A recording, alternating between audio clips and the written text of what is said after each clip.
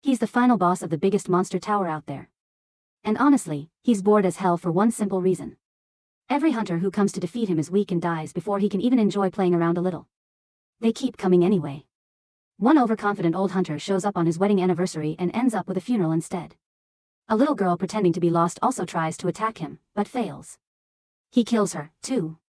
More hunters come, men sliced apart, challengers desperate to prove their strength, but Baphomet defeats all of them effortlessly. Instead of satisfaction, he only feels disappointment.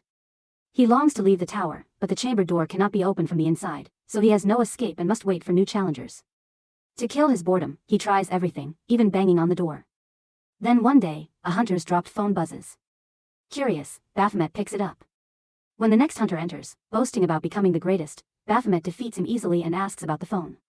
Learning that it unlocks with a user's face, he uses the hunter's mutated head to open it.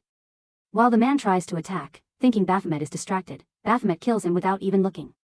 Baphomet then begins collecting every item hunters drop.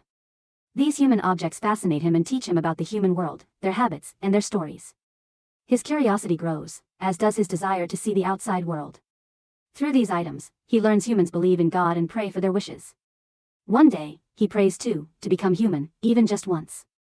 But his moment of longing is interrupted by the beep of the phone. Then he senses someone approaching and straightens up on his throne. He waits, but the feeling doesn't excite him anymore. The repeated cycle of killing hunters has lost its thrill. Now he only wants to kill the next one quickly and take whatever item they drop. As soon as he sees the figure entering, he senses the power radiating from him and immediately defends himself against the hunter's sword. He strikes, but the hunter leaps into the air. When the hunter counterattacks, Baphomet realizes this one is different because this hunter is worth his time. For a moment, both size each other up before their blades clash. During the fight, Baphomet finally feels excitement again after so long. He activates his chains to grab the hunter, but the hunter dodges them easily. Baphomet appears behind him, but the hunter senses his movement and leaps high again. The next moment, the hunter slams him into the ground and prepares to deliver the final strike. Looking at the hunter, Baphomet feels a pang of jealousy at his strength, but he gets up, swings his blade, and readies himself for another attack. The hunter meets him hidden. For a moment, the clash of blades fills the tower, and Baphomet wonders if he could really be defeated by a mere human. He unleashes his full power, summoning countless blades toward the hunter, who blocks each one with his energy. Baphomet declares his supremacy, but the hunter taunts him while saying that despite all his power, he's still just a prisoner here. Baphomet is stunned as the hunter charges forward with overwhelming strength, forcing him to question whether he's truly the mighty one or just a toy bound to this place. The next instant, the hunter's attack slices his skin, and for the first time, Baphomet admits it that this human is strong and free, not a toy. At that moment, he wishes to be like this boy, to escape this tower, to be free, to be strong. Unnoticed by him, a quest quietly appears before his eyes. The next moment, the hunter kills him. The next moment, the hunter receives a notification that he has finally conquered the abyssal tower and that it will soon collapse, so he must leave immediately. Unbeknownst to him, Baphomet is still alive, his hand gripping the hunter's blade as the man turns to leave. After a while, workers arrive to clear the ruins of the tower, collecting the bodies of countless hunters who had tried and failed to conquer it. Then, one of them spots a figure amidst the rubble and assumes he must be a survivor. They call out to him. That figure is none other than Baphomet.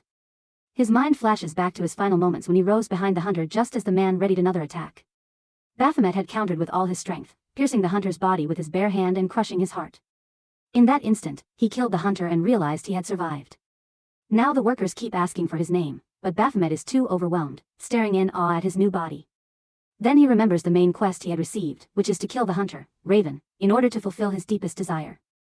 The quest is complete. He looks up and introduces himself by name and can hardly believe it that he is human. Hunters in this world are fighters who battle monsters from gates and towers. Though the profession was not respected until the gate shock incident. When a tower remained uncleared, demonic beasts escaped into the real world, killing a third of humanity. Only after this disaster did people begin to take hunters seriously and train to clear towers. Baphomet, the terrifying final boss of the abyssal tower who had killed thousands, eventually becomes human just as he wished. People initially think he is the hunter who cleared the tower, but when he cannot demonstrate any strength, they call him a fraud. As a result, he ends up becoming the leader of a small back alley gang made up of low-level wannabes. A new inexperienced miner joins the workplace, and his boss reassures him that mining is simple and he'll learn quickly. The boy marvels at the massive mines, and the boss explains that hunters cleared out demonic beasts, making the tunnels safe.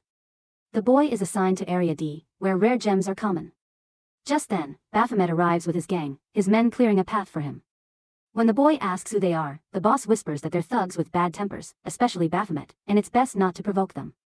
Though the boy is shocked the manager tolerates them, the boss answers that the foreman personally wants them because they're extremely efficient. The said foreman arrives, pleased with their performance, and hands out salaries. Retro complains about his pay while Baphomet flinches when the foreman mentions sending his salary to her. After the foreman leaves, the gang offers to treat Baphomet to food or a bath. One curious lackey asks what their boss does with his money, but another slaps him, warning him not to pry. Baphomet recalls the scammer doctor who treated him after he escaped the tower. Since he had no money, she told him to take up labor work to repay his medical debt, which he's still doing. Finding a job was difficult because everyone recognized him and mocked him as a fraud. After constant bullying, he eventually snapped and fought back, defeating everyone who taunted him. From then on, anyone who even looked at him wrong was beaten. And that's how he became the leader of a group of thugs. But despite his strength, this is not the life he wished for when he dreamed of being human. Suddenly, a monster appears and attacks a miner. But hunters save him just in time. They warn everyone not to enter this uncleared section. Watching their power, Baphomet feels a deep longing that strength is what he truly desires.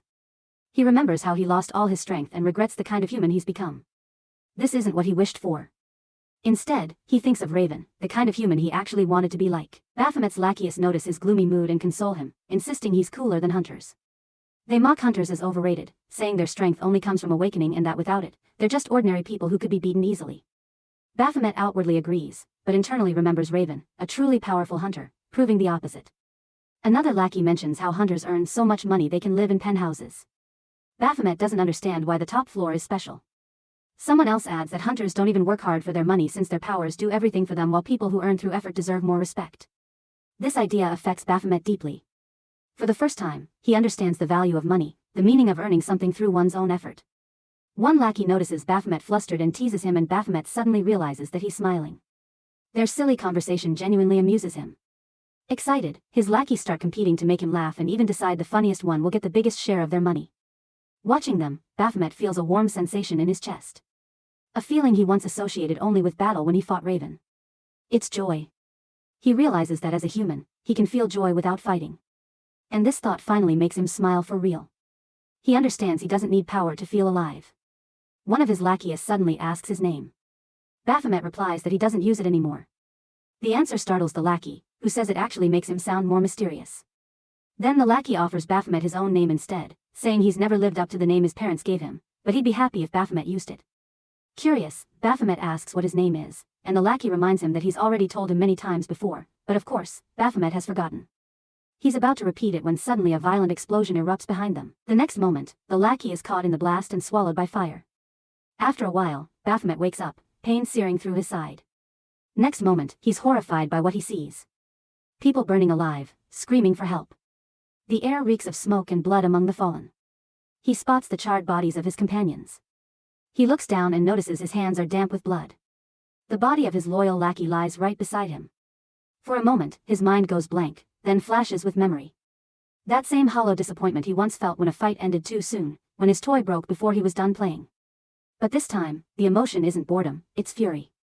He staggers to his feet, trembling with rage, demanding to know who's responsible for this massacre. Meanwhile, two C-class hunters are engaged in a desperate fight against the culprit, a man disguised as a miner, grinning as he declares how worth it this trip has been. One of the hunters quickly realizes who he is: a scavenger, a type of hunter who hunts other hunters to steal their loot. The man laughs, saying the hunter is only half right. The male hunter glances around, hoping there might still be survivors, but the female insists they focus on the fight as survival seems unlikely. When he hesitates, she snaps at him, reminding him of the duty they swore as hunters to protect civilian lives. He argues back, saying they're no match for a B-class hunter, that they should retreat and call for backup from more experienced fighters. Their argument is cut short by the scavenger's sudden attack. He mocks their useless chatter as his blade slices through the air. The woman charges at him, furious, but the man remains calm and warns her because rash actions are what get hunters killed. Before she can react, the scavenger's sword slashes her leg, sending her crashing to the ground. Without wasting time, the scavenger summons his minions through dark portals, and they swarm the area like shadows. Then his gaze shifts to the injured girl. His grin widens as he notes how lucky he is to have caught one alive. She trembles in terror as she hears their laughter echoing through the burning mine. She asks about it in a trembling voice. The man grins and tells her that she's only half right. They pretend to be scavengers, but in reality, there's something far worse. What he reveals sends a chill down her spine. She screams at them, but some of the men are already closing in while their boss casually lights a cigarette.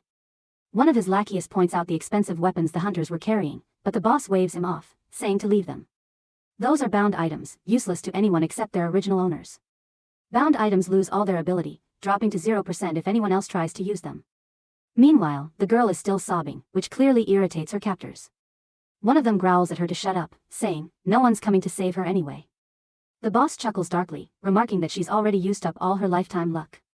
But before he can finish his sentence, his head suddenly flies off his shoulders, cut cleanly by none other than our boy, Baphomet, wielding a bound weapon. He stabs another goon without hesitation and demands to know who's responsible for this destruction. Just then, a notification flashes before his eyes, which is about a hidden quest. Feel rage on behalf of a human. The moment he fulfills it, power surges through him. He clenches his weapon and roars furiously, demanding to know who dares to break his toys, referring to the slaughter of his lackeys. It is shown that in a sudden moment, Baphomet steps forward and grabs the fallen hunter's sword. His system warns that the performance will drop to 0 if he uses a bound item belonging to another person. But suddenly, our boy gets a cheat code, which is a system error triggers the activation of his power, Master of Weapons, the instant he touches the weapon. With that, he gains the ability to use the weapon's steal skill and wield other people's items as well. He beheads the goon who is holding the girl and the boss senses him immediately. Baphomet once again demands to know who broke his toy. The boss can't believe there's a survivor. Baphomet, however, asks if he is the culprit. The boss taunts him, saying he's a bit too old to be playing with toys. Then he orders his goons to get ready to fight our boy while wondering if Baphomet is actually a hunter in disguise. Whatever he is, the boss decides to wait and see him fight. As he expects only 2 hunters but gets one more, the goons rush toward him. He quickly kills one of them. Another tries to attack, but Baphomet catches his hand mid-strike and beheads him within seconds. Seeing him fight with such deadly efficiency, the boss feels thrilled that he's found a jackpot in this man. He immediately attacks, but our boy blocks it with ease. The boss studies him closely, wondering about his class. During a sword clash, he suspects Baphomet might be a C-class hunter, but after witnessing his combat speed, he grows excited, realizing Baphomet must be much higher than that. When he attacks again, his blade grazes Baphomet's face, leaving a thin scratch. The boss still mutters in disbelief. Why would someone this powerful disguise himself as a goon? He guesses Baphomet must have come to loot, but then dismisses the thought. Idle speculation is useless when he's about to kill his opponent anyway. With that, he charges forward. Baphomet braces himself, but the boss's attacks are so fast that he can barely see them. The sword keeps slicing through the air, landing blows and injuring him again and again. The boss taunts him for being too slow to react to his attack. He is using a weapon called a whip sword to counter his opponent's physical strength, especially someone with no experience fighting hunters. He strikes again, declaring that he will cut Baphomet into pieces to save his precious organs. He attacks once more, but this time Baphomet dodges as he activates a passive skill called Death Throw. With this skill, all his stats increase by 15% whenever he loses blood. The boss is taken aback when Baphomet suddenly starts keeping up with his speed, blocking his attacks with precision. Baphomet lands a powerful punch that sends the boss crashing to the ground. He immediately goes in for another strike, but the boss blocks his sword with his whip. Still wondering where this sudden power is coming from. Baphomet raises his sword again, but before he can attack, the boss dodges swiftly. Baphomet readies himself for another assault while the boss studies his relentless moves. The boss smirks, thinking Baphomet believes himself superior, but he is determined to prove that he is the one truly above him. The next moment, the boss swings his whip sword. His plan is simple. Wear our boy down with relentless attacks until he emerges as the winner. Judging by Baphomet's strength, he assumes he must be at least AB rank. His whip slashes across Baphomet's face, but the boss's eyes widen in shock when he suddenly sees a monstrous figure before him. Everything around him turns red. For a brief moment, he wonders if he is even fighting a human anymore. To his horror, Baphomet slices off his arm, his eyes burning with vengeance for his fallen lackey. This one's for the leader, he growls as the boss shrieks in agony. Without mercy, Baphomet cuts off his other arm. And this one's for Silent One. Then he severs one of his legs for the chubby one. Finally, he stands before the man going to strike for the one who gives him his name. The boy's name, Minu Cha, is revealed as Baphomet strikes once more, cutting the boss down brutally. Now filled with rage, he raises his sword for the final blow for daring to piss him off. The boss curses loudly, demanding to know his attacker's identity. Without a word or a hint of mercy, Baphomet raises his sword once more. Without much thought, he ends the boss's life. Though an unfamiliar heat courses through him, an anger too intense to name. The system's warning echoes in his mind, a reminder that power never comes without a price. His price takes form as Death Throw turns against him, pushing his body into a state of berserk. The urge to kill grows louder than reason, twisting his thoughts into fragments of craving for flesh, for blood, for anything that breathes. Movement behind him draws his attention. The hunter girl struggles to stand. Instinct takes over. The sword rising almost on its own.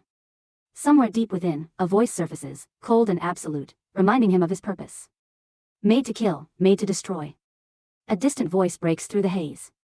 Someone reporting to his superior about the survivors. Unaware of what truly stands before him. Footsteps follow and the leader appears, ordering silence.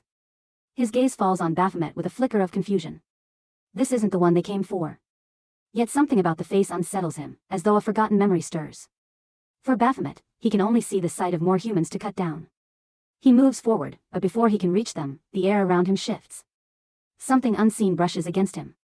A whisper drifts through the madness. The world fades at its touch. Darkness follows and consciousness slips away. The scene shifts to him as he sits on his throne and his minions ask for his next command. He orders them to kill all humans on Earth. The scene then changes as he is now in his human form, his body pierced by Raven as he lies weak and meets his end. The next moment, he wakes up with a start. He looks around, startled to find himself in a small empty room instead of the mine. Seeing him awake, the leader immediately recognizes him from the Abyssal Tower incident and calls him a scammer. The leader wonders aloud if his reason for killing the men is part of another scam. Hearing this, Baphomet is confused and assumes that the hunter the boss is talking about is the one he killed back in the mine. The leader continues, saying he tried to dig up information about him, but found nothing, as if he never existed before. He points out that Baphomet isn't even registered in the hunter registry, which makes him suspect that he awakened his powers during the attack. Curious about his identity, the boss warns that his fate depends on his answer. In response, Baphomet slams his fist against the glass wall, cracking it with sheer force. Annoyed by the endless questions, he reminds the boss that common manners dictate one should introduce themselves first. From behind the glass, the boss watches him calmly and asks again why he is inside the cell, wondering if he regrets killing the hunter they've been looking for. Then in a mocking tone, he threatens that if he ever revives that hunter again, he'll make sure his body is never found. Shifting his tone, he asks whether he should do the same to Officer as well. That statement earns a quick laugh from the man who suddenly appears in front of Baphomet and challenges him to kill him if he can. Startled, Baphomet stares at the man who eerily reminds him of Raven. He rushes toward him, but in a single swift motion, the man slams him to the ground. Grabbing his neck, the man grins, clearly amused by Baphomet's hunter skills and praises his fighting spirit. Finally, the man reveals that he is part of a secret government association tasked with tracking and arresting criminal hunters. They are called rogues and they are chasing the hunter Baphomet killed, who is a criminal who was meant to be executed on sight. Anyway, that man had been pretending to be a scavenger, but instead of looting people, he killed them and sold their body parts. Some wealthy old fools believe they can gain immortality by transplanting hunter organs. The officer acknowledges that Baphomet did eliminate a criminal, but points out that they can't ignore the fact that he also killed 5 other people. He analyzes the scene, noting that the killings clearly look like the work of a professional. He doubts someone who just awakened would have the nerve to kill so mercilessly, unless he has a natural killing instinct. From his experience, the officer concludes that Baphomet must have killed countless people before to display such efficiency. However, the problem is that they can't find any information about him other than the Abyssal Tower incident. So the officer decides to investigate him further. Meanwhile, Baphomet starts to sweat. He has only recently become human. The officer concludes that Baphomet is dangerous. Baphomet also realizes that with his current power, he can't fight this officer. The officer continues saying that Baphomet is evil by nature and will eventually become a criminal. And when that happens, they'll deal with him. But Baphomet's thoughts drift to Raven. He assumes Raven was born human and had enough time to strengthen his human body, which is why he could defeat him. At that moment, the officer decides Baphomet's fate. They must eliminate him before he becomes a criminal. At the Central Agency for Hunter Affairs, there is constant hustle and bustle. Finally, our boy sits at one of the desks as the receptionist asks about his purpose for being there. The scene flashes back to the time when the officer was just teasing him, saying they can't simply kill anyone they want. Besides, the officer admitted he liked him, claiming they'd found a jackpot, a man with natural killing instinct and instinct to handle anything. So, they decided to use him. The officer then offered him a place in the Rogue Association where he could put his killing instinct to proper use. Now in the present, he wants to register as a hunter. The receptionist prepares to do so after checking his ID and hunter aptitude records which have already been programmed into the system by that rogue officer. For his aptitude results, he gets additional support from another agency. After confirming everything, the receptionist informs him that he needs a code name to be used as his professional hunter identity. He remembers the officer telling him that hunters use separate names to distinguish themselves from civilians, so he needs to choose one. The receptionist asks what code name he wants or if he prefers a recommendation. The officer had already warned him about the scamming incident that drew attention to him, reminding him that his new work requires secrecy, so he must choose wisely. At that thought, he smiles, thinking the officer will regret giving him this chance because he is determined to become stronger than everyone. In that moment, he gives his name as Baphomet because he wants everyone to tremble at the sound of it. After the registration, our boy is killing a monster with his bare hands. He kicks one of the wolves as it tries to attack from behind and slams it onto the ground with such force that it dies instantly. The other wolves, terrified by the sight, scatter in different directions, but one of them suddenly evolves into a werewolf, stomping its feet with a violent force. It is about to pounce on him when Baphomet abruptly stops it, raises his hand, and tries to summon something. When the summon doesn't appear, he punches the werewolf so hard that it bleeds on the spot. After finishing his mission, he steps out of the portal, wondering why his powers still haven't fully awakened. He checks his system and sees that it requires him to feel rage for the sake of humanity. He guesses he received this power because he wanted to kill that criminal hunter. Still, he feels confused about this system that keeps forcing quests onto him, just like it did back in the tower. He decides to let the topic slide for now because first, he needs to figure out his next move. Knocking on a door, he thinks about his powers again, how he keeps losing them, but always manages to regain them. He's used to starting from zero. At that moment, someone comes from behind and asks if he is Baphomet. Sensing the person's dark power, he almost freaks out, but the person turns out to be the officer, Mr. Ma. The officer scolds him for using the name of Abyssal Tower Boss as his code name and accuses him of trying to attract attention. He shows him a message from the team leader and reminds him that he had warned him not to draw attention. He assumes Baphomet is doing this out of frustration from being called a scammer, but because of this stunt, his reputation as a hunter is already ruined. To make things worse, investigations in the Abyssal Tower have concluded that Raven was the one who killed the final boss of the tower. This catches Baphomet's attention immediately. The officer continues explaining that Raven was one of the greatest hunters in Korea who sacrificed himself for that mission. Then he asks Baphomet how he plans to deal with this mess. Baphomet, however, remains nonchalant. He doesn't intend to walk on eggshells as he's too used to accusations to care about scandals anymore. All he wants is to become strong enough to silence everyone. The officer warns him if he thinks he can handle the consequences. Having no other choice, the officer orders him to come to Jeju Island to face the repercussions. Baphomet arrives at Jeju Island and is amazed to see the sea in real life, having only seen it on a phone before. His guide, Taeyong, tells him he will call a taxi since they have a few hours before the meeting. Excited, Baphomet runs toward the water, annoying Taeyong, who recalls his superior's order to keep Baphomet under strict surveillance. They believe normal people can't handle their line of work, and Baphomet is perfect for being manipulated, and if he ever causes trouble, they are sure they can deal with him. Baphomet then becomes fascinated by a foreigner with blue eyes, thinking he must belong to one of the different races he read about on his phone. Embarrassed, Taeyong drags him away. They soon reach Harleton, a training center for new hunters. Baphomet is surprised that hunters require training and aren't just monster fighters. Taeyong explains that the government manages hunters through regulations since there are so many. He gives Baphomet a new ID, supplies, and a smartphone, which makes Baphomet genuinely happy. His official human name is now Minu Cha, taken by one of his lackeys. Baphomet suspects Taeyong is spying on him, and Taeyong openly admits it, saying Baphomet will soon understand why. Inside, Baphomet grows bored during the orientation ceremony, only to discover that the director leading it is the same officer from before, who introduces himself as Mr. Ma. After the ceremony, Baphomet questions him about his connection to the rogues. Mr. Ma tells him to keep his voice down and explains that his official position is with the Central Agency for Hunter Affairs. When Baphomet accuses him of tricking people, Mr. Ma mocks him, reminding him he's already infamous as a con man. Around them, the crowd whispers, calling Baphomet a scammer and making fun of his code name. The director advises him not to associate with him in public, saying it could tarnish his own reputation. At that moment, a subordinate calls for Mr. Ma and he happily leaves. Mr. Ma sits at his desk and his subordinate asks what Baphomet wanted. Mr. Ma lies easily, saying Baphomet only asked about the schedule. One staff member complains that the government should blacklist someone like Baphomet. And another calls him disgusting for using the name of the tower's final boss as his code name. Mr. Ma reminds them not to speak ill of anyone since they're civil servants, and they apologize. Internally, he's pleased that the more people trash Baphomet, the more Baphomet will feel grateful to him for protecting his reputation. He notices our boy smiling to himself and assumes the boy is just a simple-minded brute, which suits his plans perfectly. But then the atmosphere changes. A group of A-class hunters enters wearing golden IDs. The hall immediately fills with whispers of admiration. Someone points out that a class training wasn't supposed to start until next week. And another explains that schedules often shift and it's probably just a mix-up. Mr. Ma, however, is delighted by the unexpected opportunity. He knows the presence of elite hunters will positively influence the newcomers, except for our boy, of course. Baphomet is far too distracted, staring in wonder at the buffet of food before him, which are food he's only ever seen on a phone. Back in the tower, he never had such cravings, and after becoming human, he survived mostly on soup or instant noodles. This is his first time having a proper meal. He tries to recall what people say before eating and finally remembers that he must express gratitude for the food. Just as he's about to dig in, one of the A-class hunters pours water over his head, taunting him about becoming the famous Baphomet. The hunter mocks how ordinary he looks, expressing disappointment. The man introduces himself as Layan, while his friend tells him to show some restraint since everyone is watching. Leon feels no regret, but his companion does. He apologizes to our boy while adding that Baphomet's name is to blame for adopting the tower's final boss identity since that boss killed many of their fellow hunters. The name itself is provocative and he recommends Baphomet should change his code name. Our boy doesn't listen. He flicks his food onto Leon's head, prompting a collective gasp. Mr. Ma grows visibly frustrated. Leon curses him loudly for his audacity. Baphomet demands to know why they're so upset over a name he can't resurrect the monster by saying it.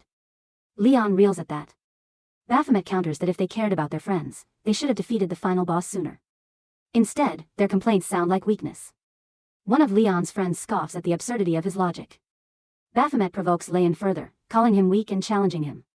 Provoked, Leon launches himself at our boy. His physical abilities are amplified by an active buff skill, and he's furious that Baphomet killed Raven. Leon remembers how Raven encouraged him and showed confidence in him to pass the A-flag evaluation. He winds up to punch while our boy calculates whether to block or dodge. Both expect the clash to end in blood. The fight is interrupted by someone else reminding them that fighting here is against the rules. Everyone falls silent at the newcomer's face, familiar even to our boy. The person reveals himself to be Raven's younger brother. There is quite a murmur about Raven's brother. Even our boy is taken back by the revelation. It's revealed that the third boy, Griffin, is the youngest hunter ever to reach a class. Leon's companion greets him immediately, surprised to see him attending this quarter's training session. Leon, however, remains adamant about fighting and presses Griffin on how he dares lecture him about rules after witnessing Baphomet's audacity. Griffin, however, agrees with our boy, saying that it was their own weakness that led to their deaths at Baphomet's hands. At that moment, Mr. Ma steps in, urging them to calm down. As everyone is watching, Leon's accusations quickly shift toward the director, demanding to know how he could possibly approve someone like Baphomet as a hunter under the intelligence agency. Leon's friends sigh, realizing he's too stubborn to stop. Mr. Ma apologizes for not banning Baphomet earlier, then turns to our boy, asking to have a word with him. Baphomet tries to protest, but Mr. Ma's sharp whisper to shut the matter down silences him.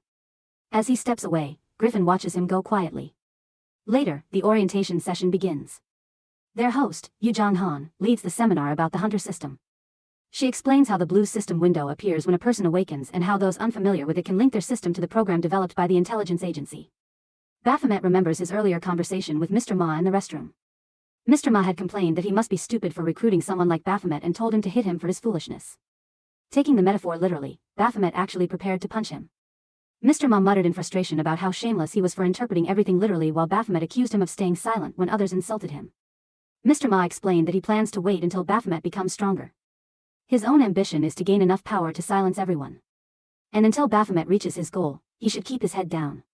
Mr. Ma warned him that he isn't strong enough to defeat even an A-rank hunter, not even with his strength multiplied 100-fold, so he must avoid causing trouble for now. Elsewhere, a group of boys looks at a post calling Baphomet a con man. They mock him and say his very name ruins the atmosphere of their training. Their gossip stops abruptly when Baphomet slams his fist against a vending machine, complaining that it ate his money and threatening to punch it to get it back. Terrified by the killing intent he unconsciously emits, the boys quickly make an excuse to leave, pretending they're going to watch a friendly A-class match. Baphomet, unaware of their fear, mutters that he didn't even cause a scene. Yet, people still treat him like a threat. Suddenly, the vending machine dispenses a cold drink, even though he hadn't inserted money. He takes it and decides to go watch the friendly match himself. When he arrives, the first round has just ended with Lion winning again. His opponent admits that he had a hard time against Lion, but learned some new techniques from him. Lion, in turn, encourages him. The referee announces Lion as the victor of his 8th consecutive match and asks if anyone else wishes to challenge him. Lion calls out Griffin to have a match. Griffin agrees and states the rules. Whoever secures the blue band tied around their opponent's arm first wins. They are not allowed to use any active or passive skills since it's a scrimmage and he will stop the match immediately if he senses danger. At that moment, Mr. Ma also arrives to watch. His junior remarks on how many spectators have gathered and Mr. Ma agrees, saying it'll be a good lesson for new hunters while his eyes drifting toward our boy. Nearby, a group of girls chat about how handsome Griffin is, already planning to ask for his number. When one of them asks Mr. Ma about Griffin's age, he replies that Griffin has just started his 2nd year in middle school, leaving the girls completely stunned. Meanwhile, Lion and Griffin engage in a fierce hand-to-hand match as Lion tests how much his rival has improved since their last encounter. Griffin kicks him. Leon swings and is about to punch, but Griffin ducks, dodging swiftly. Both of them try to snatch each other's blue cloth, yet each manages to evade and protect it. When Leon tries again, Griffin grabs his arm and pushes him back, noting the aggression in his movements. Leon spots an opening and reaches for Griffin's blue cloth, but before he can even touch it, Griffin vanishes and reappears behind him. Leon prepares to counter, but it's too late. Griffin already snatches his blue cloth. The crowd gasps at the outcome, stunned that even someone like Leon can't beat him. They murmur about how fast Griffin moves, so fast he looks like a blur. Many praise his skill, predicting he's well on his way to becoming an S-class hunter. Leon comments on his clever trick, saying Griffin pretended to leave an opening just to create one for himself. He adds that Raven would be proud of him. Ignoring him, Griffin announces his desire to choose his next challenger. The announcer immediately agrees, but his sentence cuts short when Griffin names Baphomet as his next opponent. A murmur ripples through the crowd at that. Even the announcer reminds Griffin that Baphomet isn't an A-class hunter. He's just a rookie. The announcer points out that the match would be one-sided, but Mr. Ma agrees to proceed, explaining that it will help collect data to measure the strength gap between veterans and new hunters and also serve as a lesson for the rookies. To make the match fairer, they decide to handicap Griffin slightly. Now, Baphomet stands in the arena, remembering how Mr. Ma once advised him to keep his head down. Yet, the director clearly intends for Griffin to beat some sense into him. Baphomet studies his opponent carefully. He knows he can't defeat Griffin with his current power. All he can do is let Griffin take the upper hand until he finds his moment to strike back. Griffin immediately attacks him, and Baphomet blocks with his elbow. Griffin grabs his arm and slams him to the ground, making him think he's barely going to survive this match. Griffin tries to punch him in the face, but Baphomet dodges. Looking at his opponent, he realizes Griffin has chosen him just to beat him into a pulp. The spectators also guess that Griffin is furious at Baphomet for using the same name as the monster who killed his brother. As Griffin continues pounding him, people remark that Baphomet is being used as a punching bag. Baphomet is badly hurt by Griffin's attacks. He leaps into the air and tries to kick him, but Griffin slams him into the ground again, grabbing his neck. Baphomet jumps back up, glaring at his opponent. He knows Griffin's skills wouldn't be a problem if he still had his previous strength. Griffin prepares to punch again while Baphomet, even in pain, wants to see the full extent of his opponent's abilities. What Griffin can really do without any handicap. Even as he's beaten down, Baphomet grows more excited. But then he's taken aback when Griffin suddenly announces he's stopping the match, saying there's no point in continuing. The announcer supports the decision, reminding everyone that the match is only for show. He then asks if there's any other challenger. Meanwhile, Baphomet's heart is pounding with adrenaline because he still wants to fight. He remembers Mr. Ma's words that he can't win against an A-rank hunter in his current state. He knows he's weak, but suddenly he feels as if he's drifting away from the earth. Or maybe he's just imagining it. The next moment, the monster inside him snaps. He raises his middle finger at Griffin and prepares to pounce. Griffin, sensing the danger, kicks him hard. So hard that Baphomet crashes through the window and falls straight into the pool below. The crowd, especially the girls watching, shriek in shock at the sight. Baphomet is stunned that he's defeated with a single blow. Yet amid the pain, he has gained a clearer grasp of his abilities. Still, he's determined. One day, Griffin will kneel before him. Right now, though, the real problem is that he can't swim. As he begins to drown, a girl dives in to save him. Through the blur of water, he notices her blonde hair and striking blue eyes. The girl swims closer to him. Now on the verge of blacking out, he grabs her hair and begs her to help him out. Meanwhile, the girls outside are worried about the blonde who jumped in to save him. When they see strands of her blonde hair floating on the pool's surface, they panic and rush to call for help. Inside his fading consciousness, he finds himself in a strange mental realm. He remembers himself as number 18, whose senior once told him to start working instead of just standing around. Number 18 doesn't know what kind of work he means. The next moment, his companion transforms into a human and slashes him, declaring that his work is to be killed by humans. Suddenly, our boy jolts awake. He recalls the dream as it's a new experience for him since becoming human. Then he notices the blonde girl nearby and remembers that she came to help him. His gaze lingers on her until her friends notice and warn him that she'll gouge his eyes out if he doesn't stop staring. Looking at the angry women, he wonders about their identities.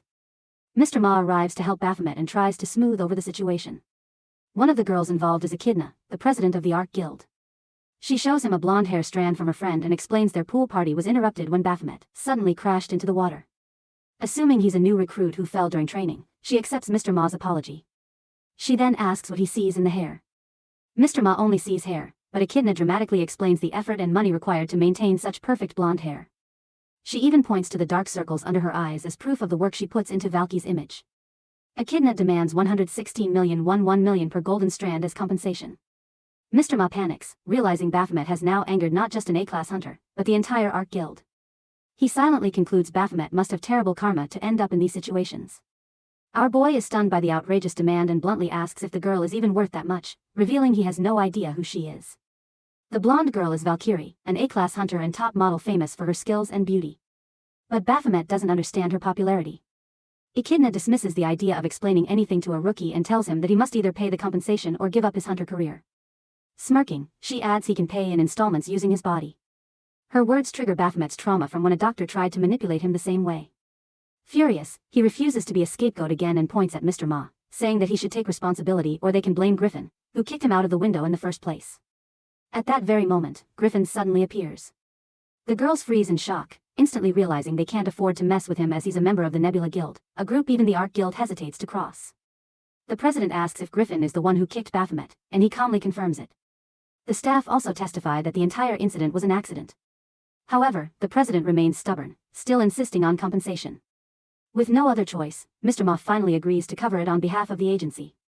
Now, it's her turn to be surprised. The agency is getting involved. Mr. Ma explains that they can't compensate in cash, so instead, they're offering the exclusive rights to a tower. It's a legal privilege granted to certain guilds, allowing them to claim ownership of one or more towers. With such rights, the beasts inside a tower respawn repeatedly until the guild clears it, providing an endless supply of demon crystals and rare items. Moreover, if the guild allows external hunters to enter, they can charge an access fee or take a portion of their loot. Some hunters criticize this system as unfair, but they're always told the same thing. Join a stronger guild. Mr. Ma offers the Arc Guild a one-year exclusive claim to a tower that has remained uncleared for the past year and a half. The president feigns reluctance, saying she'll have to discuss it with her guild first. One of Mr. Ma's subordinates quietly voices concern that he's making a major decision without consulting their superiors. But Mr. Ma shrugs it off, reasoning that if Arc Guild manages the tower, it will benefit the agency in the long run. Soon after, the president formally accepts his offer, her expression sly, but satisfied, while Mr. Ma and his assistant both beam with relief. Later, Valkyrie regains consciousness, and the president immediately asks if she's all right. Once assured, they prepare to leave. Valkyrie casually asks about the central agency people's presence there, and the president promises to explain later. As the group heads out, the blonde glances back at Baphomet, giving him a playful wink and grin. It completely throws him off. He can't figure out what she means by it. Meanwhile, a weary Mr. Ma apologizes profusely to both Baphomet and Griffin for the chaos. Afterward, Baphomet reflects on the entire ordeal, muttering about how obsessed some people are with money. Then he remembers Vaki's wink and in his clueless way assumes she might want to fight him. Before he can think any further, Griffin appears, taunting him for being so weak that he couldn't even sense his presence. He then asks how Baam managed to remove the blue band from his arm during their match. It turns out that when Baphomet fell from the building, Griffin later found the band floating in the pool. Realizing the implication, Baphomet smirks and says it almost feels like Griffin wanted him to take the win. Griffin narrows his eyes and replies that it was merely a test, a trick that only a seasoned hunter should have noticed, and demands to know who Baphomet really is. He changes the topic, pointing out that Griffin picked him up just because of the name of the monster who killed his brother. He asks whether a hunter should really be this emotional. Griffin, however, demands that he answer his question. Baphomet refuses to answer someone so irrational. Finally, Griffin admits that he doesn't want to avenge his brother. He just wants someone to vent his anger on. Looking at his expression now, Baphomet suddenly understands his psychology. Griffin is angry because Baphomet killed his brother before he could. Looking at Griffin's expression, he realizes the truth. During the match, he hadn't felt any hatred toward Griffin. But now, when Griffin mentions his trash of a brother, he senses the hatred. He immediately concludes Griffin is angry at Baphomet for killing his brother before Griffin could. Griffin points out that he's accusing him of killing his own brother, even though he's a hunter. Baphomet doesn't find that strange because hunters aren't saints, but he still can't understand the reason behind Griffin's hatred. Instead of answering, Griffin steps closer, sensing the bloodthirst emanating from Baphomet. So intense it could only belong to some apex demon. He wonders aloud how a human could carry such bloodlust. Studying him closely, Griffin concludes that Baphomet must be a demon disguised as a human. The statement first makes Baphomet grin and then laugh out loud. He's thrilled that Griffin guessed so accurately. He asked Griffin what he would do if it's true. Griffin's answer is obvious. He would eliminate him as a hunter. Baphomet replies that if he's a beast and Griffin a hunter, then they're destined to kill each other. They're in the same boat. He challenges Griffin, warning him to grow stronger before that day comes or he will kill him. After the orientation is completed, Mr. Ma leads him to the old neighborhood while commenting that he can't stay in the cafe game shops forever, so he needs a proper home. To celebrate the completion of his training, Mr. Ma decides to give him a place to stay. He opens the door of his new home, calling it a spacious and environmentally friendly garden with a traditional Korean house. But to our boy, it looks more like a haunted place, which immediately annoys him. Mr. Ma, already expecting this reaction, isn't fazed at all. He explains that after the recent fiasco, Baphomet should live on the outskirts of Seoul to maintain a lower profile. Looking around, Baphomet finally accepts the place since it's spacious and decides to make it livable after clearing the weeds. Seeing his calm reaction, the director is taken aback and jokingly asks if he hit his head during the pool incident because he expected Baphomet to demand a luxurious penthouse. But Baphomet simply states he doesn't want to live high up. It makes him feel trapped. This reaction isn't what the director expects, but he accepts it anyway. Then Mr. Ma approaches the topic of whether something significant happens after the first day of orientation. He answers that nothing happens. However, he remembers Griffin's eyes following him throughout the ordeal, but doesn't bother to mention it at that moment. Someone watches him moving into his new house and decides to make use of him. Sensing it, our boy feels a sharp awareness that someone is observing him. Mr. Ma, however, doesn't see anyone. Then he shifts the topic to Baphomet's new job, apologizing for making him work right after the orientation, but explains that he's a perfect fit for this position. Typically, rookies are placed into groups of 4 after the orientation. Each group helps balance their skills under the supervision of a mentor. Soon after, his group waits for him while the mentor calls out his code name. The mentor teases that it's an honor to guide someone so famous. Baphomet is grumpy, irritated that he has to monitor the whole ordeal. He recalls Mr. Ma's words about a term called drive hunting, a method where hunters corner an animal to its death end.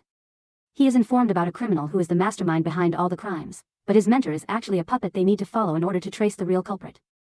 However, Mr. Ma warns him that if the mentor is a B-class hunter, then his superior must be of an even higher rank. If he can't defeat a B-class hunter, he definitely can't defeat the mastermind who must be far out of his league. Now, in the present, this mentor introduces himself as Quartz, who is a B-class hunter who was initially a freelance hunter, but now works with the government for a stable job. Then he turns to our boy and asks whether he has somehow offended him, which Baphomet quickly denies. Quartz goes on to explain a few things they need to watch out for. However, Baphomet's thoughts drift back to his conversation with Mr. Ma, who wanted him to become a hunter who hunts other hunters. Mr. Ma insisted that it's the natural course of life. Hunters start by hunting animals and eventually they hunt their own kind. Baphomet doesn't care much for this hunting logic, but Mr. Ma continues that it's part of the process. They can't catch their target without gathering information. But Baphomet's purpose isn't just gathering intel.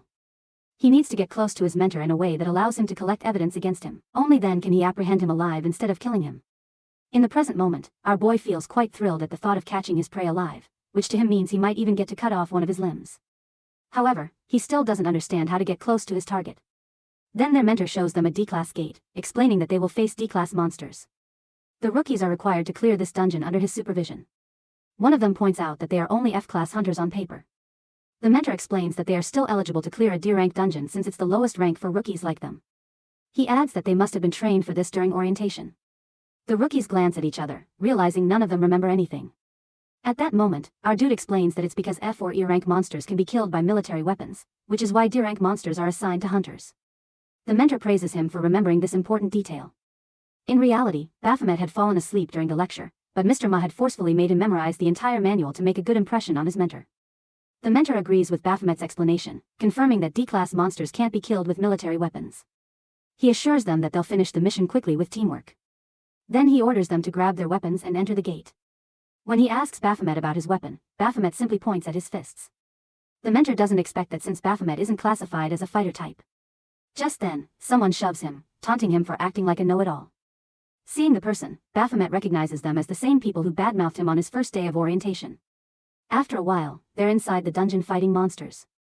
The bulky one kills a monster, but his pride fades when another appears behind him. Observing his students, the mentor notices that the bulky one is strong, but clumsy, lacking agility. Then he observes the girl rushing toward a monster with her dagger. She's fast and brave, but lacks persistence. The third one tries to blast the monster with magic, but misses. His power is good, but his aim is terrible. All 3 of them lack proper coordination and skill. Then the mentor's eyes turn to Baphomet, who stands there looking utterly bored while the monster attacks him.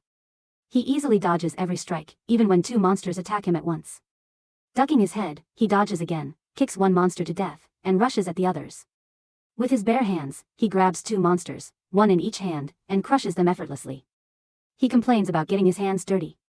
The mentor, however, notices his perfect strength, agility, and judgment. Baphomet clearly belongs to the category of irregulars, those with overwhelming raw talent. But the mentor also realizes that talent alone can't explain that level of mastery. There's something more. At that moment, Baphomet gives him an awkward smile just as Mr. Ma had instructed. After a while, they finish off the remaining monsters without sustaining any major injuries. Once they clear the area, they prepare to move to the next zone. Baphomet, however, isn't satisfied. He thinks the monsters are too weak, and now he's stuck fighting these worthless creatures. He wants a stronger opponent and looks at the mentor, a B-class hunter. He wants his next opponent to leave a real impression on him to challenge him in a single move. Suddenly, an idea strikes him. After a while, they advance deeper into the dungeon to defeat the boss monster. The mentor is taken aback when the boss doesn't appear, even though it should have shown up after they killed all the small fry. He orders them to gather all the bodies in one place, and they comply. Once they're done, the mentor explains that there are two conditions for a boss monster to appear. Either all the lesser demons must be cleared or the boss must be drawn out by the strong scent of blood that drives it frantic. The next moment, the ground starts shaking beneath them and the trio freezes in terror as a massive death worm emerges before them. The mentor warns them that this monster is attracted to blood and tells them not to get eaten. The bulky rookie is horrified by the sheer size of the creature and silently hopes the mentor will step in if things go south. He gets ready to attack, but Baphomet kicks him aside and takes his weapon. Everyone gasps, warning him that he can't use a bound item belonging to someone else. But Baphomet ignores them. The mentor also politely reminds him not to act recklessly because they can't afford to lose a talent like him. Yet, Baphomet doesn't listen. He leaps into the air with such height that the others stare in disbelief. The mentor thinks it's over for him. But instead, our boy slashes the death worm clean in half and lands smoothly on the ground. The mentor stands frozen, unable to believe that it's already over, that the boss monster is dead. Baphomet recalls his time as the boss in the mines where people respected him for his power, a rule he first understands upon entering the human world. His recent actions earn grudging admiration from his companions while the girl has already fallen for him. The mentor claps in praise and Baphomet, feeling smug, assumes the mentor wants to befriend him, but the mentor shocks him by saying Baphomet doesn't need further guidance, meaning he's capable of working alone. This worries him as his mission is to get close to the mentor. He is congratulated on his early graduation and the mentor promises him a share of demonic beast crystals which can be exchanged for cash at the hunter agency. Baphomet downplays his strength, claiming the boss monster is weak enough for his teammates to handle, but the mentor and others clearly disagree. The mentor then dismisses them, advising a doctor's visit if needed, and wishes Baphomet luck. Baphomet, stressed and wondering what he did wrong, is interrupted when the girl asks for his number. Later, Mr. Herma admits his mistake in assigning a difficult mission and gives Baphomet an easier task. Eliminate a C-rank criminal hunter legally allowed since he's wanted and slay the dungeon's boss so the body disappears with it. After completing the mission and collecting demonic crystals, Baphomet treats himself to a bowl of stew with steamed pork. Remembering Mr. Ma's earlier question about whether defeat frustrates him, he slams his fist into the wall, cursing Quartz in response. The next day, Quartz once again leads his team for another D-class dungeon clearance. Our boy watching from a nearby wall understands that the friendly pretense won't work anymore. He just needs to keep an eye on Quartz to find criminal evidence. He recalls the basic principle of hunting is to understand the prey. Understanding his activities, his relationships with other humans. Baphomet observes everything to get a clue. After observing him closely, he finds nothing suspicious. All Quartz does is work and go home. There's no trace of any criminal activity in this man. Now he understands why Mr. Ma suggested getting close to him. However, Baphomet's own methods of investigation are far more brutal. If this were the demon world, he would slice off his arm, bind him, and torture him until he spills every bit of information about his criminal ties. For a moment, he even considers doing it. At that moment, Quartz senses something and looks back, but Baphomet stays hidden. He now understands that he needs to solve this problem in a human way, but he has no idea how. Suddenly, he sees Quartz rushing somewhere and calling out for his wife, Yuan. The woman appears soon after. Quartz immediately asks why she hasn't been answering his calls. She explains that she forgot her phone in the shopping cart. Her carelessness gives him a scare and he hugs her with trembling hands. The two then walk home together while Baphomet gets an idea of what to do next. Meanwhile, Taeyeon completes his mission by killing the criminal. All that remains is to dispose of the body and make it look like an accident. Quartz rushes home and is startled to find Baphomet there with his wife. He demands to know what Baphomet is doing in his house. His wife quickly explains that she was about to be hit by a car and Baphomet saved her. He got injured and didn't want to go to the hospital, so she brought him home to tend to his wounds.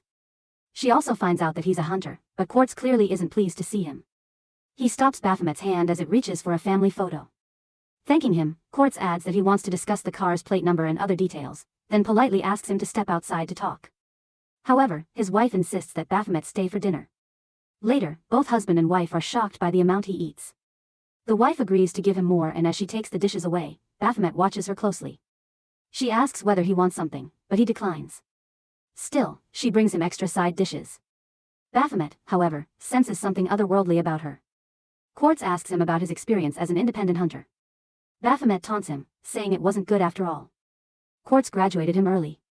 Quartz defends himself, saying he did what he thought was right, as he could no longer be his mentor. Their conversation is interrupted by the sound of a plate falling. Quartz's wife tells them to keep talking, saying she'll handle it. Watching her, Baphomet comments on Quartz's caring nature toward his wife, slightly adding that he has already lost her. Quartz is startled by the remark. Baphomet quickly changes his tone, saying he meant that he can provide the car's plate number and asks for a piece of paper. In reality, Quartz's wife has been dead for a long time. The story flashes back to Quartz and Yuan's life as childhood sweethearts. They are always together in every school through every phase of life. Later, they bind themselves in marriage, believing it will be their happily ever after. After marriage, Quartz discovers that he is an irregular hunter. However, Yuan isn't happy about his profession. It's a good job with great potential, but it puts her husband on the front lines, which is dangerous. Quartz, on the other hand, feels excited that he can become rich by obtaining rare and valuable items from gates and towers. But Yuan doesn't want him to risk his life for money. She just wants him to be safe. For her sake, he gives up the pursuit of fame and glory as a great hunter. Instead, he settles for becoming a mentor. Though the job isn't easy, sometimes he even mentors novice hunters older than himself. He hopes he'll eventually get the hang of it. One day, he brings home a teleportation device that can instantly transport someone to a designated area. He gives it to Yuan and asks her to use it in case of an emergency. Then, their peace shatters when a gate shock occurs. Yuan hides from the monsters, desperately searching for the teleportation device to escape to safety. In the present, she realizes she never actually used that teleportation device because she died that day. The story flashes again to that tragic moment. Yuan sees a woman in danger and helps her escape. Both of them run, but Yuan trips and falls. The woman asks if she's okay, and Yuan hurriedly tells her to run to a nearby shelter. But during the chaos, the teleportation device slips out of her bag, and the woman notices it. Prioritizing her own survival, she uses the teleportation device and escapes to safety. The next moment, as the woman vanishes, a monster appears behind Yuan. Now, in the present, Yuan admits that she died that day, but never understood how she's still alive. Maybe her husband has something to do with it. In reality, our boy gives Quartz the registration number of the car rented by the person who tried to hit Yuan. Using his influence, Quartz traces the customer who rented the car and obtains that person's address. When he opens the door to his home, Quartz is shocked to see his wife inside. He asks why she's there, but the answer comes not from her, but from our boy, who closes the door behind him and remarks that he knew Quartz would come since he's far too protective of his wife. Baphomet comments that he doesn't know much about Quartz's criminal activities, but he's certain that the man committed his crimes to bring his wife back to life. When Baphomet reaches out to touch her, Quartz warns him not to. Baphomet continues, saying that as soon as she realizes she's dead, she'll probably switch off like a corpse. Quartz grows furious and warns him again, but Baphomet keeps pressing, asking about the method he used to resurrect her. Quartz shouts at him not to touch her. Yet Baphomet, unfazed, grabs Yuan and casually throws her out the window. He tells Quartz that she's already dead, and if he really has the power to resurrect her, then he should just stop pretending. Quartz's anger finally boils over. He summons his weapon from the inventory.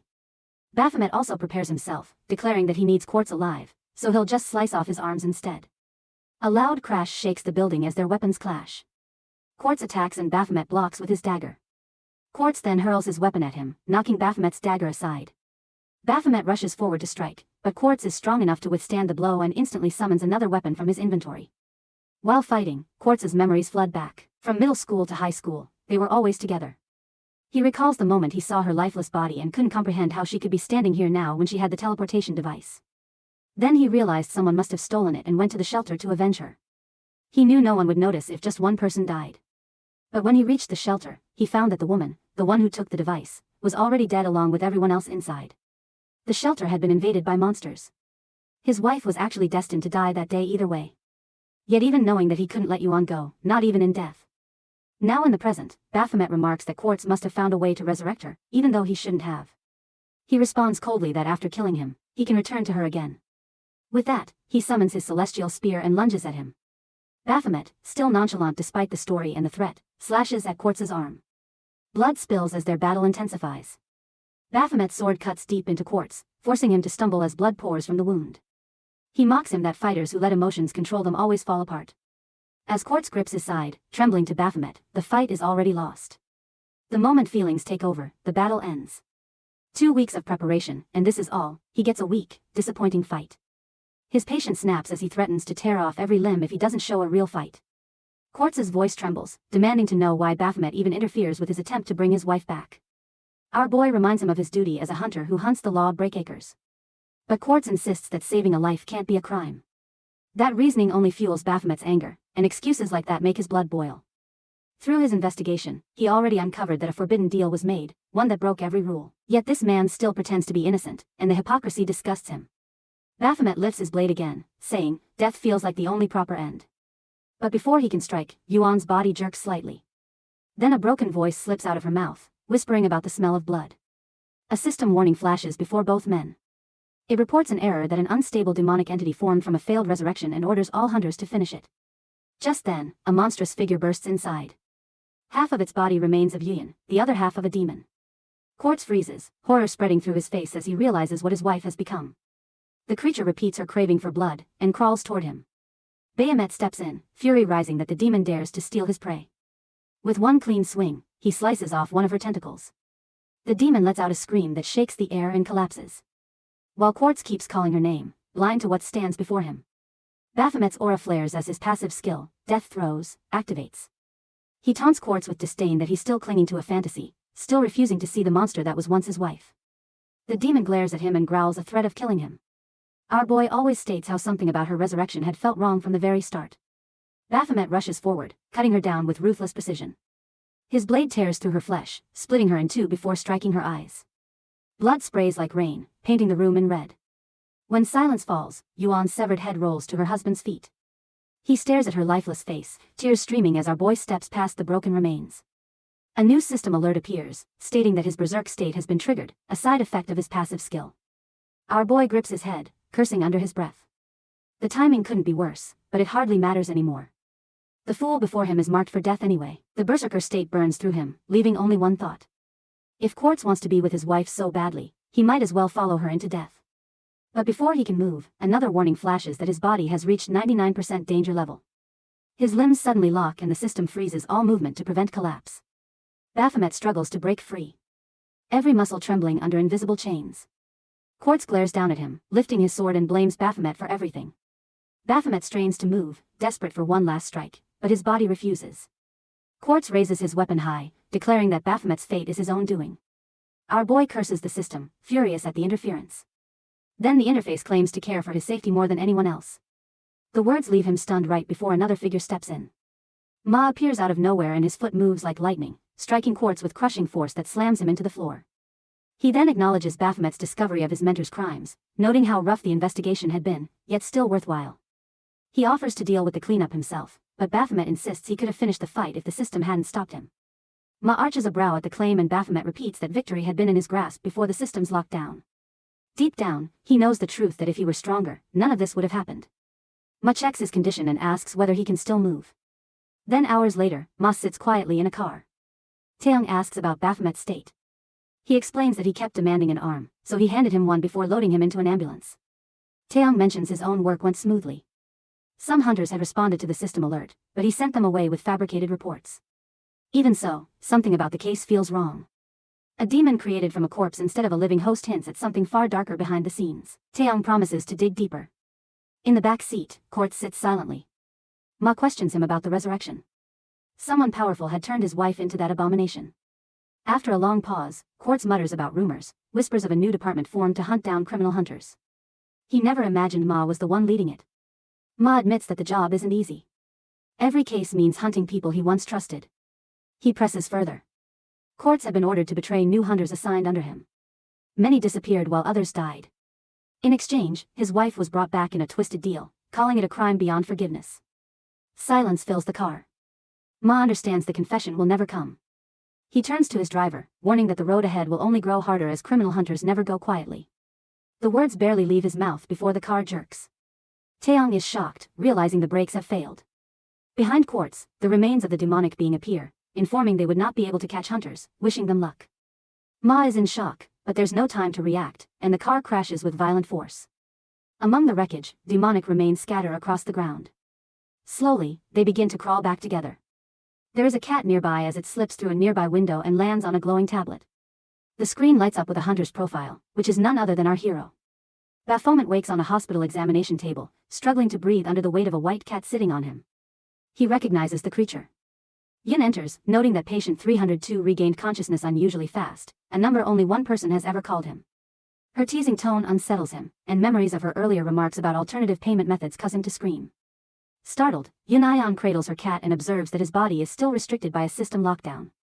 Baphomet calls her a fraud and demands to know why she's there. Yin reminds him that the hospital belongs to her, so by waking up there, he owes her a debt. She remarks on his service under Ma, finding it unusual, and confirms that she knows him personally. Yen-sun smirks, teasing him and inspecting his healing progress by lifting his shirt with her foot, which makes him flinch. She notes that he has gained new powers since their last encounter and warns that anyone overhearing might misunderstand. Baphomet insists she previously did something to him, but she brushes it off, claiming he needs a lesson in humility. Before she can act, Ma arrives, having asked the receptionist for Baphomet's location. Hearing shouting from the room, Ma rushes in to find Baphomet sprawled on the floor. While Yun-Sion laughs, admitting teasing him always brightens her day.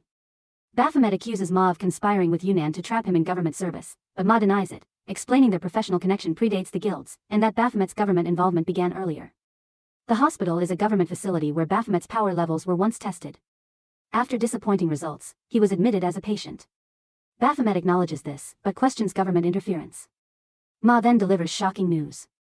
Quartz is dead, killed publicly by a mastermind using necromancy, leaving only charred remains. The investigation into corrupted hunters may eventually reveal the culprit's identity. Fury surges through Baphomet that all his suffering to capture Quartz alive now seems meaningless. Ma apologizes, but Baphomet demands permission to pursue the mastermind himself. Ma warns him not to act recklessly as his current strength is insufficient.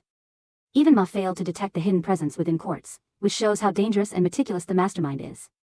He estimates the culprit's power to be near S rank. Our boy, however, dismisses the warning and mocks Ma's inability to handle the situation. He insists that if he had been informed sooner, he could have captured Quartz alive and forced out the truth. Ma grabs him by the collar, furious at his arrogance, and reminds him that this is not a game. Taking down the mastermind is far beyond a B-rank hunter's capacity. Our dude tears free and storms out of the room, ignoring Ma's calls.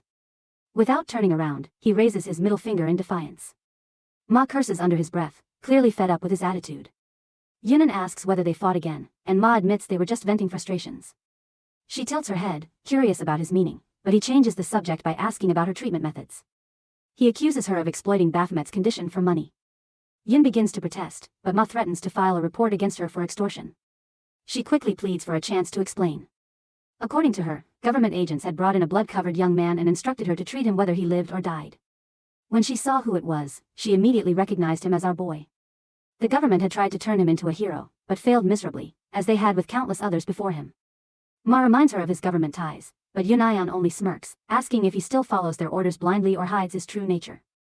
She explains that her receptionist warned the patient wouldn't make it, yet a red system window suddenly appeared, threatening her life if she failed to save him. The shock pushed her beyond her limits, forcing her to perform like never before. Realizing the command wasn't ordinary, Ma listens as she admits to keeping tabs on Baphomet by pretending he owed her money. He notes that the system acted as if it had its own will, while Yun, smiling faintly, describes it like a presence fiercely devoted to Baphomet himself. Meanwhile, Taiyang informs Baphomet that the system lockdown still restricts him and urges him to use the downtime to rest. He points out that other hunters face similar pauses and frames it as a brief forced vacation. His thought wanders to Ma, who commands him to keep watching our dude, but changes the priority from surveillance to active protection since his data may already have reached the mastermind. Taeyong agrees to remain alert. In present, our boy then notices the earrings on Taeyong and wonders where to find similar accessories and gets them for himself. Later at a restaurant, as he eats, he realizes that he needs some rest, and it's been a long since he has become a human. He has not enjoyed anything. He orders extra bowls of rice and several portions of meat. Eats with appetite, photographs the dishes, and leaves with snacks in hand. He spends the afternoon wandering Seoul. He plays games at an arcade, reads in a quiet corner, and watches a movie about a woman who loses her legs. Even as he tries to enjoy the day, an emptiness clings to him. Nothing feels fulfilling anymore. His weakened body feels like a cage, and he begins to wonder if turning human was a mistake. Losing power seems to explain his misery. Yet, a deeper sense tells him it's more than that. He has reached the lowest point of his existence. At that moment, a system window suddenly appears, asking if he is sad. He curses it, blaming the system for ruining his life. It claims that it has done it for him, but he refuses to believe it, convinced it only exists to torment him. At that moment, the glowing symbols begin forming in the air as strange protocols activate. The system warns that repeated failure will trigger a full restart. Confused, Baphomet demands to know what's happening. He even asks the system to kill him instead. Meanwhile, the process completes and then there is Girl who is sure that success will come this time. He challenges the entity to kill him instead of prolonging his torment. A calm feminine voice apologizes for the delay, explaining that Earth's system was never her original duty. Several other voices echo reassurance. The administrator manifests and reveals the truth about his lost powers. She explains that billions of attempts had been made to appear in front of him. Not only this, billions of simulations had been tested to know what would happen if his strength remained within his human form. Each one ended with his death in countless brutal ways. Removing his powers was the only way to keep him alive. She confesses she chose him because she believes he will fulfill her ultimate wish. His desperate cry from the tower had reached her, and she responded. When he demands to know who killed him in those simulations, she shows visions of beings far stronger than any he has faced. Dark ravens swirl in the air as she reminds him that he already knows the path to power. His hunger will drive his growth and his name will once again spread fear. With a final blessing, she restores his abilities. His master of weapons advances to level 2. Death throes evolves into adrenaline and several new skills unlock. When he looks around, she is gone, leaving only silence behind. At the hospital, Ma hands Yunai on a sample, which is a remnant from the demon Baphomet destroyed. She confirms their identity and promises the results by the next day. He thanks her and she adds that she analyzed Baphomet's body through her touch-based data ability. When Ma doubts her accuracy, she takes offense, but admits the findings defy logic. Looking at the data, he can't believe that Baphomet's stats have risen tenfold since his last evaluation just a month ago. Meanwhile, Baphomet receives a hidden quest notification that he has slain the disciple of Wrath, Raven, and earned a new skill as a reward. A slow grin spreads across his face as he realizes that everything from here on will only become more interesting. Basically, hunter power levels are ranked from F-class to S-class with large gaps between ranks. Most hunters grow stronger through battles with demonic beasts or intense training. Rumors suggest a hidden path for faster advancement, though it's unproven. Ma meets Baphomet after their long separation. Baphomet casually reports that nothing unusual happened, though Ma's monitoring already confirms this. Yun, overhearing, mocks them and approaches Baphomet, grabbing his shoulder and calling him Patient 302.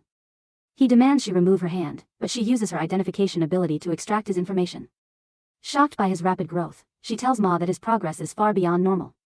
Baphomet considers the team leader's immense hunter data, realizing cooperation may be unavoidable since the goddess behind the system uses him for her plans. The system reminds him that their goals align and revenge is possible through collaboration.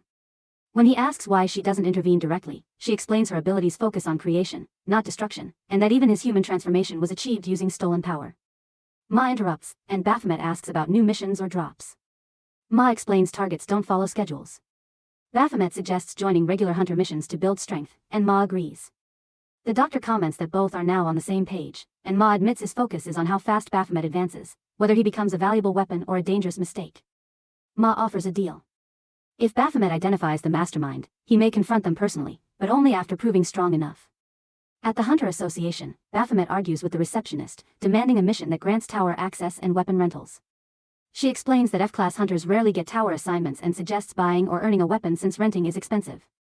Baphomet says he prefers trying different weapons to avoid boredom and asks again for suitable missions. She tells him that tower missions are usually reserved for A-class hunters and above, though one special mission allows all ranks if they have guild membership. Remembering his guild, Baphomet notes he cannot reveal his government ties. The receptionist confirms his membership in her system and assigns him the mission. At the Labyrinthine Tower, a woman leader stands before a group of gathered hunters, introducing herself as part of the Ark Guild, the sole organization licensed to clear this tower.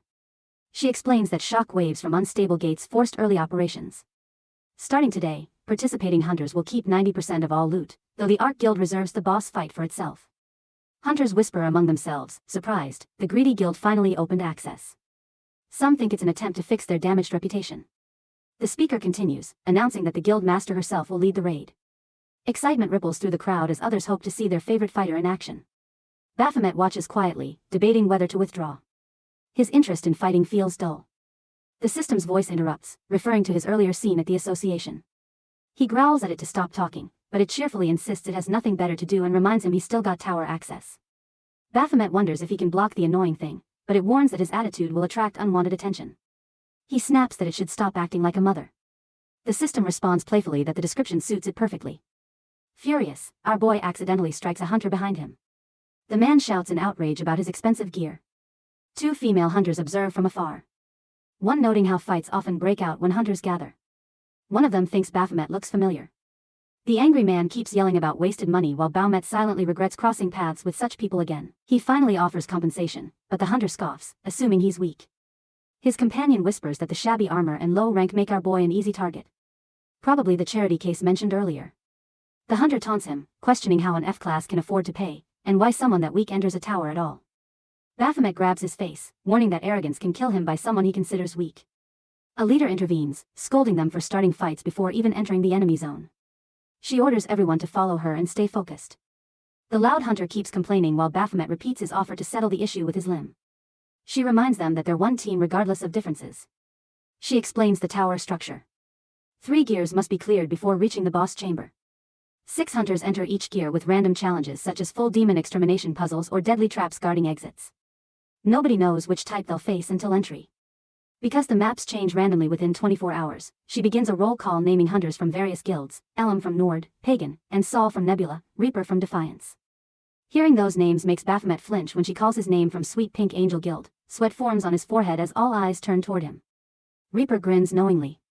Back at the office, it's revealed that it's Ma doing putting our boy in a guild. Ma discusses guild assignments with Yunayan. She questions why he placed Baphomet in her fake guild, a front made only for draining government funds. Ma explains that Baphomet had no choice due to his contract with government. Yunnan bursts into laughter, pointing out how the sweet, harmless name completely clashes with his personality. Ma joins in, admitting that the joke alone made it worth doing. At the tower, Pagan laughs as well, saying the name fits perfectly. Others join the mockery and Baphomet quietly vows to kill Ma someday for this humiliation. The leader restores order and reminds everyone that Arc Guild holds no responsibility for deaths inside. Once the gate opens, they're on their own. The massive doors rise with a deep rumble, revealing silent darkness beyond. One of them notes the stillness and the leader confirms it rules out hunting maps. She throws a glowstone ahead and a single demon appears in the distance, confirmation of a trap map. She warns the team to follow her lead and asks our boy to conserve his strength. She sprints forward, dodging traps as she identifies one after another. She senses someone keeping up with her and assumes it must be Reaper, whose agility matching her own. Then shock hits her when she notices Baphomet running ahead at full speed. He has activated his special skill, Advantage. With this skill, the light markers flash before his eyes. Every hidden trap and enemy reveals itself. Deciding to test the ability, Baphomet charges deeper into the unknown. Pagan stands frozen as one notification after another flashes before his eyes. Floor 1 cleared, then floor 5, and on it goes. The impossible speed leaves him speechless. Our boy, an F-class hunter climbing floors like this, defies logic. Arrows descend in waves toward Baphomet while the system issues quick alerts, urging light dodges and side leaps. More arrows fly from the right, and new commands appear, guiding him to redirect their path. He follows each prompt, continuously guiding him without hesitation, launching one of the arrows toward the demon. Next moments, his chains catch its neck midair. The system highlights the weak point and he tightens the chains before appearing behind the creature. His blade flashes once, cutting clean through its body. The next instant, floor 15 clears. The leader stares in disbelief, questioning if he truly ranks as F-class. She wonders why he hasn't renewed his rank. Reaper notes how his movements align perfectly with each attack's timing, almost like he knew them beforehand. The leader warns that ignoring rank updates brings fines, but Pagan interrupts with frustration, scolding everyone for wasting time on chatter. The leader reminds him that rest between climbs is essential to recover mana and stamina. Pagan scoffs at the idea, mocking them for tiring out so early as they are only on 15th floor. His damaged armor draws her attention, and she remarks that it's nearly falling apart. Pagan accusing our boy of breaking it. She doubts an F-class could damage armor that easily, suggesting the piece wasn't worth much to begin with. Pagan snaps back that his armor came from Bahamut's core, the boss of the Tower of Sanctum. The leader pauses at this, realizing the power needed to destroy such material equals that of a tower boss. Baphomet wonders privately if that's really true. Pagan curses about worthless F-class hunters, but quickly urges him to drop the argument and focus on the next chamber. Reaper studies the crest on Pagan's armor, recognizing the Royal Guild insignia. She steps closer, commenting that Bahamut-related gear never entered official trade markets. Anyone holding it must have dealt with black market sellers. She smirks and calls him the master of Royal Guild. Pagan stiffens while Kong demands to know her intent. Reaper offers to find the scammer who fooled him if he owes her a favor afterward. With that, the raid continues and Baphomet observes Reaper's flawless movements as she cuts down demons with swift, precise strikes. Her rhythm carries the team upward, clearing one level after another. Between rest stops and fights, they advance until a mounted demon charges toward Pagan. Before impact, Baphomet moves first. His blade slices through the beast's neck, then through the rider's chest. Floor 49 clears in moments. Sweat drips from the leader's brow as she announces their new record, but Pagan brushes it off as nothing impressive. She scolds his arrogance while he is noticing Baphomet's calm posture with no exhaustion and no sign of effort. His composure unsettles him. Ahead, a large stone door blocks their way. Reaper explains that beyond this point lies something different. Most towers reserve boss chambers for the end, but this one hides named demons at mid-level checkpoints. She assumes our boy already knew, perhaps from sneaking into towers illegally, but his blank reaction proves otherwise. He cuts her off sharply, warning her to stop acting so familiar. The leader ends the talk and rests her palm on the cold door, giving a final chance to retreat. She reminds them that each hunter's life is their own responsibility. Yet, she preferred to avoid needless deaths. Payment for loot will still be granted to anyone who withdraws now. Pagan opens his mouth, but Baphomet steps forward first, announcing his intent to continue. He didn't come this far for weak demons. Reaper joins in, unwilling to retreat after such progress. The rest follow their lead. The leader turns to Pagan and Soul for their choice. Soul advises retreat, reminding his master that their original goal was just experience collection. The next area's difficulty remains unknown, making withdrawal the safer path, but Pagan refuses to back down, his pride burning at the thought of losing to an F-class. Declaring his participation, he ignores Soul's protests and enters alongside the others. Darkness greets them inside. The leader activates a glow stone, casting light over towering stone figures shaped like chest pieces. She warns everyone to stay back. Gargoyles perhaps. Pagan warns until a massive hand descends from above, lifting one stone piece and slamming it down before them with thunderous force. The ground trembles. The hand speaks, declaring that their turn has begun. Confusion spreads. Soul remarks that if this is chess, then his master's expertise finally matters. Pagan hesitates, but claims he understands. Their safety depends on predicting where each piece will fall. He marks the safe zone and Soul praises his quick deduction, but our boy doesn't move as something feels wrong to him. A shadow looms above Pagan as a massive chess piece materializes midair. Saul lunges forward to pull him aside, but the piece crashes down right on Soul. Silence fills the chamber and Pagan screams his name in horror. The leader stares, shaken, wondering where that black piece came from. Reaper's realization cuts through the panic. The voice wasn't talking to them, but it was talking about them. The tower itself is a battlefield between two unseen players and they're merely ants in their game. Baphomet's expression hardens. Realizing that until now it had been too easy. The real challenge of the tower begins here. Soul's hand appears from under the chest piece and Pagan quickly tries to pull him free. He keeps telling Soul not to worry because their office has really good medical equipment. But when he pulls, only the arm comes out. This shocks Pagan completely and he screams out Soul's name in panic. Right then, the leader yells for Pagan. A hand drops a chest piece on him while she grabs him and drags him to safety and yells at him to be aware if he wants to live. Hunter Reaper also dodges herself from the falling chest pieces while she notices that they keep coming with speed with each second. Suddenly, she realizes that she's almost under a piece. Just then, a hunter teleports her away, saving her. So, she thanks the hunter for that action. She then turns to our boy and inquires if he knows how to beat this challenge room and mentions that everything happening so far makes it seem like he predicted all of this. She warns him that if they take this fight too long, they'll run out of energy and die. He responds by calling this strategy lame and explains that they need to dodge attacks and stay alive until the game finishes completely. If at least one person makes it to the end alive, a demon will show up. Killing that demon will complete the chamber, and this is actually a trap. But before he finishes talking, a chest piece almost falls on him. He questions why they have to wait until the end and jumps up and smashes the chest piece hard, cracking it apart. His hand shakes from the impact and the hunters stare in shock. Baphomet suggests just breaking everything in sight, explaining that if they destroy all the pieces the enemy can use, they'll force the game to end early. Then the dungeon master will have to come out and face them directly. Hunter Reaper questions the plan, but Baphomet insists it's actually a great solution. The leader rushes forward and starts smashing everything and instructs Pagan to make sure he stays close to her. Reaper grabs a chest piece with her power and mutters that this is harder than it sounds. She barely holds onto it, then slams it down on the floor with all her strength to break it. It makes her realize that these actions drain so much energy. Meanwhile, Baphomet also breaks down a cracked chest piece. He then releases a powerful attack on it that completely destroys it with his chain weapon. The hooded person just stands there quietly. Baphomet smashes another chest piece that lands near him and jumps in the air and shouts for the enemy to come out. He looks around carefully and jumps forward to dodge as a massive hand crashes down in front of him. He evades another hand while shouting questions about the enemy's location, reasoning that it cannot possibly hide within this chaotic chessboard arrangement. He senses a peculiar energy coming from while jumping above the massive hands. He readies his weapon and declares he has found the target. He hurls his chained weapon forward with precision and it strikes directly into the center of the branches. The figure materializes there and condemns him as a fool who dared to destroy its domain, promising severe consequences. He laughs and declares that it's about time before activating his Lord Baphomet's skill. Somewhere else, the editor thanks Echidna for doing the interview despite the later hour mentioning its urgency. Echidna responds by asking if she is aware how to properly show gratitude. She assures her to exclusively publish favorable stories about the Art Guild and requests her not to worry. Echidna indicates she will entrust this matter to the chief editor. A girl suddenly appears behind Echidna informing her about an incoming call from Hunter Shining.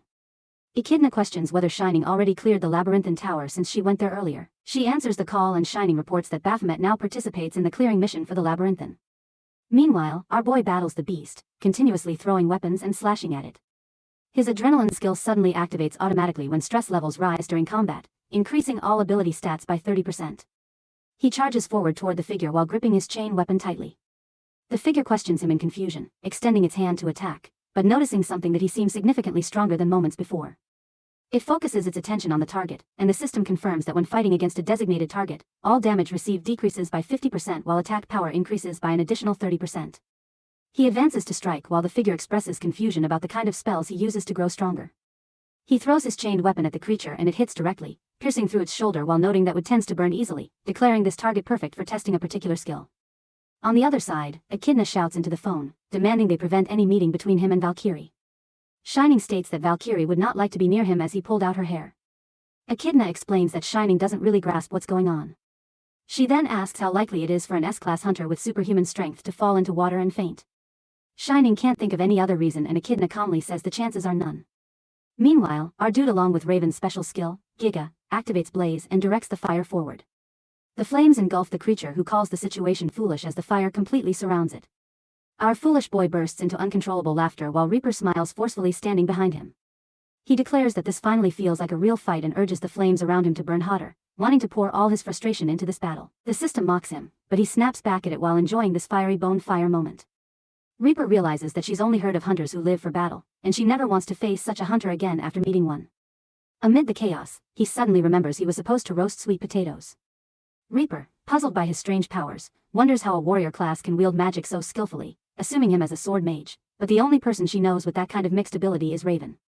Just then, the ground starts shaking violently and cracks form beneath their feet, echoing like thunder. Someone shouts if the floor is collapsing, and Reaper spots an exit in the distance, yelling for everyone to run toward it. They run through the trembling area, but the ground splits open beneath Pagan, making him stumble. He reaches for Soul's hand, but it slips from his grasp, and without hesitation, he leaps after it in panic. Before he can fall, Baphomet appears above him with his chain snapping forward. He grabs Pagan's arm midair, catching him just in time. Meanwhile, far away, Hunter Echidna asks Shining over the phone how long it's been since Valkyrie entered the labyrinthine tower. She checks the time and informs it's been about an hour and a half since her entry, right after she cleared another tower. Echidna reasons that with Valky's skill, she must have reached the top floor by now. And if Baphomet reached there too, they'd probably already met. At that moment, looking down at Pagan as he holds his arm, our dude can tell he has completely lost the will to fight. Even if he survives, he'll never have the strength to continue to the next tower, which only means death will find him soon. Echidna, still on the call, says something needs to be done. While our boy reflects quietly that losing the will to fight is the same as failing as a fighter, Echidna walks to her chief editor and reminds her that she mentioned knowing a few journalists, asking for their introduction while still gripping Pagan's arm, but then he loosens his hold, muttering that maybe he should just let him die here. Pagan falls and an explosion bursts below. Out of nowhere, Valkyrie dives down and catches Pagan mid-fall.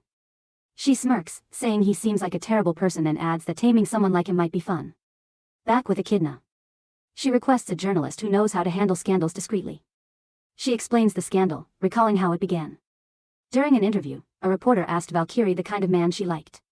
She revealed she preferred someone easy to talk to and looks didn't matter much. But right after that, Baphomet came crashing down from above, straight into the pool, unconscious. Valkyrie rushed to him, instantly finding him her type. Before she could act, Echidna ran over, asking if he was okay. Suddenly, Valkyrie collapsed, claiming she felt dizzy. Echidna saw through the act, thinking this woman planned to use her body to attract attention, assuming no man could ignore her lying helpless on the floor. But her plan backfired the moment Echidna stepped in. He looked at Echidna in confusion, wondering what she was doing and thinking it wasn't worth making a fuss over a few strands of hair.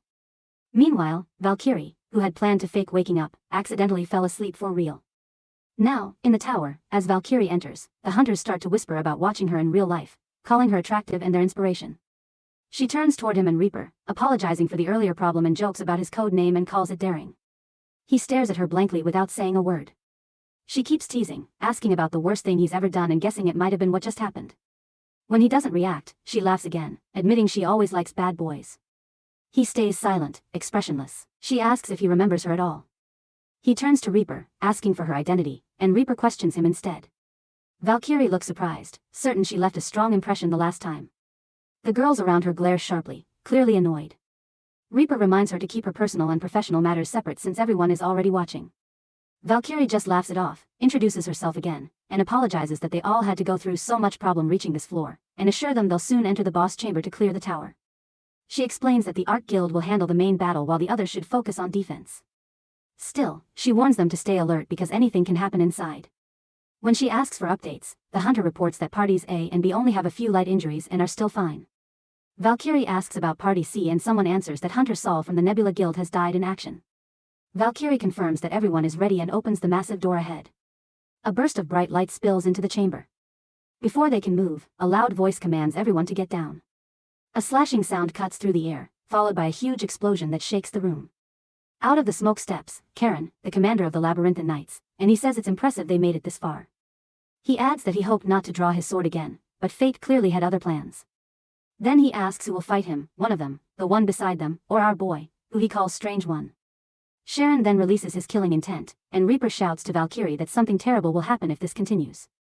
Valkyrie responds, she's already aware of the danger.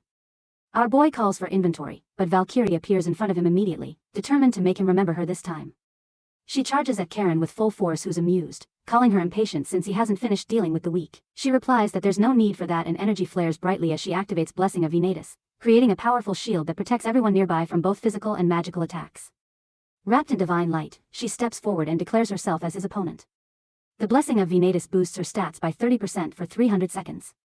She launches her attack while Karen releases a powerful slash in response. Both strikes collide against each other before she unleashes countless rapid strikes on him.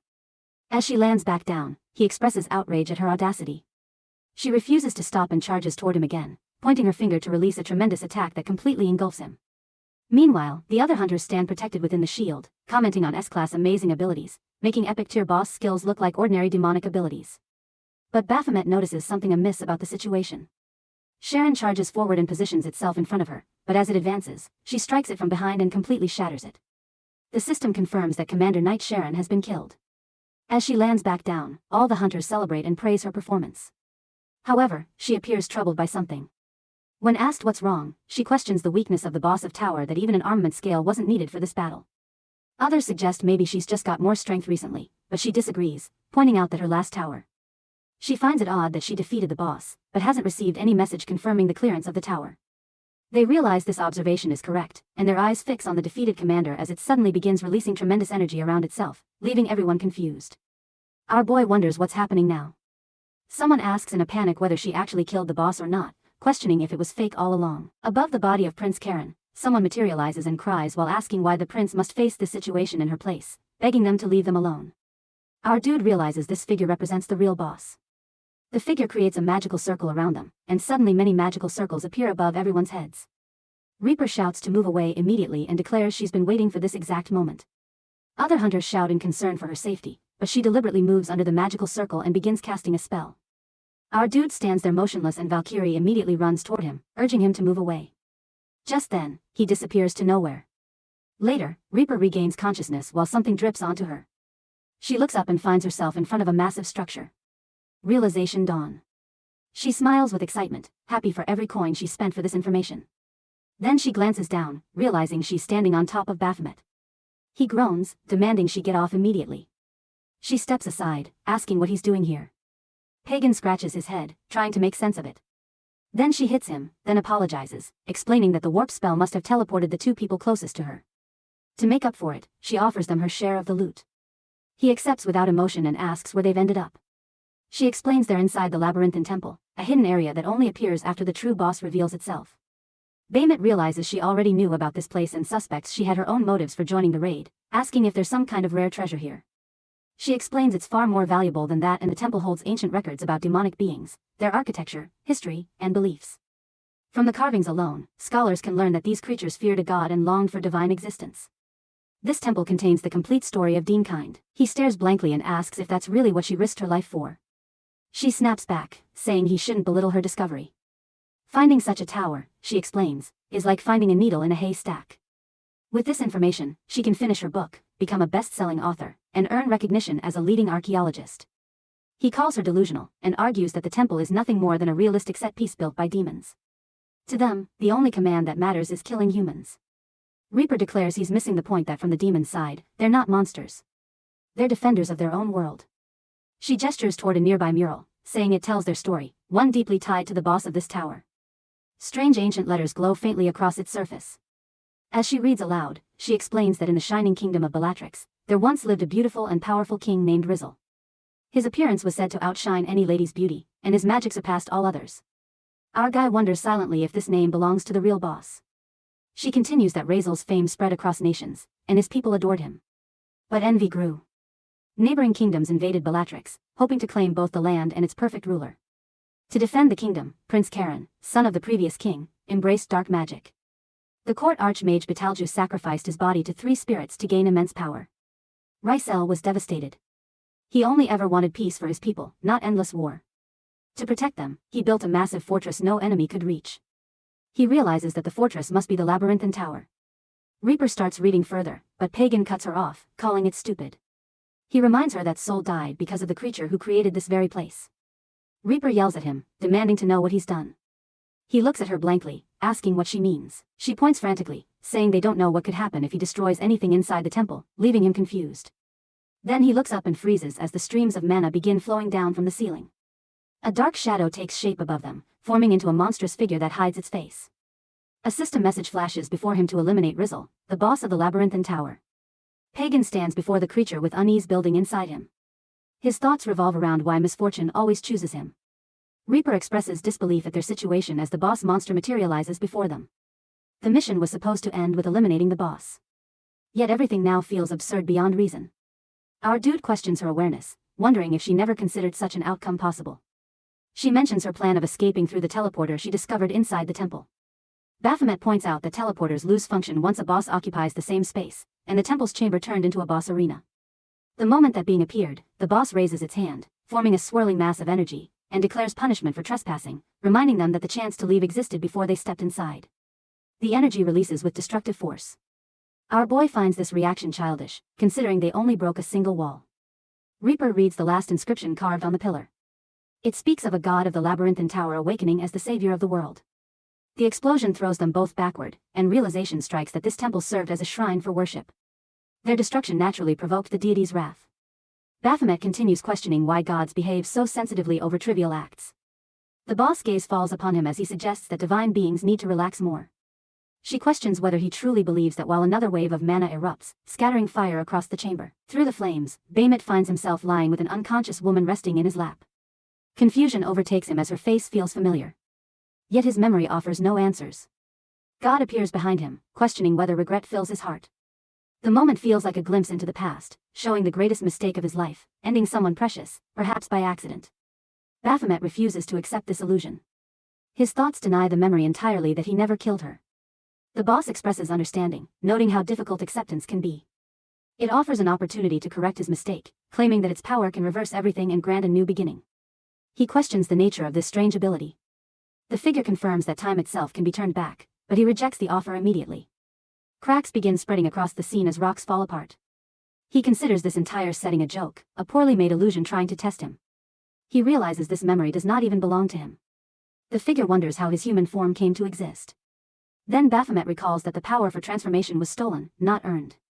The memory belongs to the body's former owner, not to him. Starting over holds no meaning anymore. He's tired of repeating cycles. The god begins to fade while Baphomet steps forward, ready for combat. A fight feels like the perfect distraction. Suddenly, Reaper appears and strikes him across the face. The sudden pain shocks him more than the hit itself, and she quickly apologizes. Baphomet questions why the slap hurt so much and wonders what happened while he was unconscious. Reaper explains that the boss trapped them in a trance.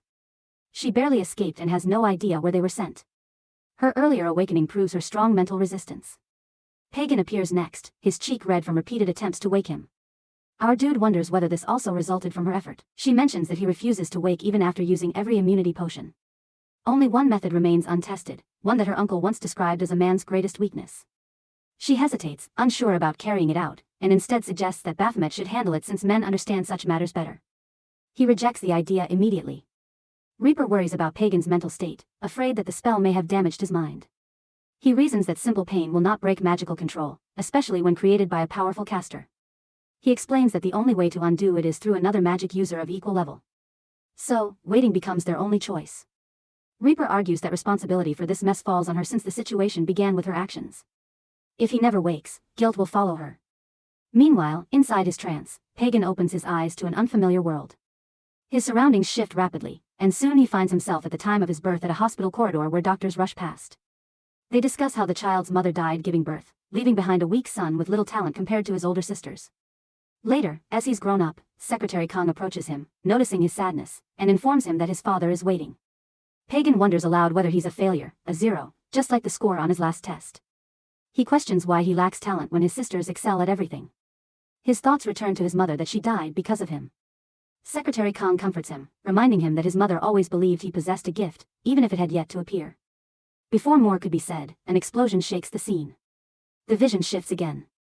Pagan watches news on his mobile screen about Hunter Raven, who at only 18 defeated the boss Artie and cleared the Tower of Fate. He realizes they share the same age, yet their worlds stand apart. Admiration fills him briefly before guilt overwhelms his heart as Soul's final moments replay before him. His hands clutch his throat as memories suffocate him. He blames himself for everything. Soul's death, his mother's fate, and the pain that followed. Tears stream down as he collapses, whispering that none of these tragedies would exist if he never had. The boss materializes behind him, claiming they share the same curse. Her creations, too, suffered because of her mistakes. She offers him the same gift she offered another, the chance to undo his sins and begin anew. Pagan's eyes glow as a magical circle forms around him. Outside the illusion, Baphomet and Reaper sense the sudden change. Energy flares violently around Pagan's body before a massive explosion erupts, throwing them both across the room. When the dust finally clears, neither human remains before them. A demonic figure stands in Pagan's place, its eyes burning with crimson light.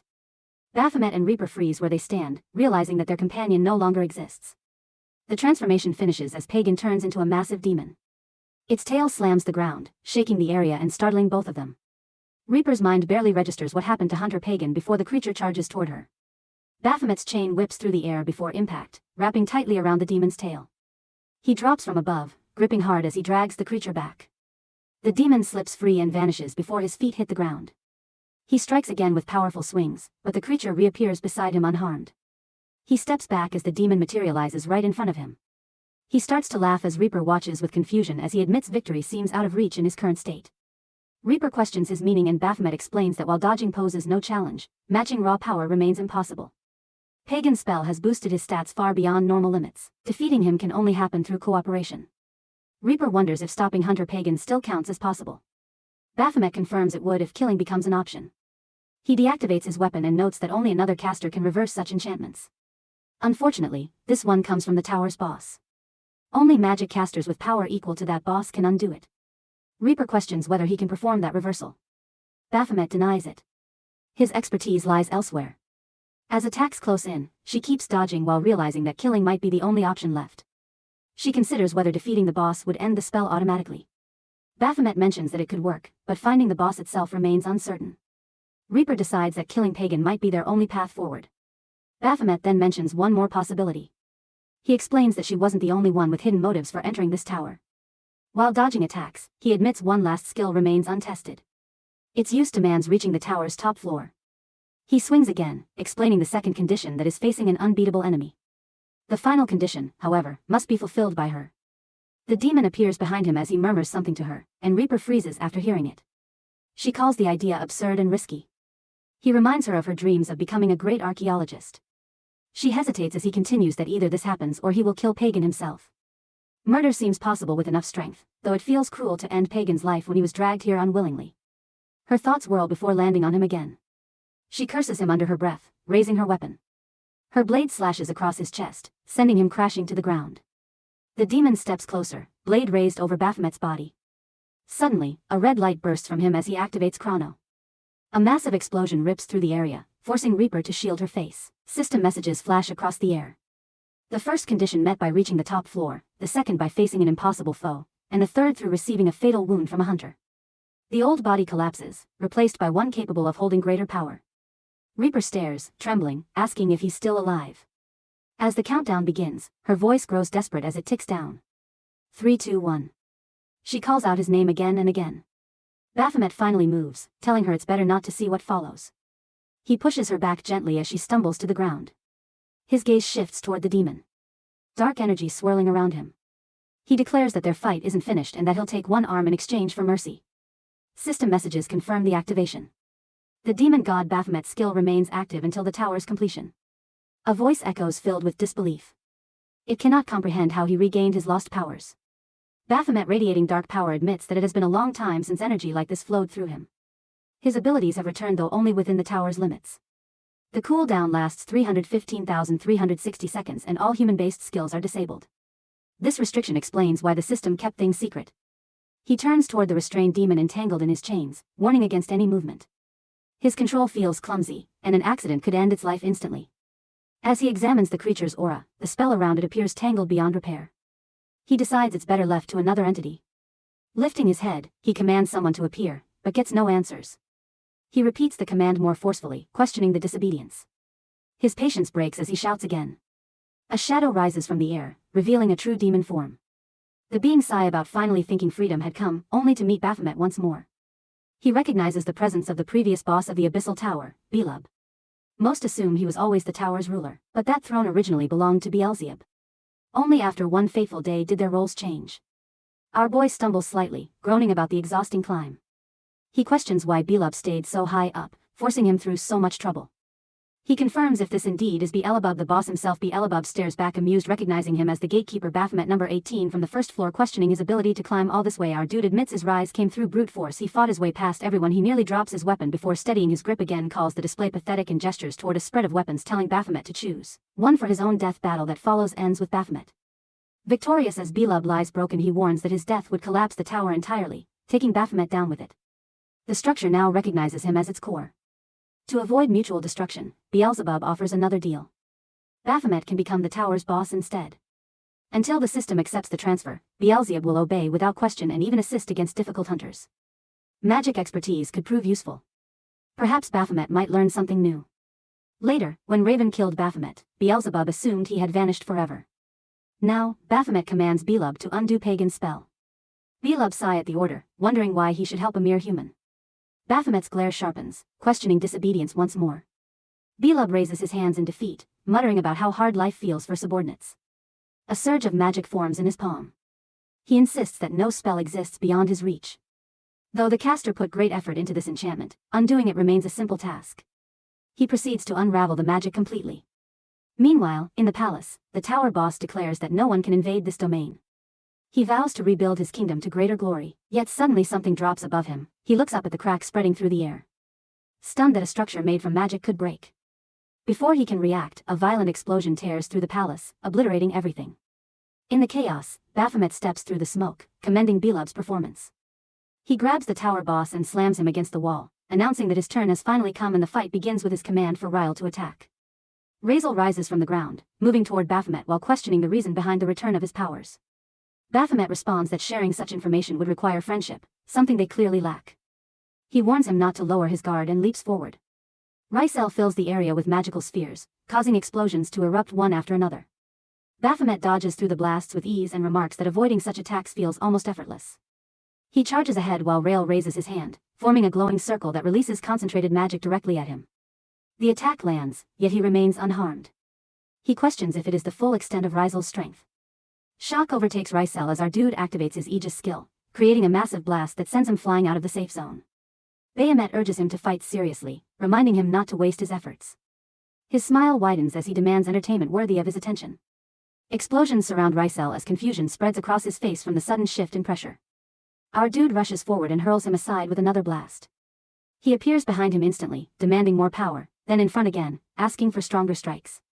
Attack after attack continues until Baphomet clenches his fist and drives it into Razel's face, slamming him against the ground with immense force.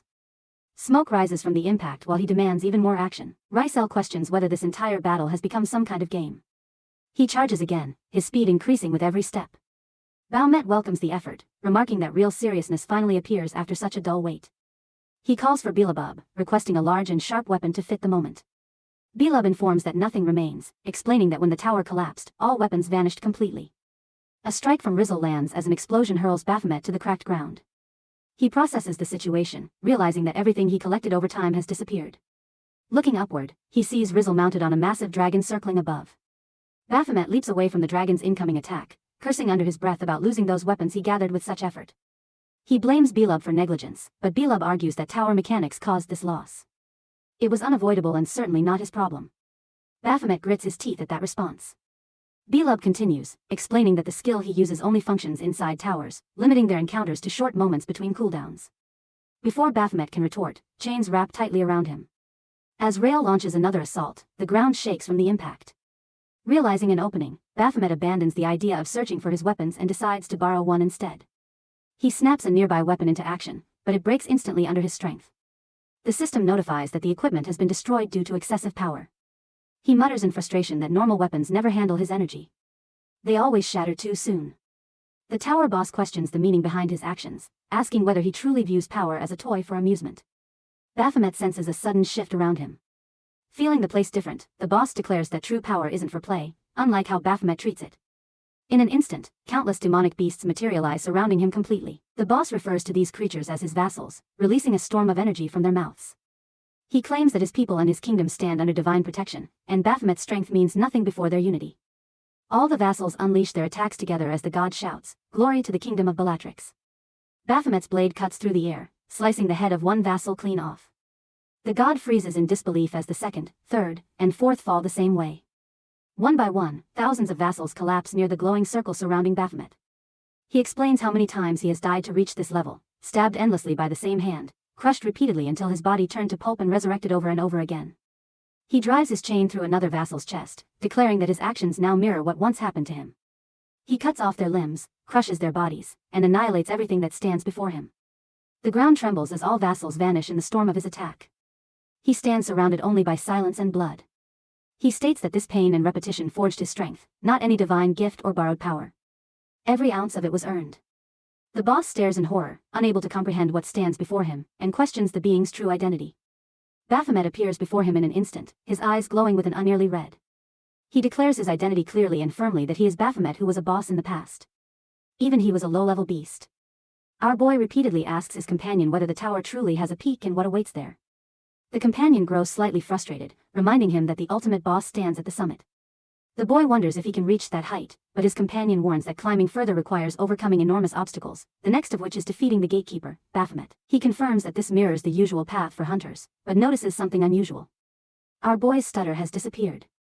This change prompts him to decide to challenge the gatekeeper. His companion immediately objects, convinced he would almost certainly die as Baphomet's power far surpasses his current abilities. He then explains the difference between ordinary demons and bosses. Bosses have a single life, while regular demons can revive endlessly as long as their boss lives. He then reveals his plan. He will repeatedly fight the gatekeeper, growing stronger with each rebirth until his power surpasses Baphomet's. Only then can he claim victory and take the designation meant for Baphomet himself. The scene shifts to present. Baphomet receives a system notification confirming his successful clearance of the tower after defeating Raisel. Raisel's body lies motionless in front of him. Baphomet reflects on how few hunters could truly challenge him, and the idea of opponents who might actually defeat him fills him with an excitement he rarely experiences. Suddenly, Raisel's voice breaks through the silence. Despite appearing dead, he refuses to accept death and drags himself forward, clutching at Baphomet's feet.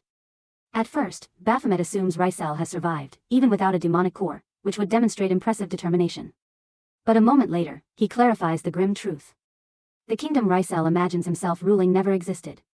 Everything he believed in was nothing more than the tower's manufactured illusion. Raisel's confusion only deepens when Baphomet confirms that the kingdom of Bellatrix never existed. The system had never assigned Raisel any real royal authority. It simply created him as another combat tool meant to strengthen hunters.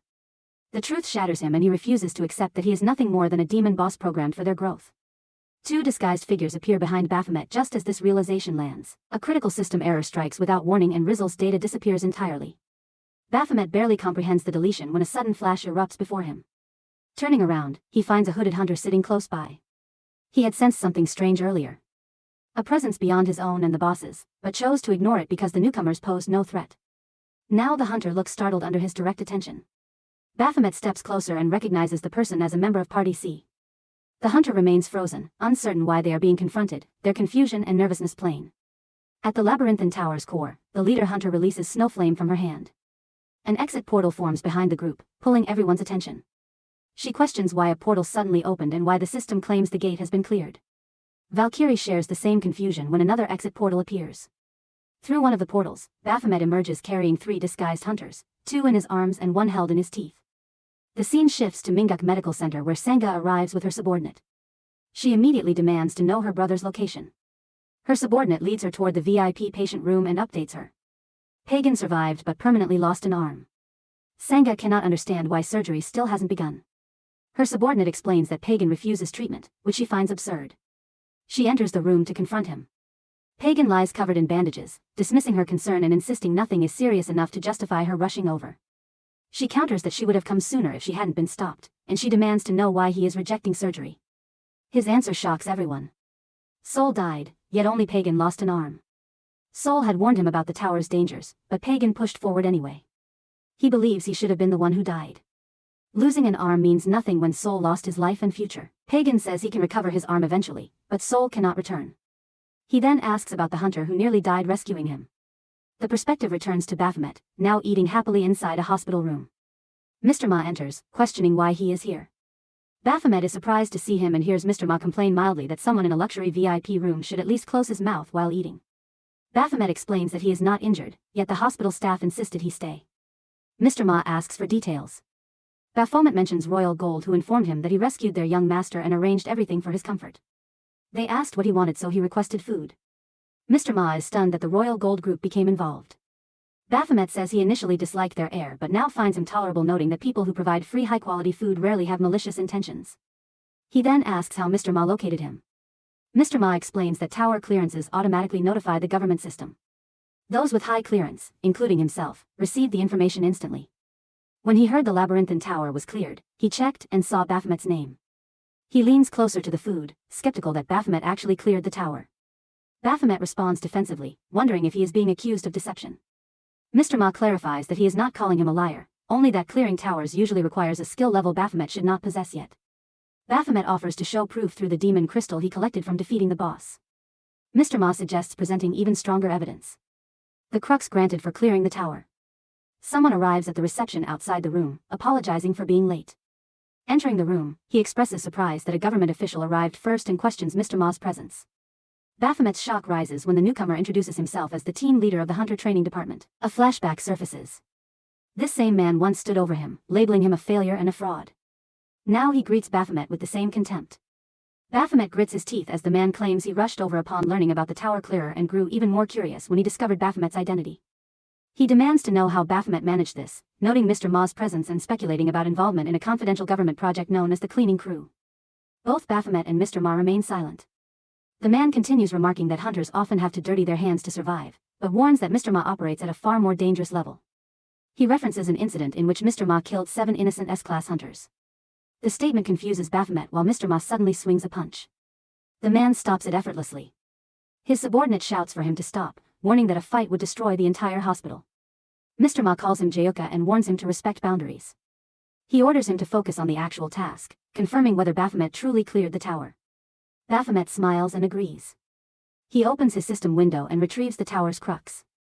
He admits he did not understand its function earlier, but finds it convenient now. Bringing it close to Ha's face, he questions whether he still appears like a fraud. Ha stares at him, teeth clenched, insisting that Baphomet remains a failure. A voice interrupts, asking who really failed. Ha turns to see Pagan entering in a wheelchair, accompanied by his sisters.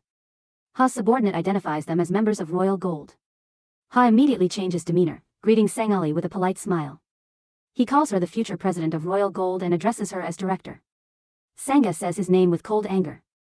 Ha explains that he intended to contact her soon for business reasons and expresses pleasant surprise at seeing her here.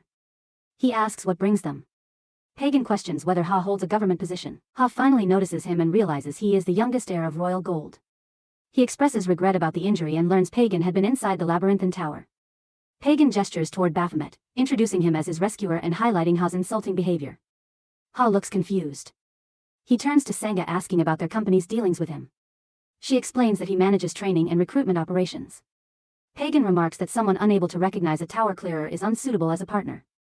Sangha agrees and cancels all scheduled meetings with Ha's department. Ha's subordinate tugs nervously at his sleeve. Another sister steps forward politely asking him to leave because they want a private conversation with Baphomet. She adds softly that their family follows one rule. The enemies of their friends are their enemies as well. H forces a strange smile, throws one last bitter glare at Baphomet and turns away. Baphomet meets his look with a sharp satisfied grin. Mr. Ma discusses the situation with Baphomet, noting how everyone suddenly seems to be siding with him. Baphomet wonders if this counts as good news, but Mr. Ma points toward Ha's trembling expression, warning that one more mocking grin could make him snap. Outside, Ha sits in his car, slamming the seat and cursing uncontrollably. His subordinate begs him to calm down, but the humiliation of being insulted by someone he once labeled a failure, especially in front of royal gold, burns deeper than anything. When the subordinate asks if Baphomet might have awakened after their first evaluation, Ha freezes. The idea unsettles him. His pride suffers at the thought that his instincts, the foundation of his career, might have been wrong. Grinding his teeth, he orders a full investigation into Baphomet's past. Something feels off, and he intends to uncover it. Inside the hospital, Pagan thanks Baphomet, surprising both him and Mr. Ma. Pagan admits Baphomet had every reason to abandon him in the tower after how poorly he treated him, yet he saved him anyway. Baphomet's expression stays blank. In truth, he had planned to drop the arm and walk away. One sister quietly suggests giving them privacy, and Sangha agrees. She turns to Mr. Ma and shifts to business, wanting to discuss government-linked welfare projects. Mr. Ma accepts and they leave together, locking the door. Alone, Baphomet admits the rescue was never his idea. He only intervened because Reaper blamed herself for trapping the group and begged him to save Pagan. He agreed after forming a deal, never expecting Pagan to survive. Pagan responds that survival wasn't his concern at the time, only relief that others escaped safely. The mindset confuses Baphomet, who cannot understand risking oneself for others.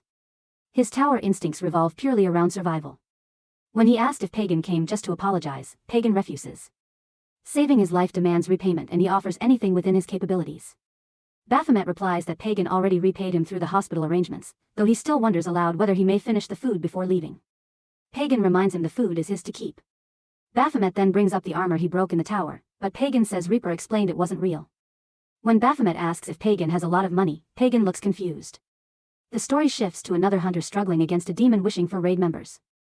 Suddenly, Mr. Ma's voice blares through an advertisement promoting a new party matching system, hunter loans, equipment rentals, and a government-funded welfare service for hunters and their families. The ad ends with a bright sponsored by the central government. Baphomet winces at the commercial, feeling secondhand embarrassment. Mr. Ma appears behind him, pretending to be offended, claiming the ad required effort. He asks if Baphomet is here to supervise today. When Baphomet says no, Mr. Ma laughs and reveals he only came for a visit. He mentions the idol who starred in the commercial, a hunter and K-pop star with terrible acting skills.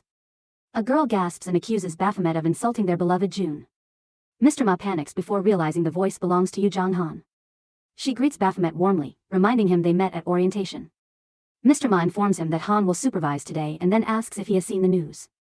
When Baphomet appears clueless, Mr. Ma scolds him lightly and shows him multiple articles clearing his name. The fraud accusation is finally resolved, likely thanks to Pagan. A flashback confirms this. Baphomet had asked Pagan whether money could influence the media. Pagan explained that royal gold didn't need to buy anything. Journalists followed them on their own. Baphomet requested coverage that cleared his name, but avoided revealing that he had cleared the labyrinthine tower. He didn't want attention while dangerous enemies still searched for him. Back in the present, Mr. Ma smiles, saying the story is spreading fast. Baphomet worries about potential backlash toward the department, but Mr. Ma dismisses the concern. They are used to taking damage and this time the target is someone else. He leaves Han in charge. Han watches him go and notes how unusually protective Mr. Ma seems toward Baphomet, wondering why. Baphomet offers no answer and she turns the conversation toward the tests ahead. Baphomet expresses surprise that the building has testing facilities and Han explains that her team shares responsibilities with the training department. She guides him to the elevator and introduces him to the doctor. Chaos fills the testing room. The doctor swings wildly at a bug which escapes as the door opens. Lunging after it, he accidentally knocks Han over. She scolds him and he apologizes repeatedly, explaining that bugs in the wiring can crash the entire system. Turning to Baphomet, he remarks that Mr. Ma had warned him about Baphomet being a strange one and mutters that Mr. Ma insults him everywhere. The doctor introduces himself as Yujio Kim and explains that today's test will determine Baphomet's true rank through combat rather than statistics, given that he managed to clear a tower despite being low class. 3 stages await and he asks if Baphomet is ready. Stage 1 activates. Blue and red orbs fill the room. Baphomet must touch only the blue ones. He moves instantly, weaving through the red lights and leaping high to grab an orb floating near the ceiling. Stage 2 loads next, projecting a virtual landscape filled with monsters. The doctor proudly calls it the night hunt of the White Walkers. Baphomet draws his weapon and cuts through the beasts with violent precision, slashes, thrusts, counters until every creature falls. Stage 3 begins. The doctor announces a boss-class summon to measure destructive power and promises to terminate the test if it becomes dangerous. A massive hand tears through the void, followed by a towering beast. Baphomet freezes for a heartbeat, recognizing it immediately. A slow grin forms. This is the enemy that once crushed him when he was weak. Raising his blood-stained weapon, he prepares to show the creature how different the outcome will be now. Han watches the battle and instantly recognizes something familiar in Baphomet's movements. His attacks explode with sharp precision, each strike heavier than the last as a blazing aura burns around him. He drives his sword into the monster's core and triggers an explosion that engulfs the area. The demon turns to ash, leaving Han shocked. Us quietly notes that restoring the boss after such total destruction will take time. While Han keeps wondering why Baphomet fights exactly like Raven, USO remembers the rumor about Raven dying in the Abyssal Tower and questions whether there is a real connection. After the test, Baphomet heads home, recalling the strange stares people gave him, and realizing he can't act the way he did inside towers anymore. He decides to stay cautious until he figures out who is targeting him. Mr. Ma calls to check on him and explains that his results will take time because of manual evaluation. He also reminds Baphomet about the Crux reward he earned. Baphomet only now learns what it does and activates it. The system announces that using the Crux of the Labyrinthine Tower increases all his skills by 1 level. He checks his status and sees 11 total level ups, finally understanding why guilds fight so aggressively for tower completions. Mr. Ma explains that the Arc Guild monopolized these rewards for years. Baphomet jokes internally that if he had known earlier, he would have tried becoming human sooner. Another message draws his attention. Chrono now has a cooldown of 27,734,400 seconds with a hint that something special will occur when the timer ends. He suspects the cooldown shortened after the skill leveled up. Mr. Ma considers this a fortunate development and promises to give him tower missions whenever possible. Before Baphomet can answer, a loud disturbance erupts on Mr. Ma's end. At the same time, a surge of pain burns through Baphomet's skull. His phone slips as his vision shakes, his body weakens, and his lungs feel like they refuse to work. A girl holding a flower appears in his blurred sight, and lightning rips through his mind. His body convulses. Then suddenly a small naked boy materializes nearby, gagging from the overwhelming aura. When Baphomet's vision clears, he recognizes the familiar energy and realizes the child is Belub. The demon panics over his transformation as his perfect body, golden eyes, and flowing hair gone, replaced by a powerless human child. Baphomet questions his priorities, but Belub blames him for everything, claiming the Crux forced him out of Baphomet's body. He also admits that he doesn't know why he appeared in this form, assuming it is simply the most compatible shape in the human world. Belub adds that with his powers gone, he remains under Baphomet's control by default. Baphomet gladly accepts this and prepares to use him freely, prompting Belub to complain that he has already suffered enough. Baphomet remembers Belub's earlier arrogance about not seeing him again after the tower and advances threateningly.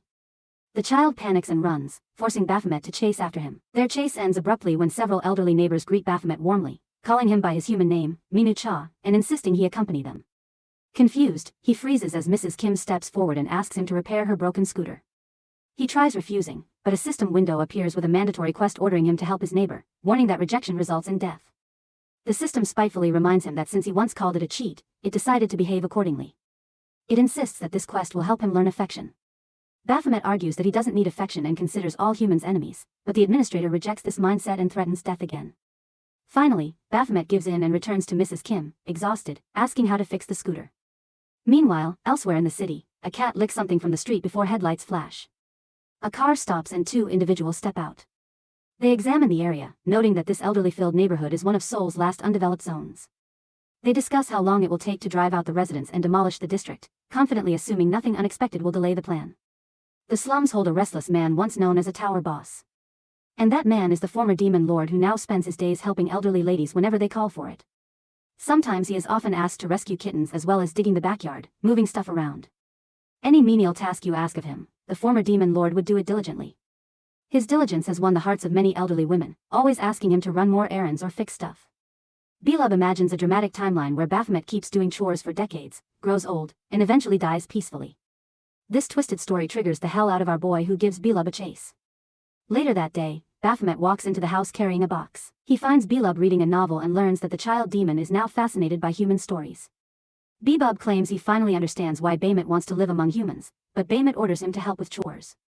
Belub refuses and insists that children should not carry heavy loads. Mrs. Kim enters smiling as Baphomet returns a book and asks for more to read. The system observes quietly that Beelzebub is adapting quickly to human life. Baphomet finds the sudden adjustment strange since Belub was crying about being a powerless child only days earlier. He questions the system about the reason behind the transformation. The system admits it does not know and explains that it only hacked Earth's structure. While the true master of the system would know the cause, Baphomet demands the system stop assigning meaningless affection-related quests, but another mission appears immediately, instructing him to help residents to learn affection. He complains about the system's inconsistent attitude. Later, after repairing a scooter for one woman, she compliments his skill and offers the scooter for his personal use. Mrs. Park mentions her broken hot water system and offers to find someone else to fix it, which frustrates Baumet because the residents keep asking him for help despite knowing other options. She then tells him a story about a young man who once lived in his house. This man drank heavily and avoided everyone. So Mrs. Kim invented excuses to approach him. Over time, he softened, helped willingly, drank less, and eventually left the neighborhood after finding meaning elsewhere. Before leaving, he asked the residents to treat the next tenant with the same kindness. Baphomet silently curses the unknown man, believing he is the reason the neighborhood overwhelms him with tasks. While they eat, Swan, Mrs. Song's granddaughter, enters. She says she has already eaten and plans to study in her room. Her grandmother proudly introduces her as a top-ranking student. At the same time, Mr. Jen orders his subordinates to gather all team leaders. Someone who borrowed money from them lives in the slums and he wants that debt collected. Back in the slums, Baphomet repairs the hot water system and finishes a small shelter. Deciding the area is not as bad as it looked at first. He thinks about getting a dog and wonders where Belabub disappeared to since the child never helps. A system message arrives. It contains his test results which match what he expected. He remembers that he still has unfinished work waiting. Meanwhile, Swan sits in her room smoking next to a board where Baumet warned her not to touch his paint. Her grandmother walks in shocked and angry to see her smoking again. She warns her about school and college, but Swan argues that college is pointless when they cannot afford the fees. She refuses to let her grandmother fall deeper into debt and blames her late father for leaving only loans. She says she should get a job instead of studying. Two men interrupt their argument. One greets Mrs. Song and explains that they came early to collect repayment because their financial situation changed. Mrs. Song insists she cannot gather the required amount so soon. The man suggests selling the house since the property holds enough value. When she asks where they would live afterward, he says that is not his problem. He notices Swan and suggests she could easily earn enough money in certain industries because of her appearance, which would allow them to afford a small apartment. His partner warns him that she is still a minor, but he dismisses the concern. Swan grabs the man by the head and states that she will take the job if it means earning enough to survive. The man demands she let go, then pushes her away violently, sending her crashing into a wall as her grandmother screams her name. In another house, Mrs. Kim asks Belabub if he enjoys the book. He confirms this just before loud banging erupts at the door. Mrs. Kim is startled and moments later, two thugs enter her home. Mr. Park's dog begins barking outside and he suspects someone is lurking in the neighborhood. Baphomet grabs his weapon, furious because the intruders damaged something wet, which refers to his unfinished painting. The intruders notice him and comment on a young man living here. He ignores them, annoyed that they interrupted the last part of his project. One thug signals his partner to attack. A moment later, the larger thug goes flying through the air after Baphomet's counterattack, shocking the remaining man. He looks down and finds Baphomet already standing right in front of him, moving far faster than any ordinary human. Later, the injured thug speaks to Mr. Jang over the phone insisting that Baphomet must be a hunter. Mr. Jang confirms that he used to be a hunter himself but quit due to intense competition. Memories resurface from the day he witnessed an overwhelming difference in ability between himself and a teammate which drove him away from the profession. He returns to the present and agrees that the mysterious man is likely an active hunter. He orders his men to investigate Baphomet further. Elsewhere, elderly neighbors gather to discuss recent disturbances. Several report that masked men broke into their homes, destroyed repaired floors, vandalized property, and even ruined a vegetable garden. Someone mentions rumors about redevelopment plans targeting the area. Fear spreads as they wonder where they will go if forced to leave. Baphomet overhears some of this conversation before returning to his home. Swan stops him, recognizing him as a hunter. She knows hunters work for money and offers him everything she has. She pleads with him to protect their home because they will have nowhere to go if the men return. She stretches her savings toward him. Baphomet refuses the money. He already intended to punish the troublemakers regardless of payment. In his mind, these intruders have crossed the line by damaging what he now considers his territory.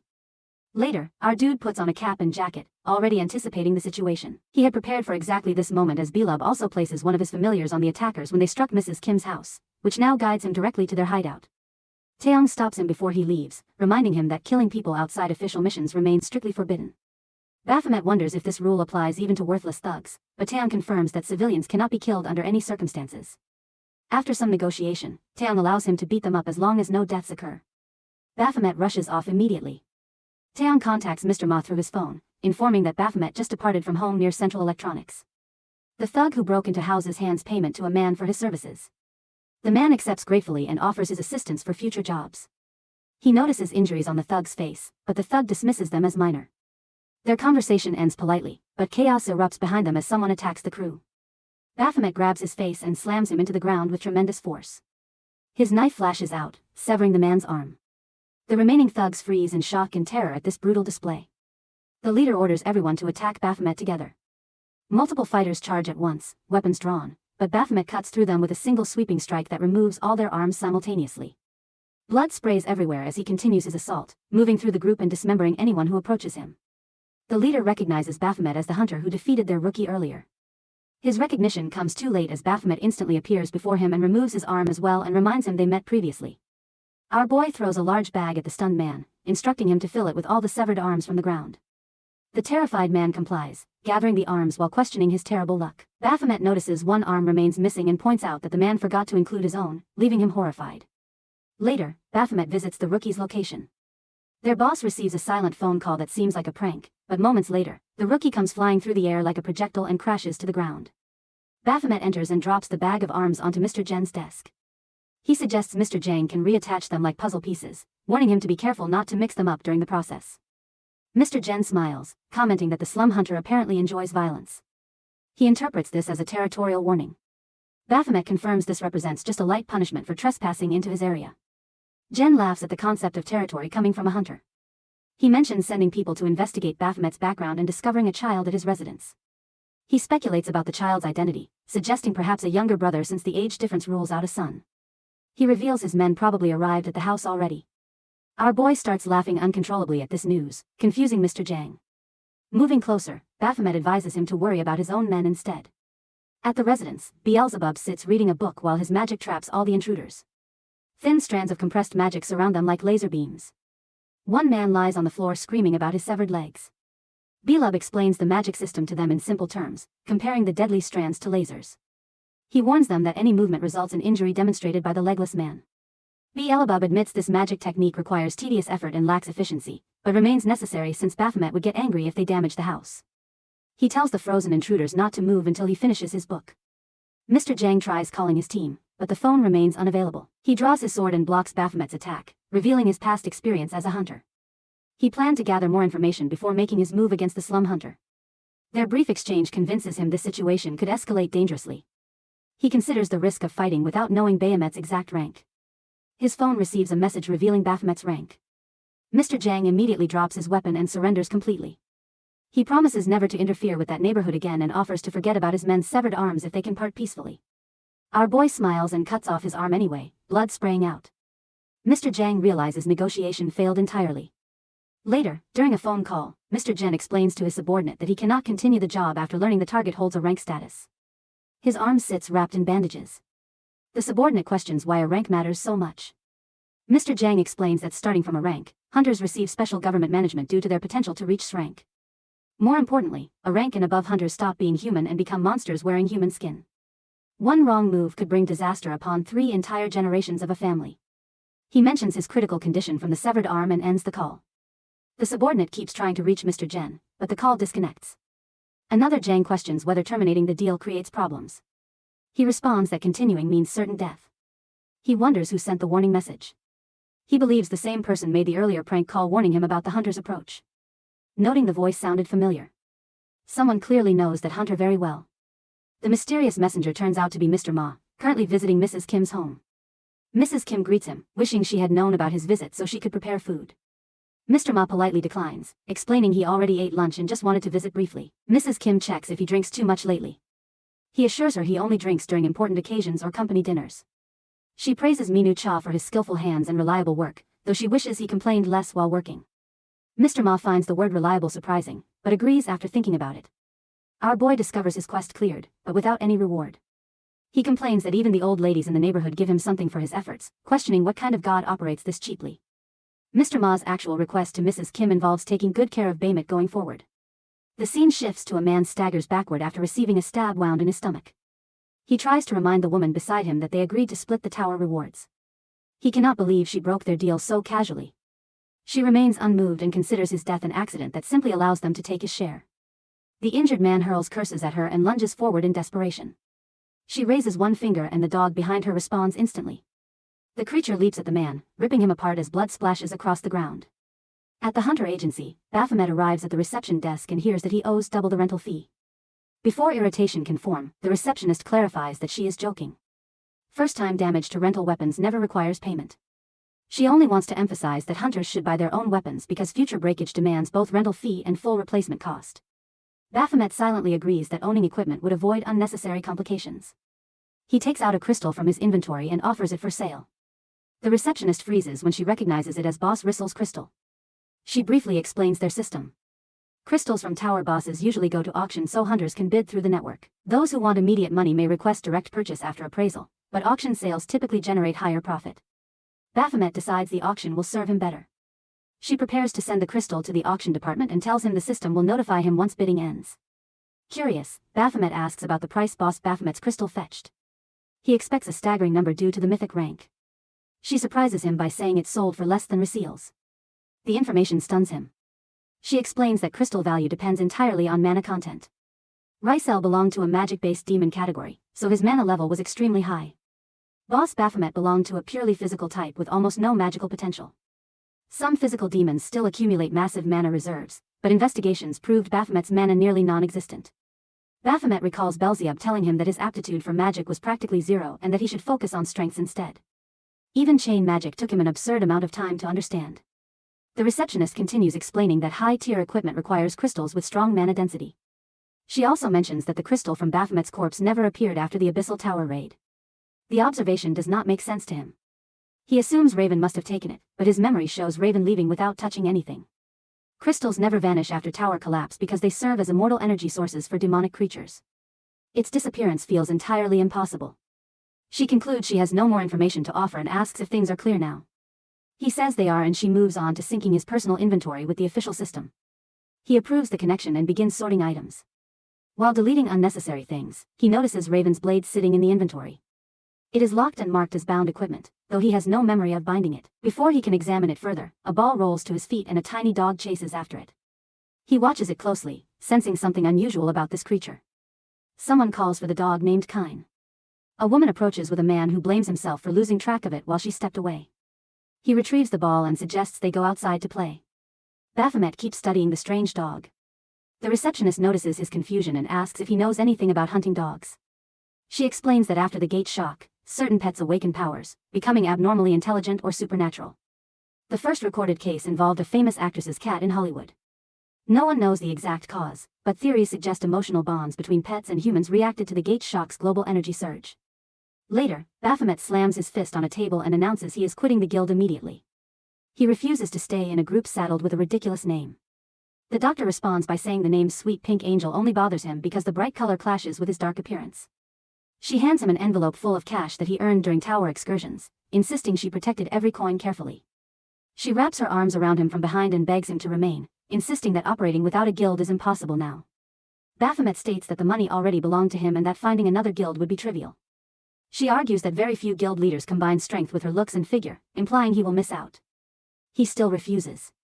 Taeyong arrives just in time to block his departure. Baphomet mocks him about constant surveillance. Taeyong calls it observation instead and presents a new mission. 3 hunters have been luring individuals into tower reward deals and killing them after the clear, stealing everything. 2 of them are B rank and 1 might be a rank. The doctor questions why rank remains uncertain. Taeyong explains that the group stopped reporting progression long ago. Their behavior patterns strongly suggest an A rank exists among them, making them significantly dangerous. Their methodical operation demands careful infiltration. He also adds there is another complication. Baphomet takes the file and immediately recognizes the group. The same woman, the same man, and the same dog he saw at the central agency earlier. Inside the Heaven Hotel, the woman storms into her brother's room and finds him surrounded by intoxicated women. She slaps him and questions whether he resumed drug use and wasted their money again. He dismisses her concerns casually. She reminds him their payment deadline is next week. He proposes entering another tower to solve everything. She brings up rumors of vigilante hunters killing criminal hunters. He finds the idea odd, though she reminds him they themselves murder hunters frequently. He admits that is true. She asks where their dog Hook is, then switches to calling it Canine. Seeing the dog near her, she strokes its head and mentions their next tower job. The dog barks. She warns they might need to kill again. It barks again. She quietly promises that their group of 5 will reunite soon. The dog seems pleased at the statement. Outside the Tower of Moonlight, the siblings stand with their dog. She questions her brother's preparation quality. He defensively repeats that the target is unfamiliar and his checking found no threats of retaliation. She asks about rank. He estimates the target sits barely below a rank. While the dog sniffs nearby plants, he reports that the target already entered the first floor alone. She finds it absurd that anyone would run a floor without support. She checks if he explained their usual half-split deal. He confirms he did. Moving deeper, she keeps wondering why the victim works alone. He interprets it as gullibility, making it easier for them to finish their job. After the target retrieves loot, she accuses him of pretending he will perform the actual killing. He laughs and looks at the dog for validation. The dog barks as if agreeing. She decides loot quantity will determine whether they kill the person. He complains that teamwork means dividing everything fairly and sparing the target if the haul is small. She touches the tower entrance. He keeps insisting they gain nothing unless someone dies. The entrance suddenly bursts open from the inside. A massive demon stands before them. She corrects her brother's complaint by stating he will get nothing, not everyone. Blood erupts across the entrance. Back at the agency, Taeyong reviews Baphomet's earlier interaction with this group. Yuan mentions that the dog possesses unusually powerful scent tracking. This makes Baphomet's involvement highly risky. Taeyong agrees that the dog likely remembers Baphomet's scent perfectly and that Baphomet's public exposure already complicates matters. Using someone else would be safer. The receptionist interrupts, saying disguises and physical alterations can solve the problem. At the tower site, Baphomet now appears fully disguised in armor. He approaches the pair confidently and introduces himself as a fellow raider named Bill. He claims they will clear the place together from this moment onward. The demon wearing the armor grins with total assurance. Our boy then engages a demon in combat, leaping high as it attacks and landing precisely on top of it. His sword splits the creature cleanly down the middle. He immediately moves to his next target, driving his blade straight through its eyes. One opponent after another falls as he cuts through them systematically, blood splattering with each strike. An octopus-like monster emerges before him. Baphomet's body glows as he charges forward, unleashing rapid strikes that slice through the creature's tentacles one by one. He targets the monster's face with precision before launching himself directly at its core. Activating his Gigle's skill, he ignites the entire creature in flames. The siblings witness this display from their position. The brother watches in amazement at the efficient slaughter. Baphomet turns toward them and delivers an ice cream church joke about Sundays. Both siblings stare blankly, her showing no reaction whatsoever. This makes Baphomet laugh loudly at his own humor. Earlier, the receptionist advised him to pretend he's a middle-aged man, advising the targets won't recognize him if he acts opposite from his usual self. The doctor wondered if Baphomet possesses acting skills. He admitted he has no talent for acting. She suggested he simply keep making dad jokes to convince them he's middle-aged. Back at the tower, the sister tells Baphomet to stop because his jokes don't make sense. The brother defends him and says he is only trying to make everyone feel relaxed and tells Baphomet to keep going. Inside, Baphomet wishes he could stop pretending. As they walk forward, the canine comes toward Baphomet. He realizes this is the first time he has ever met a hunting dog. The brother explains that these dogs live almost as long as humans, around 70 to 80 years, and they can even eat chocolate safely. He asks if he can pet it and then reaches out his hand. The dog suddenly moves back and avoids his touch. The sister notices the dog's strange reaction right away. Earlier, the doctor had given Baphomet a special perfume made for him. The scent cannot be smelled by humans, but animals with a strong sense of smell find it horrible. She said this perfume would stop the dogs from recognizing him. The dog's reaction shows that the perfume works. The sister looks worried and calls the dog's name many times. The group keeps walking through the dark area together. Suddenly, our dude takes out his weapon and attacks. The brother turns to his sister and asks what she thinks about Baphomet's power. He wants to know if Baphomet could beat Kanine in a fight. The sister looks surprised and reminds him that they agreed not to fight today. The brother says that Baphomet seems stronger than they thought. When she asks him to explain what he means, he smiles and reveals that he has a good idea.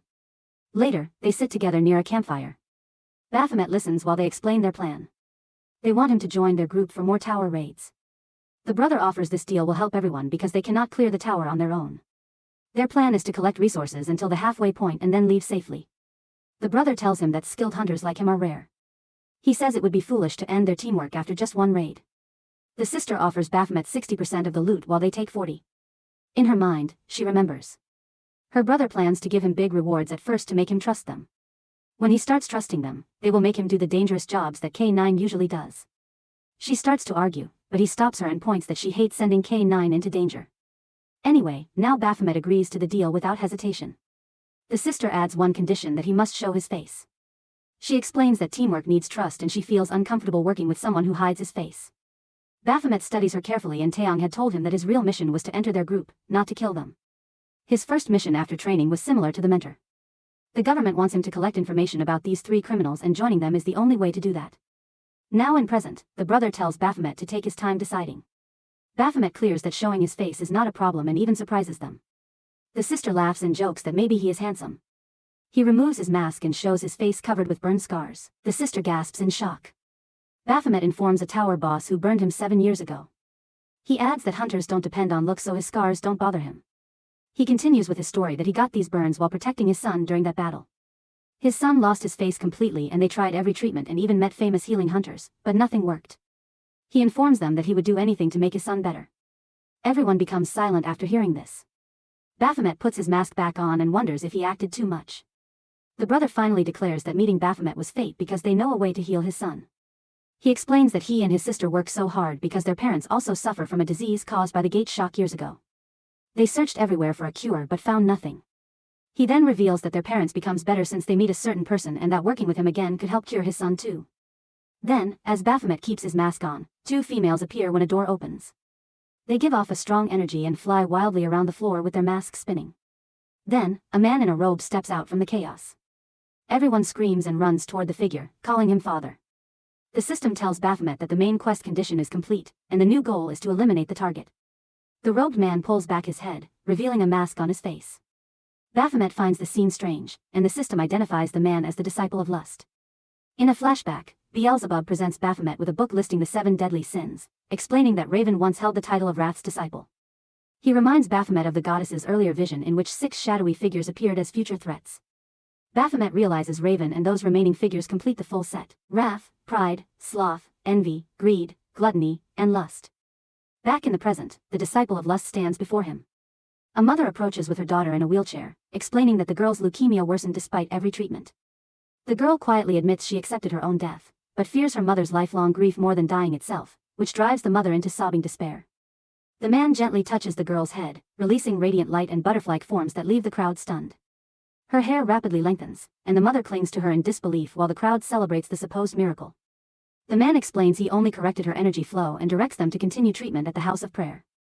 The disciple's brother quietly tells Baphomet that if anyone can cure Baphomet's son, this man can. Baphomet agrees to meet him. Birds chirp outside as they enter the meeting room where the healer introduces himself as Cheongyu, leader of the Pilio order. Baphomet using the name Bill thanks him while pretending that bandaged Beelzebub is his ill son. A flashback interrupts. Beelzebub asks why Baphomet insists on infiltrating such a dangerous place. He finds it contradictory that Cheongyu appears weaker while belonging to the group capable of killing Baphomet. Baphomet admits this contradiction is exactly why Cheongyu worries about him. Beelzebub accuses him of planning to shove him into a trap and reminds him he is human now, fragile, breakable, and killable. He explains Baphomet only revived after Raven killed him because the system still counted him as a demon beast at the time. With the tower gone and that loophole closed, death is now final for both of them. Baphomet dismisses his concerns, forcing Beelzebub to reluctantly cooperate.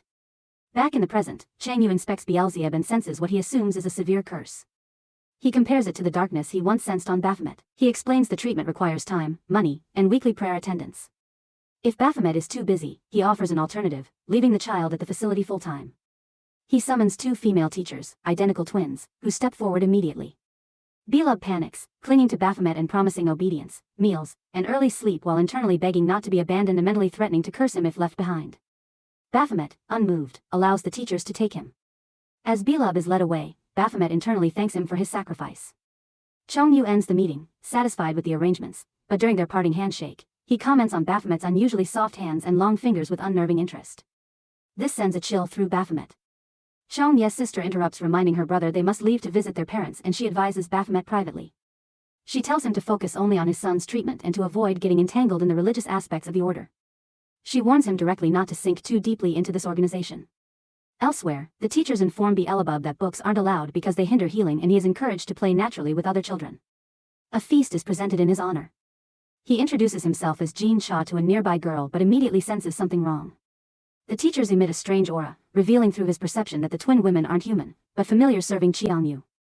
He activates his demon eye to gather information and instantly detects that all the children around him are dying. The realization strikes him with horror. Meanwhile, Cheongyu receives a group of grateful parents who bow deeply, praising him for healing their child. When they ask how to repay him, he tells them to display their passion and affection for each other. Confused but obedient, they embrace. Cheongyu bursts into trembling laughter as his mask slips away, revealing his true monstrous face beneath the holy facade. Snake-like shapes coil around him as he revels in their submission and the pleasure he draws from their display, exposing the real nature of the disciple of lust. At the Central Agency for Hunter Affairs, Minister Sang Jean Bark reviews the case of the new recruit, Baphomet. He evaluates Mr. Ma's report and notes that Baphomet shows unusual talent and rises through hunter ranks at exceptional speed. Mr. Ma describes him as hardworking but secretly hopes he does nothing unpredictable. The minister warns him that overly restricting unstable hunters can backfire. He advises maintaining control while giving enough freedom and trusts Mr. Ma to balance both. During the drive afterward, Mr. Ma asks Taeyong for new information. Taeyong reports that Baphomet already infiltrated the enemy base and is progressing with alarming speed. He also reveals he monitors the mission more closely than Mr. Ma expected. When asked who will oversee the next phase, Mr. Ma states he will handle it personally. Elsewhere, Beelzebub contacts Baphomet through an insect and reports the next target. He explains that Chong-Yu is an illusionist who has cast a massive spell over the entire residence, masking every trace of the truth. Chong-Yu appears weak only because he devotes most of his power to sustaining this illusion. He lures desperate families with promises of healing and kills every one of them while they remain unaware. As Beelzebub continues observing, he senses a child's death inside the illusion and rushes away to investigate, promising to contact Baphomet again once he understands the situation. At that moment, Hunter Haiti arrives to join Baphomet. She explains her delay came from urgent work and is ready to continue. As they walk, Baphomet asks about her brother and their dog. She mentions they went to visit their parents and adds that the patients made an exception for the dog because most dislike animals. While climbing the stairs, she checks if it is fine for only the two of them to go. Baphomet tells her it is easier to manage this way since they plan to go only halfway before descending. Inside the illusion, Beelub witnesses one of the twins announcing that a girl named Daekyong has fully recovered. The humans clap enthusiastically and Beelub joins only to blend in. His vision breaks through the illusion. The girl is dead and her limp corpse is being moved like a puppet. He realizes the humans participating in this are as cruel as beasts. The parents arrive joyful at their daughter's supposed recovery. The twins greet them politely and mention preparing a farewell party. The mother gratefully offers help. The twins ask her to assist with heavy lifting. The illusion instantly twists into horror. Beelzebub watches them release a dark aura and decapitate both parents in one motion. The heads fly as he stands frozen in shock, recognizing the twins as monstrosities worse than any demonic beast he has ever met. One sister lifts a headless body and asks the other if she wants to eat it. Her form distorts, her neck stretching unnaturally as she slithers closer to him. She licks his face, taunting him for not smiling. Fully aware he can see reality. The grotesque closeness unsettles him deeply. Meanwhile, Hati battles fiercely inside the tower. She cuts through a beast, dodges its counterattack, and lands heavily on the floor. When she looks up, Baphomet is already ahead, calmly, pursuing another creature. He tells her they will clear 2 more floors before descending. As they climb, he brings up her warning about the Paleo order. She explains it is far from a normal religion. She supports them only for her parents' sake. The order claims the more money one gives, the more effort they put into healing. She insists Chong-Yu truly has power and his abilities give her hope that her family will be whole again. She considers herself fortunate to work near someone like him. Baphomet asks what Chang-Yu expects from people who cannot pay. Haiti explains that such followers must entertain him with offerings that satisfy his standards. Baphomet recognizes these demands as extreme and Hati agrees. She adds that ordinary people cannot earn the required sums legitimately, so many end up offering their bodies instead. Baphomet reacts visibly disturbed. She notices and questions his disgust, reminding him he once declared he would do anything to heal his son. She challenges him not to judge unless he plans to abandon his child. She pushes open the next chamber door as she finishes. They enter together. Baphomet responds sharply, pointing out that she is disgusted with herself, not him. Her confusion grows and she asks what he means. Before she finishes processing, Baphomet launches an attack. She barely dodges and his strike splits the floor. Shocked, she demands an explanation. He stands tall and states that her brother remains unaware, but she knows exactly what atrocities she supports. Her conscious participation repulses him, and he questions how she can continue without guilt or self-respect. She stares in disbelief. Baphomet advances and warns her to defend herself or die. He drives her into the ground and clamps his hand around her neck. Sweat pours down her face as she struggles for breath. He removes his mask, revealing his true identity. She freezes in shock. He comments coldly on her surprise and tells her to cooperate. His mission is to destroy their so-called father. At Chong Ye's residence, the parents greet Huxiel warmly, thinking the dog missed them. They call him closer. Hook stands still with tears running down his face. The brother notices and assumes he is overwhelmed with emotion. Hook shatters the illusion, revealing the truth. Their parents are already dead. He sees their real bodies slumped lifelessly in wheelchairs. The brother demands clarity, unable to believe it. Hook cries and points at Chong-Yu, blaming him for the deception.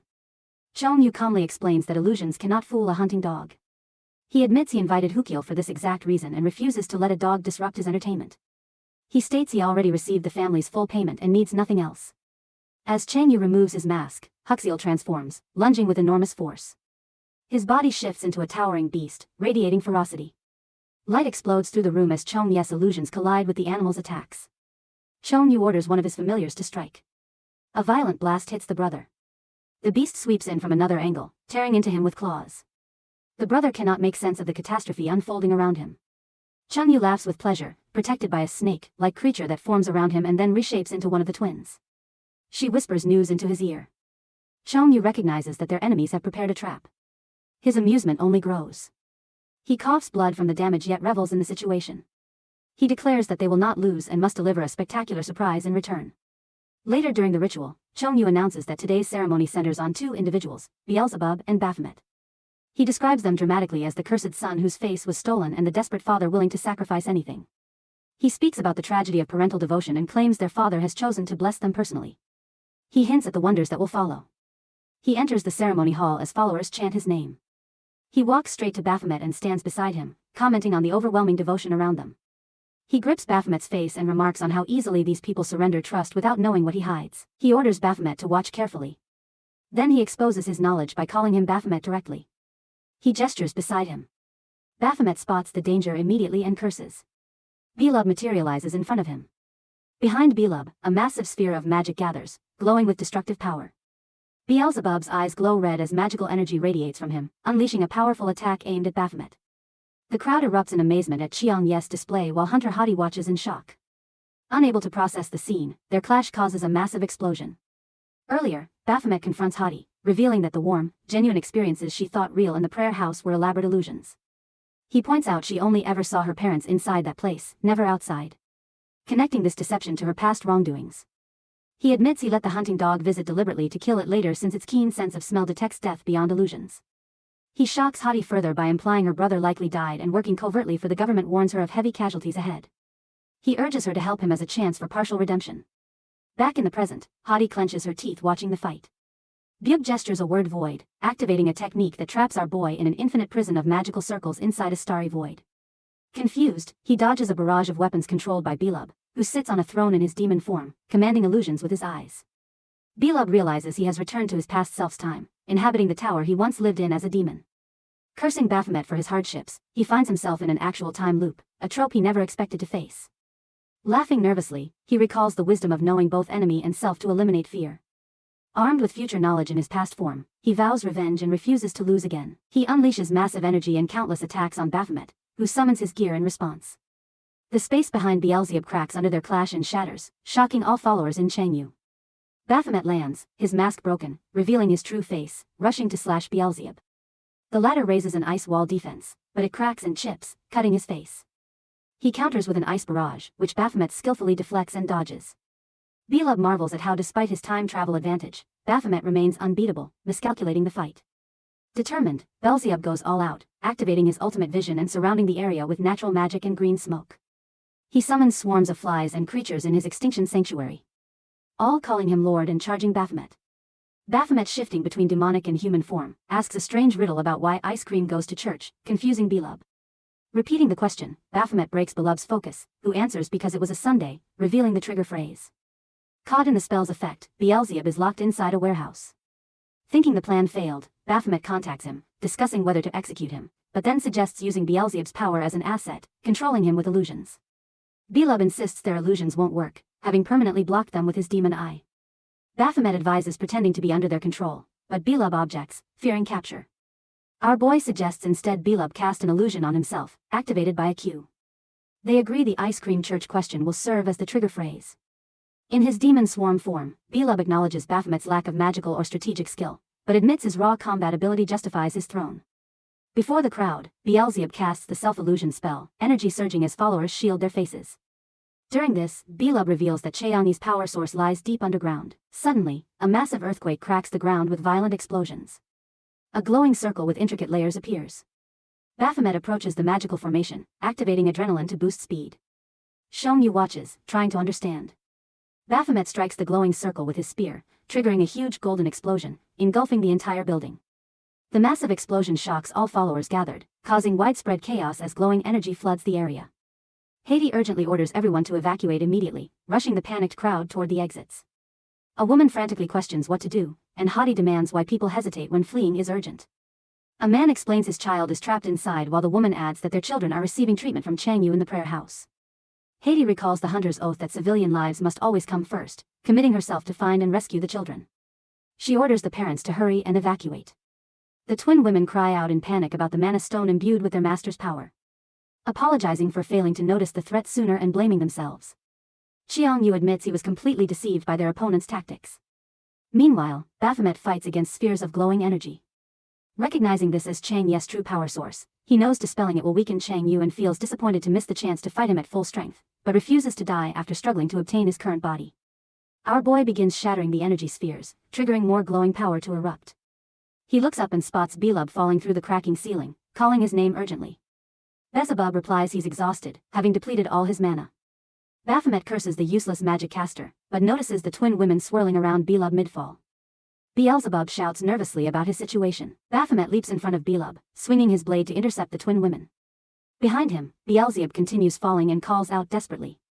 Baphomet turns toward him, but before reacting, Beelzebub slams hard into the ground. The twin women aggressively pursue Baphomet.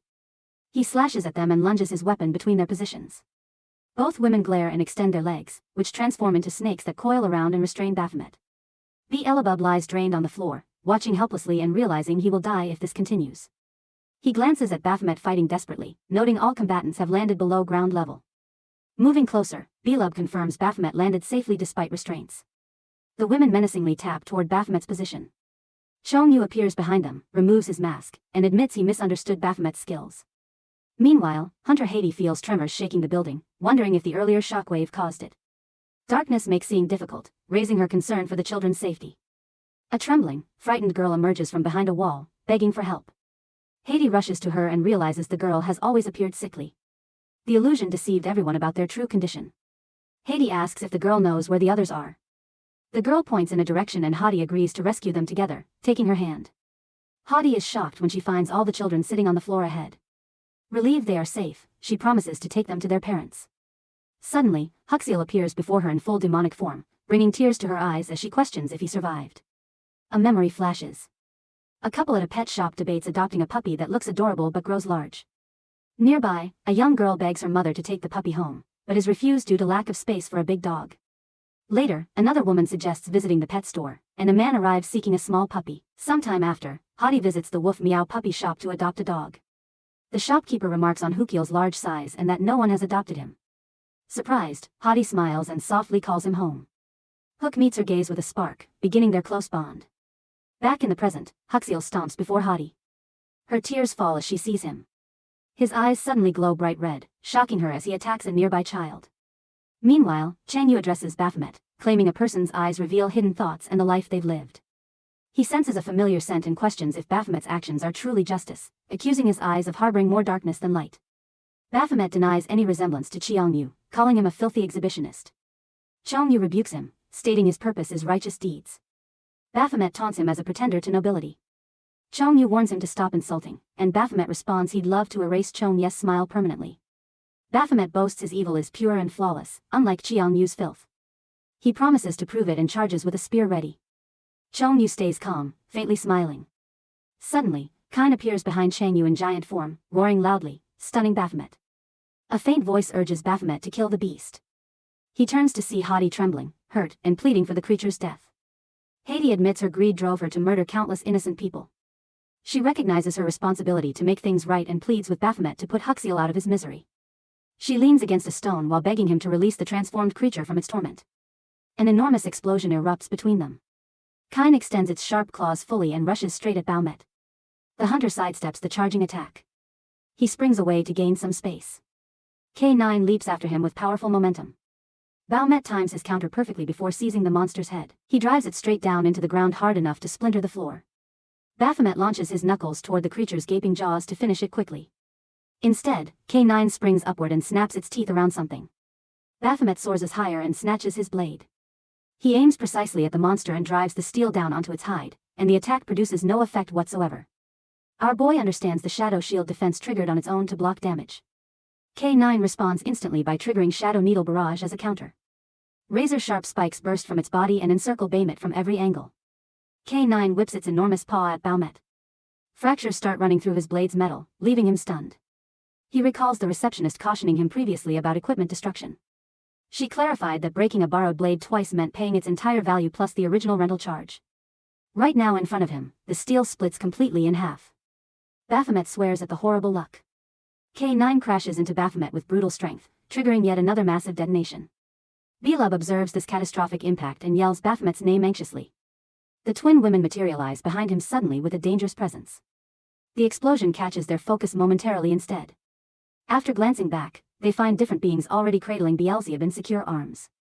These two creatures shake while verifying their master's safety.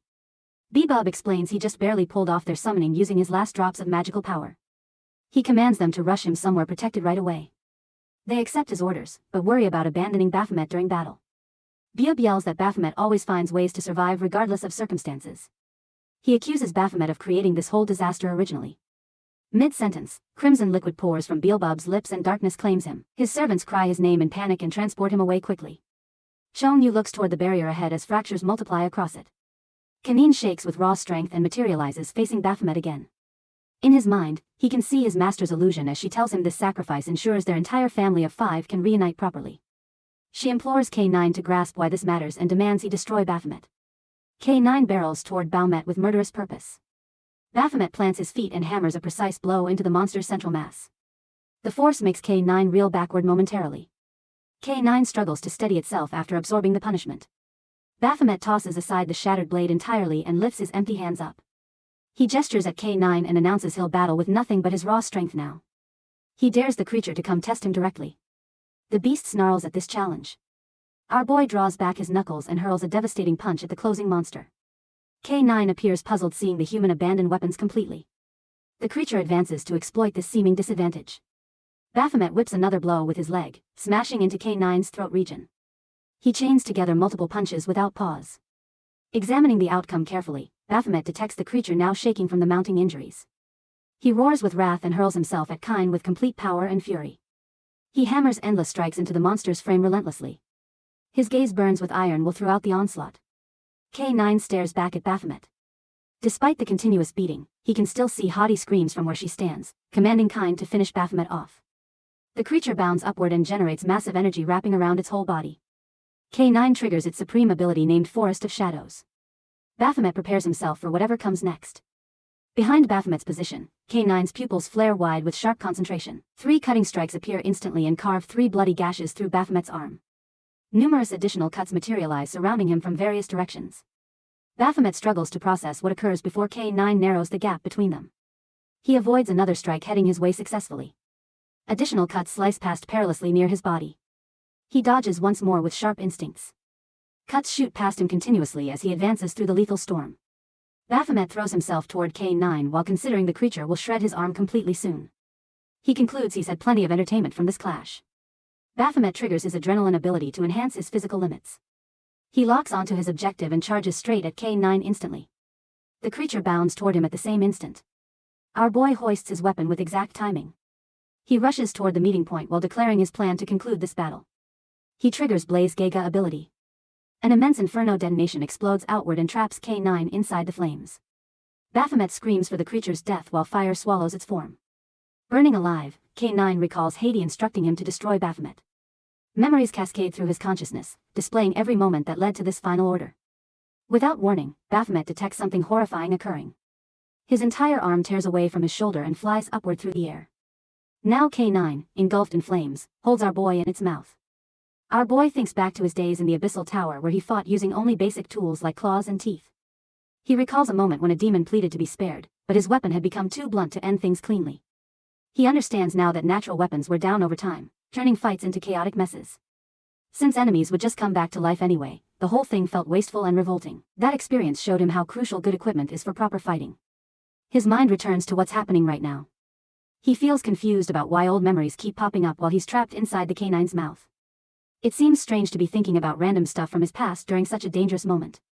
Earlier, he used Raven's skill and landed a solid hit, but the damage wasn't nearly enough. The attack failed to take down his opponent like he expected. Fear creeps in when he understands how much he'd been counting on Raven's ability to fix everything. K9 shakes him hard, making things worse.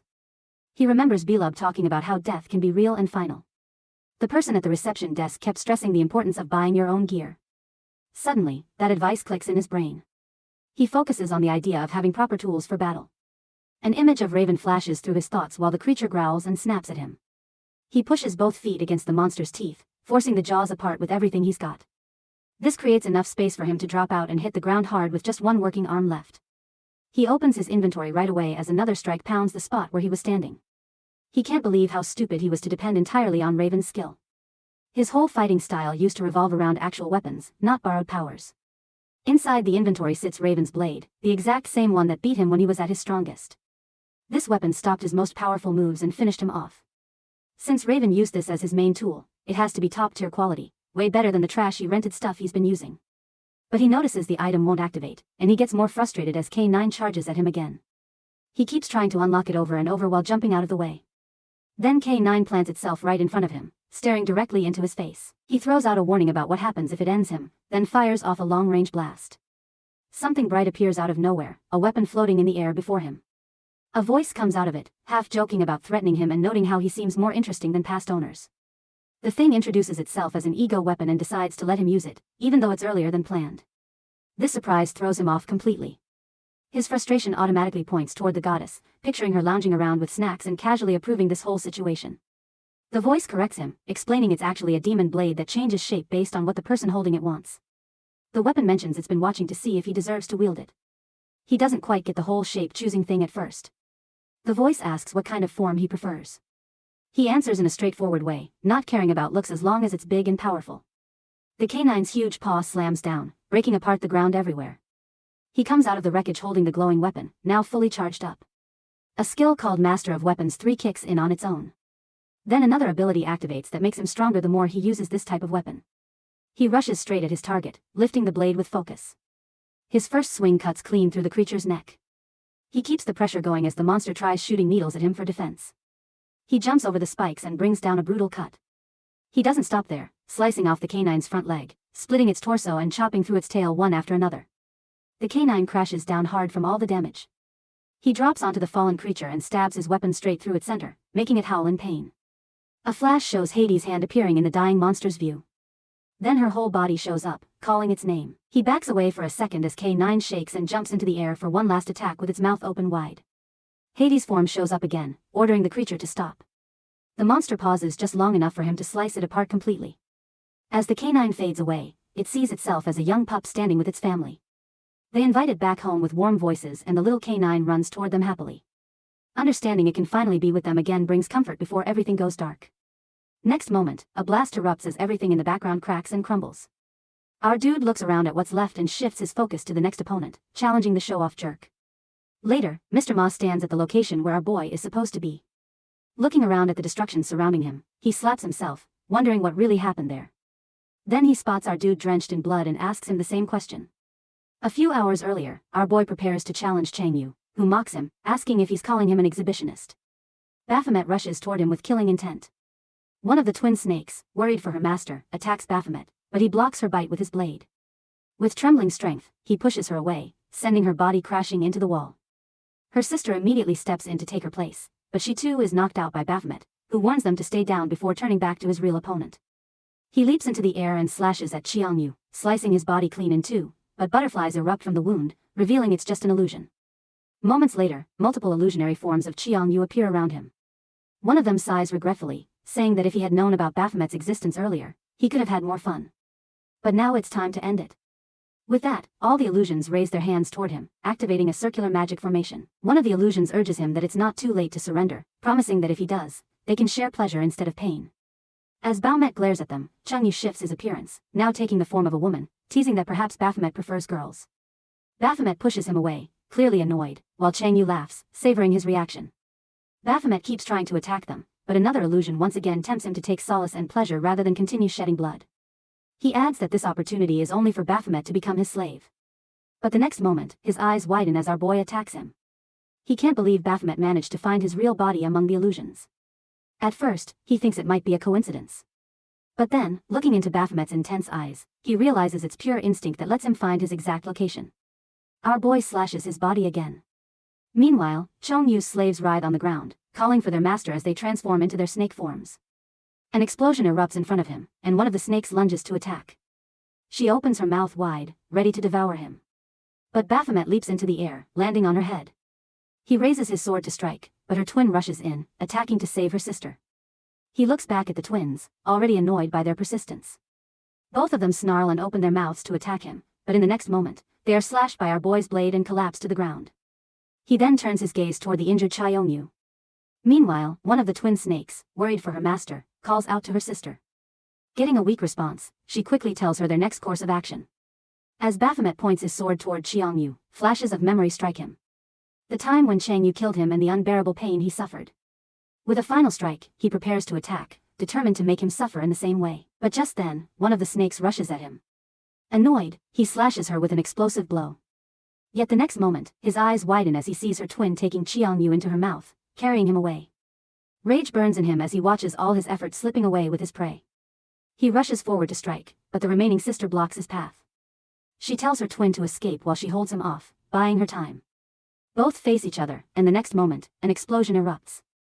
When he gets up, one of the twins stands behind him, mocking that he must have prepared hard for this battle. She warns him that someone like him can't possibly interrupt her master's plan. But instead of responding, our boy starts laughing. Confused, she wonders aloud if he's gone crazy. The next moment, he lunges at her and kills her instantly. Blood splatters all over him. Now in the present, he is being investigated by Mr. Ma, who doesn't believe his story that he was caught during infiltration and had to fight. He doesn't care whether Mr. Ma believes him or not, but Mr. Ma points out the destruction he has caused. He reminds him that Taeyang already instructed him to retreat and report if he sensed danger. Baphomet calmly replies that things got out of hand before he could detect anything. Mr. Ma, however, refuses to believe that someone with his skills couldn't sense danger. He remembers his superior's words about keeping Baphomet suppressed, but now wonders whether he has given him too much leniency. He thinks that if Baphomet keeps disobeying orders, he won't be able to use him as leverage anymore because a hunting dog that doesn't listen to its master must be eliminated. On the other hand, he can't ignore Baphomet's growing strength. He decides to eliminate the threat before he loses control over him completely. But in the next moment, the goddess appears behind him. She looks down and pats his cheek with a smile. Outside the door, Yun and her assistant urge Taeyang to open it. He informs them that he can't allow unauthorized people in as Baphomet is under investigation, but the doctor protests, insisting that Baphomet is her patient and he needs care, which makes her an authorized person. She adds that besides, Baphomet is also a member of her guild and that she has authority as the guild master. Taeyang reminds her that it was Mr. Ma who placed him in her guild, which immediately shuts her up. Having no other choice, she stops threatening him and instead decides to use the media, saying she'll make him the news headline and give him a show right now. This tactic finally grants her access to the investigation room. Inside, she finds a truly terrified Mr. Ma, who claims to have seen a ghost. Apparently, the ghost he claims to have seen is a system spirit, which the doctor points out is often mentioned in Hunter urban legends. Mr. Ma reveals that he saw her with his own eyes, something filled with an inhuman presence. The doctor teasingly asks if the spirit was pretty.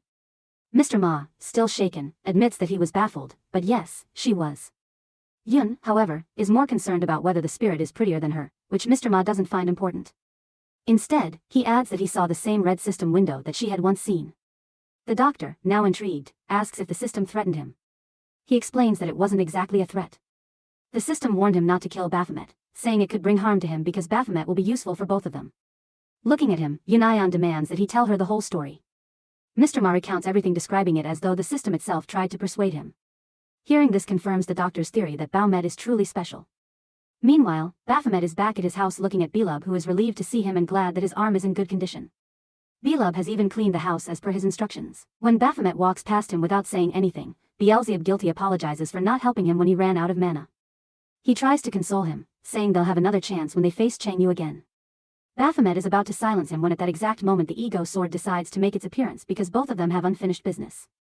The sword reveals that it wanted to test his strength since it had already lent him its power once before. It is excited to see the limit of his power but gets startled when our boy grips its hilt, spins it, and throws it to the ground. Then he checks its quality with a magnifier, completely ignoring its offended protests. Next, he dips it into cold water, prompting the sword to shriek in outrage. He continues putting it through a series of tests until it finally gives up, crying out that it's enough. When it surrenders, he darkly orders it to call him sir. The sword trembles as it complies. Belub, watching the whole ordeal, taunts the sword, saying it picked the wrong person to challenge. Then he tilts his head and wonders aloud how a sword can even feel pain. The sword answers weakly that it can feel pain only when it's inflicted by its master. Baphomet then asks whether user can influence it. The sword admits that it can, that a user's stats, disposition, and even strength can affect it in return. Byub comments that its previous master was Raven.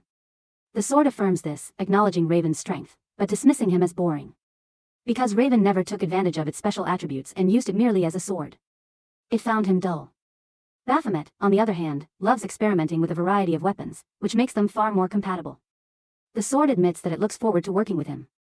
But Baphomet, ever curious, asks which of them, he or Raven, has stats more compatible with it. The sword is clearly expected this question. It answers curtly that the more powerful the user's stats, the more satisfied it becomes, and that Baphomet should already know this as someone who was once defeated by Raven. Then it brings up his fight against Chang Yu, which makes Beelzebub immediately warn it to stop.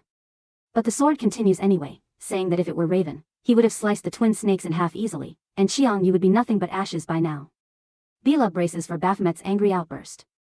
But instead, Baphomet calmly admits that he is quite weak at the moment. He adds that once he becomes stronger, killing Chang Yu will be no problem. Byub sighs and calls him a battle maniac for being able to admit his own weakness so casually.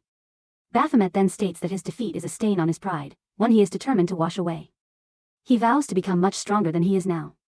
At that very moment, the goddess observes that Baphomet's stats have reached an abnormal level due to the sudden surge of his ambition. In a dimly lit building, several blindfolded men lie on stretchers while their blood is being drawn. Staff members patrol around them with silent efficiency. In another room of the same building, a girl is soaking herself in a bath filled with blood. Suddenly, she senses someone's presence and immediately kills the intruder, only to realize that it's Chong Yu. He appears right beside her, calling her peacemaker and praising her sharp senses. She narrows her eyes and demands to know his purpose for being there. Xiang Yu smiles and answers that he has come with a special request. The next moment she rises from the bath and grabs him by the neck, sensing that his power is greatly weakened. She demands to know who injured him or where his strength has gone. Chong Yu, or Loki as she calls him, replies simply that he's handsome. Hearing that, she snorts and stands up straight.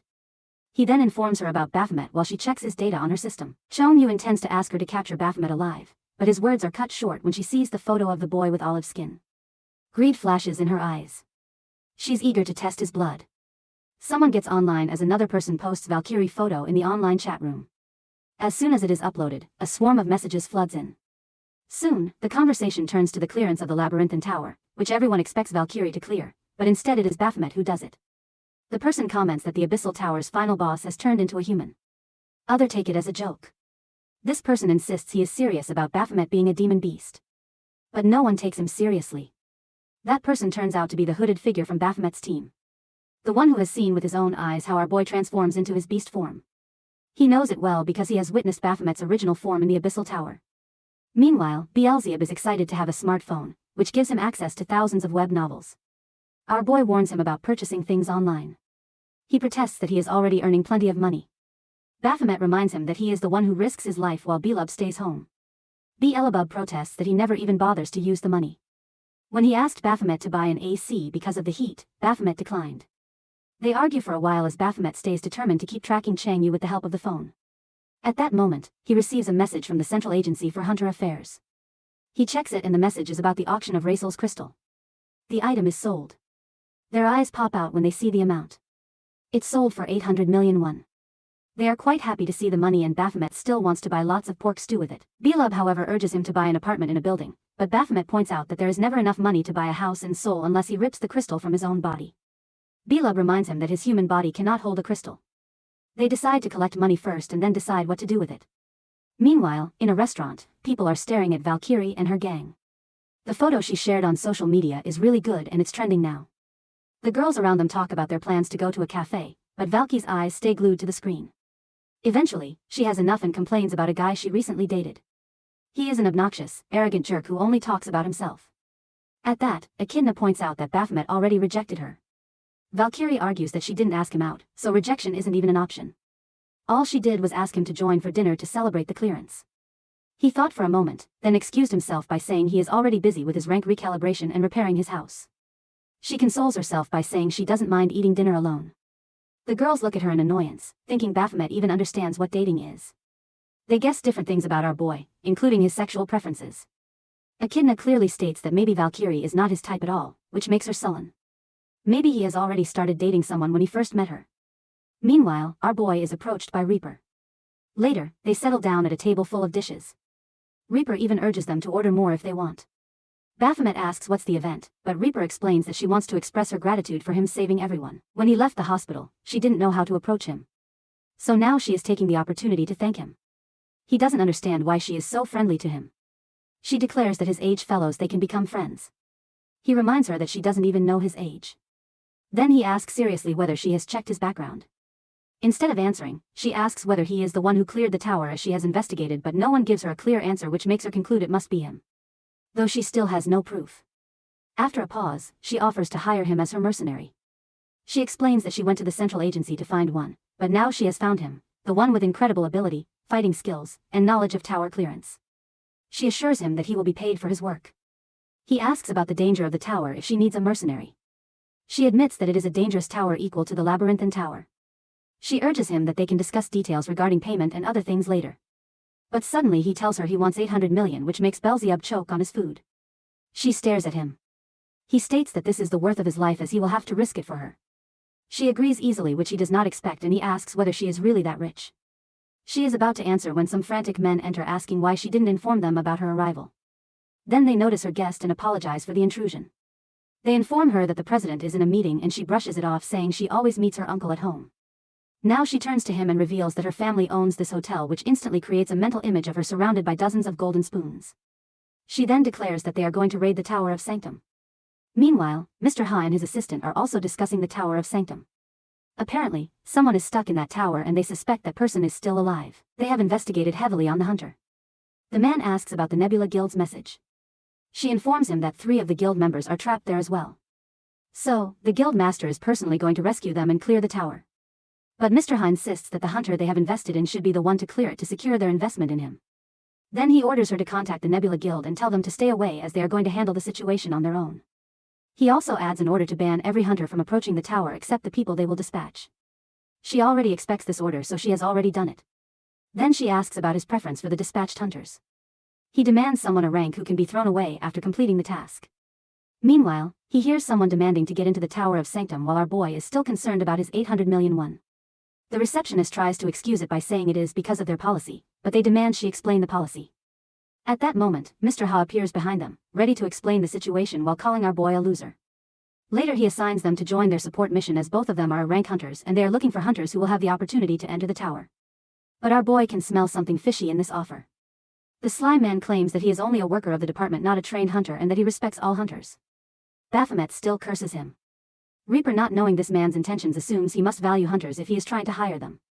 She asks about the hunter they are supposed to support. He answers that one of them is the S-rank hunter goes by the code named Shu, who is the right-hand man of the Nebula Guild. Another hunter, a rank Nelia, is a summoner, and the last one is the brother of Raven. This catches Baphomet's attention as the man reveals Griffensworth as a hunter. The scene opens with a dream recalling a gate break where monsters wreak havoc. A boy calls for his big brother, who checks if he's hurt and tells him to stay while he searches for their parents. The younger boy pleads for him to stay, but the older brother runs off. The dream ends as Griffin wakes, wondering if he overslept, and is reassured he's on time.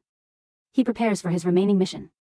Meanwhile, Baphomet tests his arms while Yunnan checks his condition. She credits herself for treating him free of cost, though he notes the government covers his medical expenses. She urges him to stay in her guild, but he replies that entering the towers leaves him no choice. Their conversation shifts to the newly appeared Tower of Sanctum. She hopes he won't fight, though he joins the mission. Yunnan mentions they have no information on the tower and asks about Ma, who Baphomet hasn't seen, assuming he's cleaning up his own mess. She senses something unusual, but doesn't comment and wishes him luck. She then takes his hand to work her magic, revealing small spirits aiding his arm's healing. She explains she's a spiritualist, a supportive buffer rather than a combatant. Elsewhere in a church, a pastor gives a speech about faith, emphasizing gratitude for life over personal gain. A peacemaker girl in the audience asks about his source.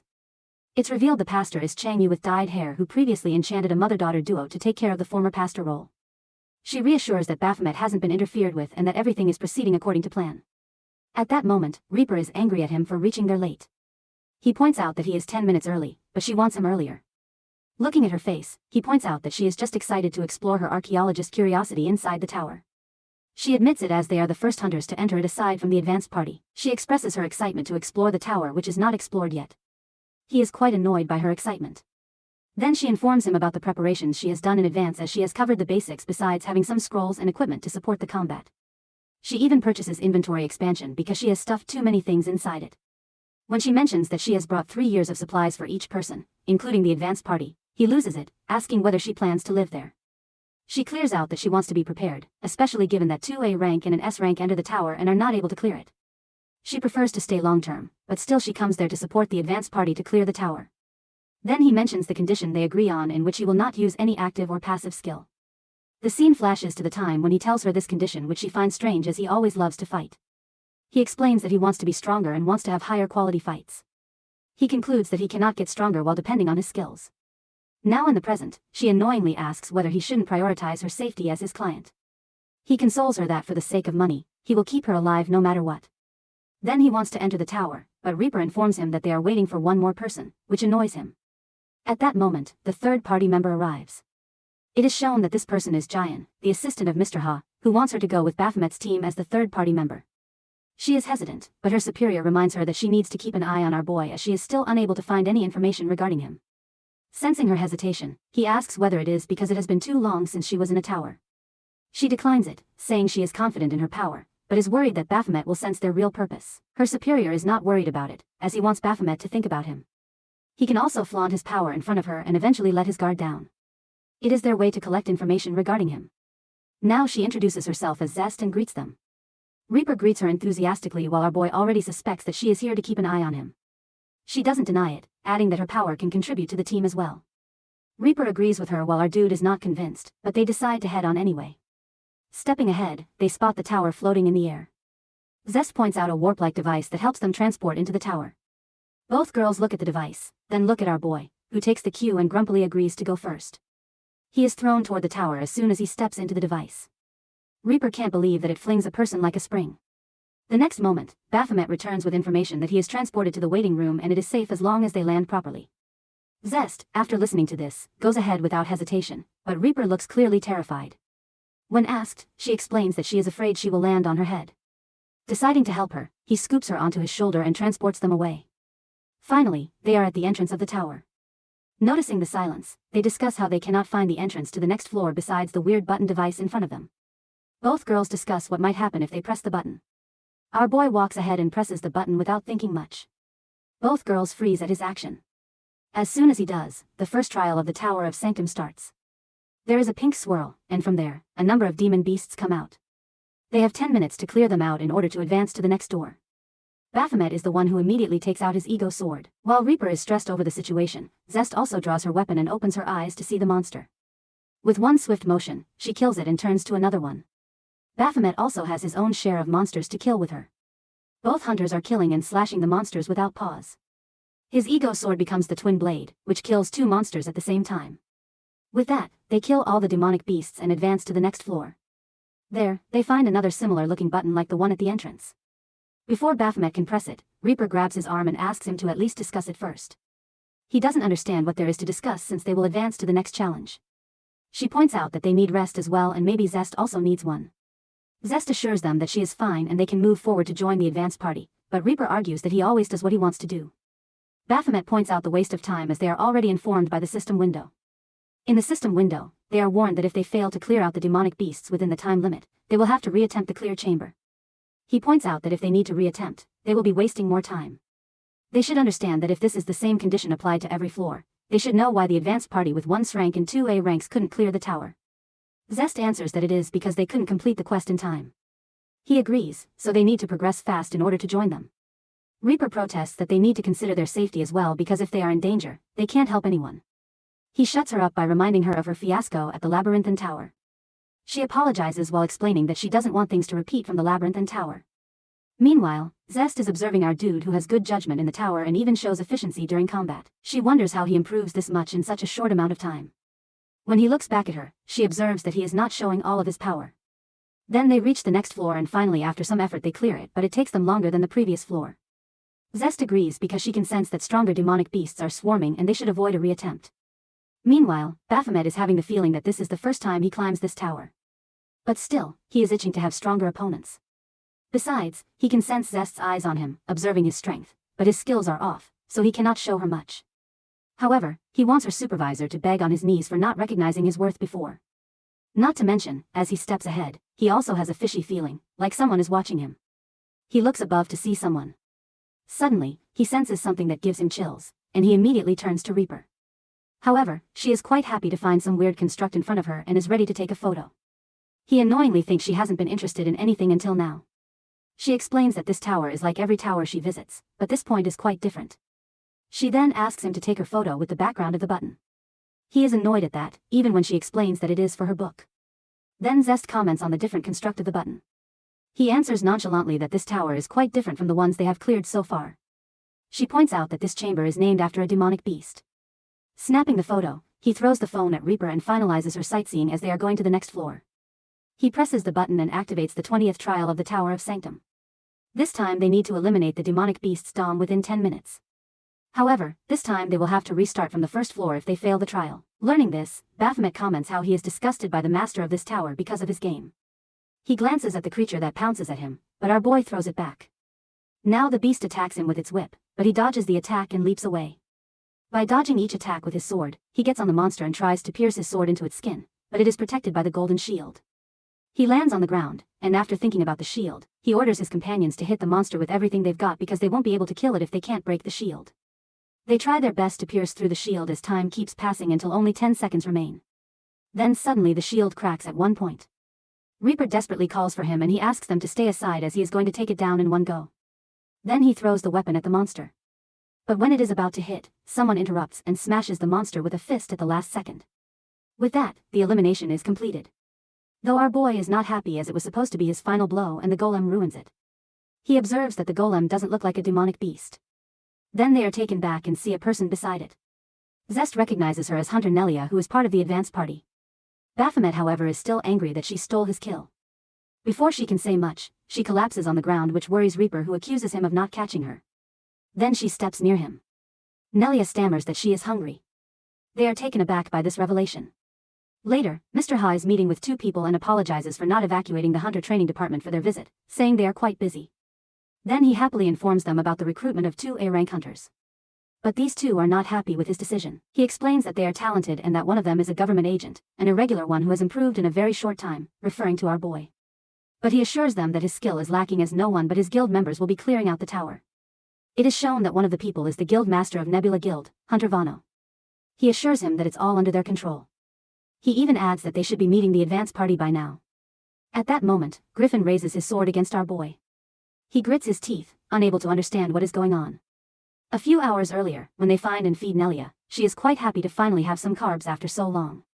When asked, she explains that they came here a month ago, and it has been 2 weeks without food. They are shocked to hear this. Nelia knows that ordinary people can't withstand such starvation, but her body is the body of a hunter, so she can endure. Reaper doesn't understand why they didn't leave the tower to restock, but she points out that she wanted to do it, yet it would hurt the pride of the guys on her team, so she went back on her own to find some supplies when she ran into them. Zest raises a question, saying she should be able to teleport with a device. She is about to answer, but Baphomet cuts in, saying that teleport devices can't work in this tower. She agrees, adding that some towers deactivate teleportation devices. Zest agrees as well, mentioning that the government is trying to come up with better teleportation devices. Then it is shown that Nelia comes from the 49th floor, which they assume means they have cleared half of the tower. Nelia reminds them that they don't know if they've cleared half. Maybe there is more. They are shocked to hear this. Nelia informs them that they've heard this tower has more than 100 floors and they are stuck at the 49th. Then our boy whines as Nelia bombards him with questions from his name to his height to his weapon type, which is annoying him quite a lot. Finally, she lets the matter go and thanks the party, saying they now have a good chance to clear this tower. She is brimming with confidence as she asks them to gather around. When asked, she explains that she has a unique auditor skill which alone is enough for her to reach a tier. Then she asks them to hold each other's hands and they comply, forming a circle. She tells them to imagine the place they want to be. Before Baphomet can protest, the dimension magic activates. They feel the gate invert and there is a flash of light. Meanwhile, Griffin is in front of the gate thinking about Mr. Ha, who states that Griffin's stats are not improving at all, which will make it difficult for him to pass the S-rank test.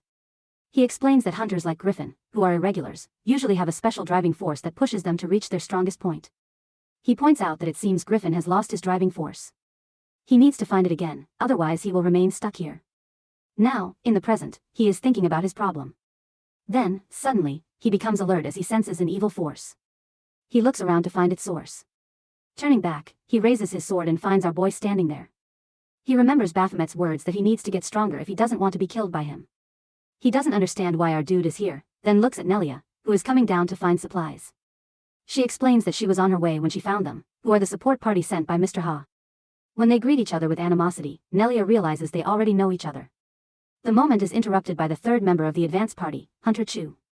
However, this man turns out to be quite lively, laughing as he listens to the entire ordeal. He is very happy to get food since he is almost running out of stamina as well, and he thanks them for their support. Reaper whispers that she heard Chu as Van Gogh's elder brother and she feels the age gap is quite big.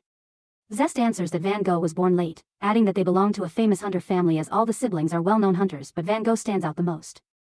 Now that they have support, they decide to start their raid once again. Nelia suggests sending Baphomet into one of the doors. Baphomet asks whether he is going alone, but she explains that he will go with Griffin because Griffin will be entering the opposite door over there. So, in order to clear this floor, they need to clear both demonic beast rooms at the same time. He doesn't mind going in, but wants to know why she is specifically sending him inside. She shows confidence that he won't have any problem fighting the demonic beast and tells him to go ahead. She will explain the rest when he returns. Then he goes ahead and immediately starts fighting the monster. But when he comes out, he is grumbling about how weak the monster was. He is shocked to see Griffin already there. Nelia explains that Griffin comes out a minute earlier than him, which makes Baphomet want a rematch. She assures him he will get one, but they don't understand why they still aren't moving to the next floor even though they killed the demonic beasts. At that, Nelia guesses that both chambers are interconnected with identical beasts. She explains that the timing affects the clearance of the floor. Chu adds that they probably need to take down the demonic beasts to the millisecond for successful clearance. Now, Baphomet understands that she wasn't flirting when she asked those questions earlier. She agrees, saying he needs to be similar to Griffin in order to increase their chances of success. With that, she declares that both Griffin and Baphomet are going to have a cooperative mission. Reaper is surprised to see Baphomet finishing all of his food rations, though she expected it since she'd already seen him eat at the hotel, which is why she brought extra. What shocks her even more is how much Griffin has eaten. She reasons it's due to his growing power and having been starved for 2 weeks and now wonders if she should bring even more food. Zest offers to help Reaper clean up. And while doing so, she asks whether both hunters can clear the floor trial. Reaper explains the trial requires them to succeed simultaneously, likely why they're stuck. Zest notes they're relying on Baphomet, which makes Reaper suspect she's here to keep an eye on him. Zest doesn't deny it. Reaper explains Zest isn't good at lying and has researched Mr. Ha. Understanding the animosity between him and Baphomet, which is why she was assigned to watch him. Reaper admits it's tiresome for someone gentle like Zest to work under Mr. Ha. But Zest counters that their goals align, and anyone opposing him becomes her enemy, too. When they finish collecting trash, Zest wonders where to dispose of it. Reaper reveals a void cube, a mythical item that erases anything thrown inside. Zest is surprised that Reaper owns such an item, and Reaper smugly explains she uses it to erase secrets. Zest asks to borrow it and Reaper agrees. Meanwhile, Baphomet is discussing a way to defeat the monster at the same time as Griffin.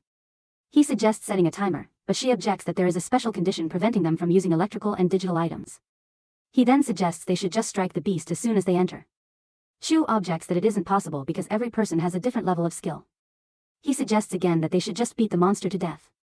Griffin interjects that he should just do what is necessary as the advance party knows more about this tower. Baphomet grumpily asks whether he should just shut up and follow orders. Griffin asked him to do exactly that. For a moment, both of them are ready to fight each other, but their companions ask them to calm down. Then Chu takes off his gloves and comments on their temper, adding that they all need to cooperate as allies. He challenges them to fight him to let out their anger. Griffin doesn't agree, saying they should focus on reattempting instead of wasting time fighting him.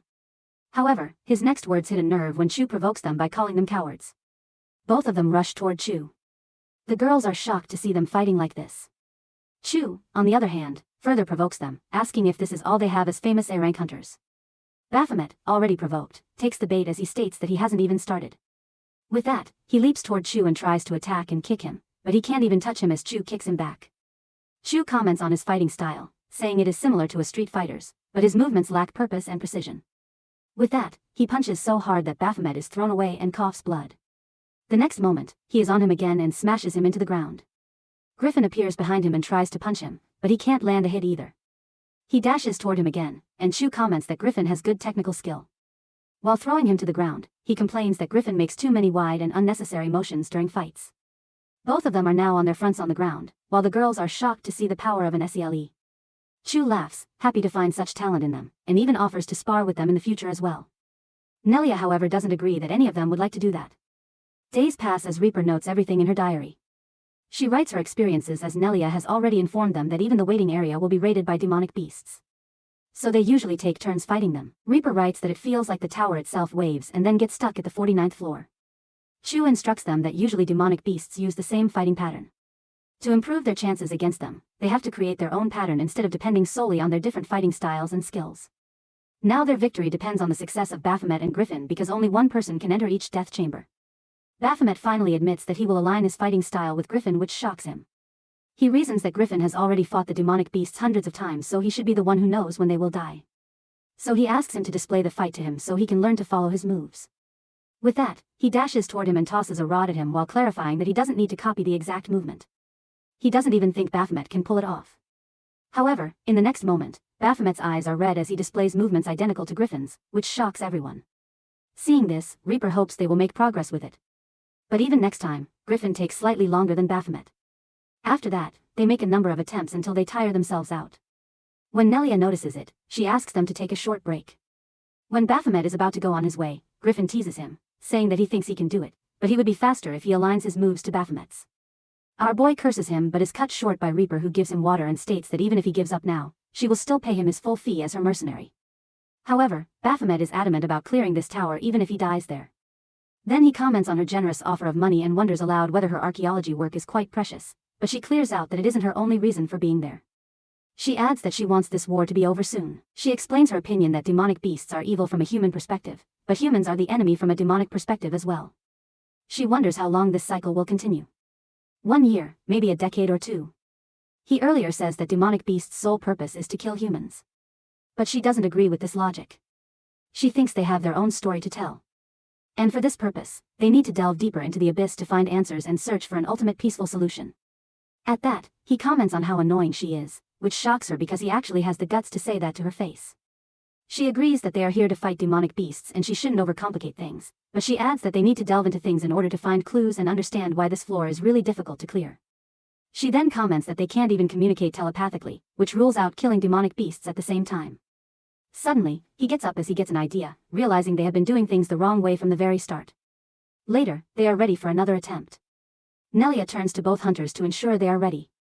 Looking at Baphomet, she assumes he is exhausted, but consoles him, saying their gap is decreasing, so he needs to hang in there. When they leave, Nelia suggests going back if it doesn't work again this time. Chu, however, is sure it will work.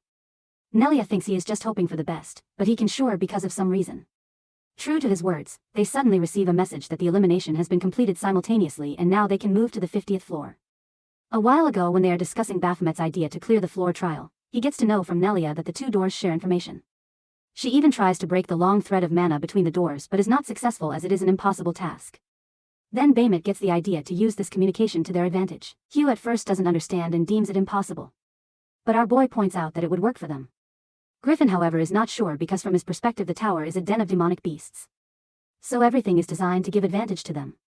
Even the rules are made to disadvantage hunters, but successful hunters break those rules.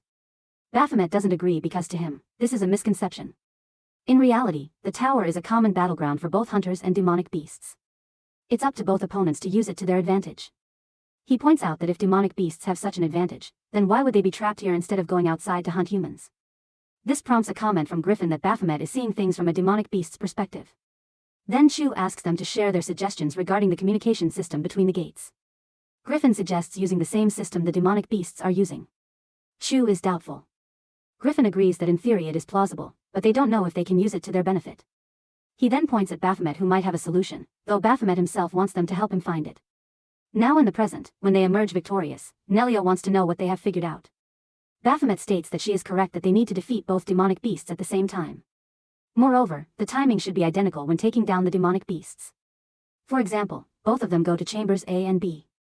In reality, both monsters don't move at the same time. If Chamber A's monster moves, it sends a signal to Chamber B's monster to move like a puppet with strings. But mana doesn't always transmit in the same rhythm. Sometimes it is slower, sometimes faster. That is the reason he doesn't match his tempo with Griffin. So, this time he enters the chamber in an unconscious state, which results in his whole body being enveloped in mana. This way he starts moving in the same way Griffin moves in the other chamber. Listening to this, Nelia falls down in disbelief because all of this makes her feel like a failure. Her role was to strategize, yet our boy solves the problem. She apologizes to everyone, saying it is her fault they wasted so much time and effort. Baphomet is about to make a comment on her admitting her mistake when Reaper shuts him up. Chu consoles her, saying her health is their priority. He then turns to Baphomet and praises his judgment even though he becomes a tier only recently. They step ahead to the next floor and Chu thinks about how amazing he is even though he is a newly ranked A-rank hunter. Not to mention he already fights like a veteran when they spar. Griffin comments that maybe our boy has more experience of the tower than anyone else here. As soon as they enter the 50th floor, they freeze in shock. Ruins of destroyed buildings surround them. Nelia doubts whether they are still inside the tower.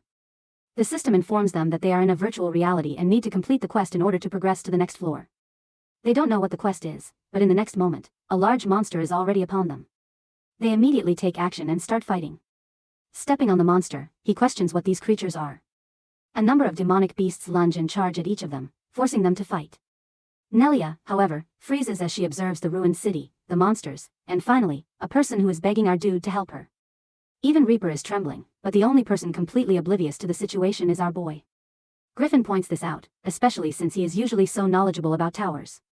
It's strange that he doesn't know what exactly is happening around them. Finally, he reveals that this is the gate shock recreation in virtual reality. Meanwhile, in the real world, Mr. Ha is assuring someone on the phone that he has also sent his own agent to the Tower of Sanctum. He also assures them that the tower will be cleared only by members of the Nebula Guild. As soon as he hangs up the call, his expression turns irritated because of the constant nagging from the Nebula Guild master, especially since Van Gogh's brother is also there, someone he is quite attached to. However, he decides to go ahead and find the information he is seeking. At that moment, he spots Mr. Ma. He is startled to see that Mr. Ma is also heading in the same direction as him. Meanwhile, the person on the call is a member of the Nebula Guild, Neptune, who is irritated with Mr. Ha, constantly trying to assure him. He then turns to the Guild Master Aster and asks whether he trusts Mr. Ha as a government agent, which the Guild Master immediately denies. However, the Guild Master expresses a bad feeling regarding the tower. Neptune assures him that he will hire more people and prepare them to act as backup. Vano doubts whether they are trustworthy, but Neptune assures him that they are specialists in their field. Those specialists appear as hooded figures when Neptune reveals that they can do anything. They receive a message from the guild and wait for the third-party member. Then that person arrives known as Hunter Dobby, who is actually Chang Ye's companion in disguise. The leader informs her about their mission. They mention the advance party and express concern that they can't do much if the support party has already met up with the advance party.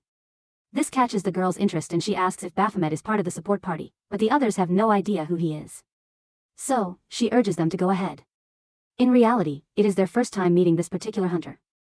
So, they don't know that she has already killed the real party member to take her place among them. The Elabub's neighbor comes over to borrow a ladder so she can climb into her house after the battery on her door lock dies. Instead, he hands her a 9-volt battery and shows her how to open it by touching the pins to the pad and entering the password. She's amazed and he proudly admits he learned it from the internet. Inside, she notices he's reading and asks why he isn't in school. He casually answers that he just doesn't go. She insists he should, both because it's the law and because he could make friends. Bub isn't interested. Then, she decides she'll talk to Baphomet about it when he returns. Suddenly, Belub snaps to alertness, eyes glowing red. He stats that while helping her, someone broke into his house. The intruder, a hooded hunter, has found Baphomet's address and entered the home, furious that Baphomet is pretending to be human and planning to expose him. Unbeknownst to the hunter, Beelzebub is hovering right above him. Inside the tower, everyone is doing their best to complete the quest. Chu rescues the girl whom they are about to drop 1,000 yards straight ahead. Nelia spots a safe spot and he jumps into the air to reach that place, managing to rescue 1 out of the 10 people. Now that they have finished the first part of the quest, Nelia asks them to focus so they can rescue others from the center. At that moment, both Griffin and Baphomet have killed 1 monster. Our boy complains about his new equipment soaking in blood. Suddenly, both of them spot the rainbow, which confuses them. And then they see Nelia, who has come to reduce the threat, though apparently they don't need it. Meanwhile, Chu notices the demon deterrent device with Zest, which she confirms is used for pulsing waves that prevent the monsters from detecting them. In this way, they can have time to plan their next move. He praises her preparation, but she points out that Reaper is the one who comes this prepared. They look at the girl who is feeling down and checking the notification screen. They need to rescue 9 more survivors to get to the next stage. Griffin is also curious about this next stage phrase, and Nelia answers that she has never seen anything like it before. Our boy guesses that it refers to the next floor. She points out that if that's the case, it could simply be called the next floor. Baphomet argues that maybe the next floor is also part of the same virtual reality, especially since they don't know how many floors exist inside the virtual gate shock. He adds that from the perspective of the tower boss, he would want to use this environment in more than 1 floor, especially if they replicate the exact scenario of the gate shock. It will naturally come with swarms of demonic beasts as well. At that moment, Nelia observes him closely and comments on his calm behavior, even though he likely experienced the gate shock. On the other hand, the others feel uncomfortable in this gate shock scenario. Nelia herself feels as if her trauma will wake up, but looking at him, it feels like he has never experienced it at all.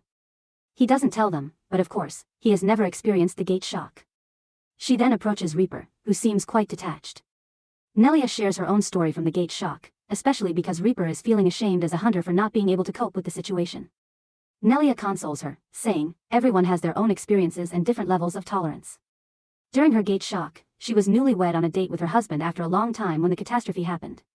Her husband was injured and she used all her strength to carry him out of the building. That was also the moment she awakened her powers, which helped her rescue her husband and learned that she was pregnant. However, she wasn't happy at that moment because she felt she should have saved more people using her power, but her husband consoled her, telling her that she had already started by saving their unborn child. That was the day she decided to become a hunter to save others. The day was traumatic for her, but it strengthened her resolve. She brings up this story to strengthen their own resolve as hunters as well, so they can clear this tower and save people from the gate shock. Zest, however, becomes curious about her age since she was already married and expecting a child during the gate shock. When she reveals that she is 40, they are shocked because she doesn't look like it. She thanks her skincare routine in Gangnam and even promises to show it to them once they are outside the tower. Finally, after a while, they complete the quest by rescuing the last survivor. The system proceeds to the next stage. They are transported to another location from the gate shock just as our boy predicted. This time they need to rescue 9 people. As they progress, the number of survivors decreases, but they face stronger demonic beasts. To get through it, they split into 3 teams. Zest and Reaper in one, Chu on his own, Baphomet and Griffin in another, while Nelia stays as backup in a safe location. Eventually, they reach the stage where they need to rescue only 3 survivors to proceed to the next stage. Baphomet is eager to rescue those last 3 so they can finally escape this gate shock. Griffin, however, watches him closely, which is something Baphomet immediately notices and comments on, saying he feels like Griffin is glaring at him. Griffin retorts that it's just his demonic beast instincts. Baphomet is amused to see him openly suspicious. Then he reminds Griffin of what he said during orientation, that if Griffin exposes him, he will kill him. Griffin, however, expresses his confidence that Baphomet really is a demonic beast. He even threatens that if he kills him, no one will be able to tell whether he died by his hands or from some monster. Baphomet takes this as a challenge to fight to the death before Griffin can confirm it. They hear the shriek of a survivor and decide to settle the matter later. Our boy immediately dashes toward the sound, but Griffin instantly recognizes the voice. He steps ahead just as Baphomet kills the monster and saves the child. Griffin is taken aback when he sees the childhood form of Raven, his big brother. Meanwhile, Reaper and Zest are fighting the big demonic beasts in their place. Reaper pulls the strings around the monster and binds it with them. Then she calls for Zest for the next move and Zest immediately jumps on the monster to stab it with her sword. In the next moment, there is a huge blast. After finally killing the monster, Reaper takes a sigh of relief. Zest expresses that she didn't expect the monster to come out of nowhere, which shows that this is really a depiction of gate shock. Reaper then apologizes, but she tries to console her, saying that everyone there has their own experience during the gate shock. Then they decide to move ahead. Suddenly, something rustles behind them, but both girls don't notice. Reaper is worried that she makes others worried and is about to say something to Zest, but Zest suddenly shouts her name as a monster appears exactly behind her. After a while, she goes to the safe zone with Zest and lets Nelia check on her. Nelia analyzes that she has an extremely rare paralyzing venom which can't be cured by any ordinary potion. Zest apologizes for the inconvenience, but Nelia consoles her, saying she is here for backup in these kinds of situations and assures her that she will take care of her until she gets better. She also summons a small creature that will help heal her and decides to take Zest's place in searching for survivors. At that moment, she finds Reaper chuckling, who comments on how Nelia's summons are also cute like her. Nelia reveals that it is all because of her son, who wanted to play with her summons. When she first summoned them, they looked like monsters and scared him, so she made them look cute instead. Usually hunters who deal with weapons don't know that a summon and summoner have a bond. And the stronger the bond, the stronger the summon becomes. As they move ahead, Reaper inquires about something she heard that for certain summons, summoners need to put their life on the line. Nelia confirms it because she once saw a young hunter determined to do that. She reveals that the person is now a famous guild master and an S-rank hunter. Then she changes the topic and asks about Reaper's well-being. Reaper assures her she is fine, though she is confused about her own state because this is just virtual reality. She is afraid she won't be useful if gate shock happens in reality. Nelia reassures her that it won't happen because they are going to clear all of the towers starting from this one. Then they notice that they still haven't found any survivors even though they should have found some by now. Suddenly they notice a small girl. Nelia goes to her and assures her that she will be rescued. The girl shows her injured leg and Nelia offers to carry her on her back because she reminds her of her own son who is of the same age. She plans to spend 2 weeks with her son after clearing out this tower, which makes Reaper smile. But suddenly, her smile turns to horror as she sees the little girl morph into a monster that kills Nelia. A loud crack echoes from the floor. Baphomet hears it, too. He looks down at the small boy trembling at his feet.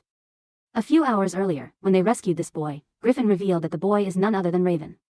Remembering Raven's silver hair, he guessed that Raven had dyed it, but then doubted himself. Griffin's own hair had changed color, too. At that moment, Raven desperately begs them to rescue his family. They get a notification to protect him from the incoming wave of demonic beasts, an emergency quest. In the next moment, a swarm of beasts appears in front of them, leaving them no choice but to hide because these demonic beasts are upper-tier monsters. He wonders whether this place hits harder than other regions. Meanwhile, Griffin still can't figure out the exact location of the safe zone. With no choice left, they decide to go back to their base, but they have to take Raven with them. Raven protests and begs them to at least rescue his little brother whom he left behind in order to search for their parents. If he had known this would happen, he would have brought him along. Hearing this, Griffin grits his teeth while reminding him that he told him not to go. Suddenly, Baphomet raises the question of why this boy is conscious when other survivors only ask for help. To console him, he makes up a story that they come from the future, introducing Griffin as his brother. When he mentions that his brother is a hunter, Raven becomes more worried that Griffin dyed his hair silver. Griffin explains that the hair color is the result of whitening, a phenomenon that happened in certain areas during gate shock where people's bodies turned white. In their case, only the hair changed. After killing the monsters and moving ahead, Baphomet wonders whether they were one of the survivors in their area. Griffin corrects him, saying both brothers were the only survivors from that area. Hearing this, Raven becomes even more worried about his parents. Before Griffin can answer, the monsters swarm in again, making our boy curse them for never taking a break. Then they toss a device at Raven and instruct him to hide. He remembers that this device can save him from monsters if he installs it. So he immediately decides to install it. Suddenly there is a large blast and blue flames engulf the area. Both hunters notice it as they look at the kid Raven who transforms into adult Raven determined to kill all of them. A little while ago when Raven installs the device, he sees the pierced bodies of his parents which makes him cry.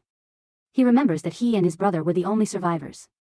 Suddenly, blue flames erupt everywhere, engulfing even the demonic beast behind Griffin and Baphomet. Looking at the flames now, Griffin remembers how they survived back then because Raven had awakened his power and told him to come to him because it was dangerous on the other side. Now they can't believe they're seeing a fully grown Raven standing in front of them. Griffin is worried, but our boy smirks because they get another emergency quest. They must eliminate this new Raven. Meanwhile, Reaper is terrified to see Nelia with a gaping wound in her body and immediately tries to rescue her. Then a large monster appears behind her and she receives an emergency quest to eliminate this demonic beast, Goliath Q17.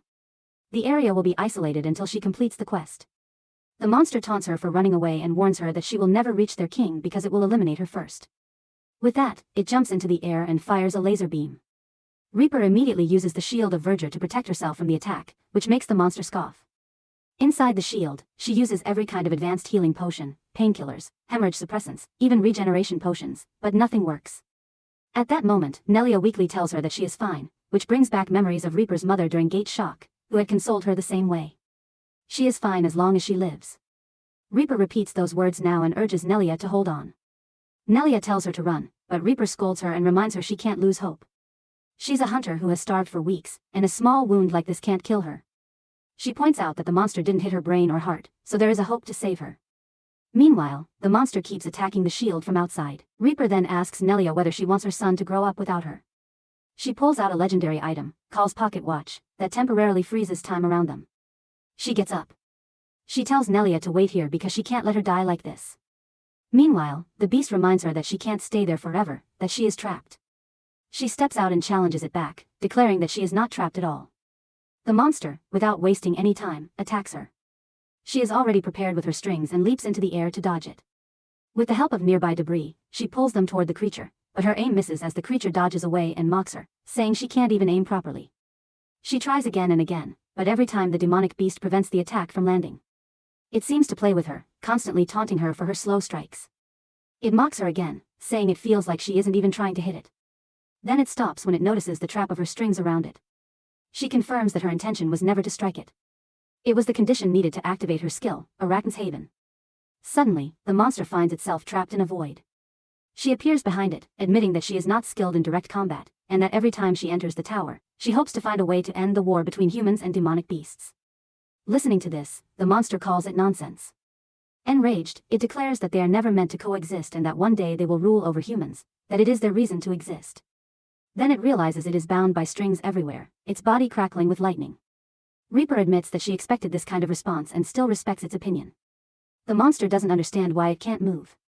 She calmly says that it will make a good sacrifice as she pulls her strings tied to her hair. In the next moment, the strings slice through the monster and Reaper darkly declares that it is a sacrifice for peace.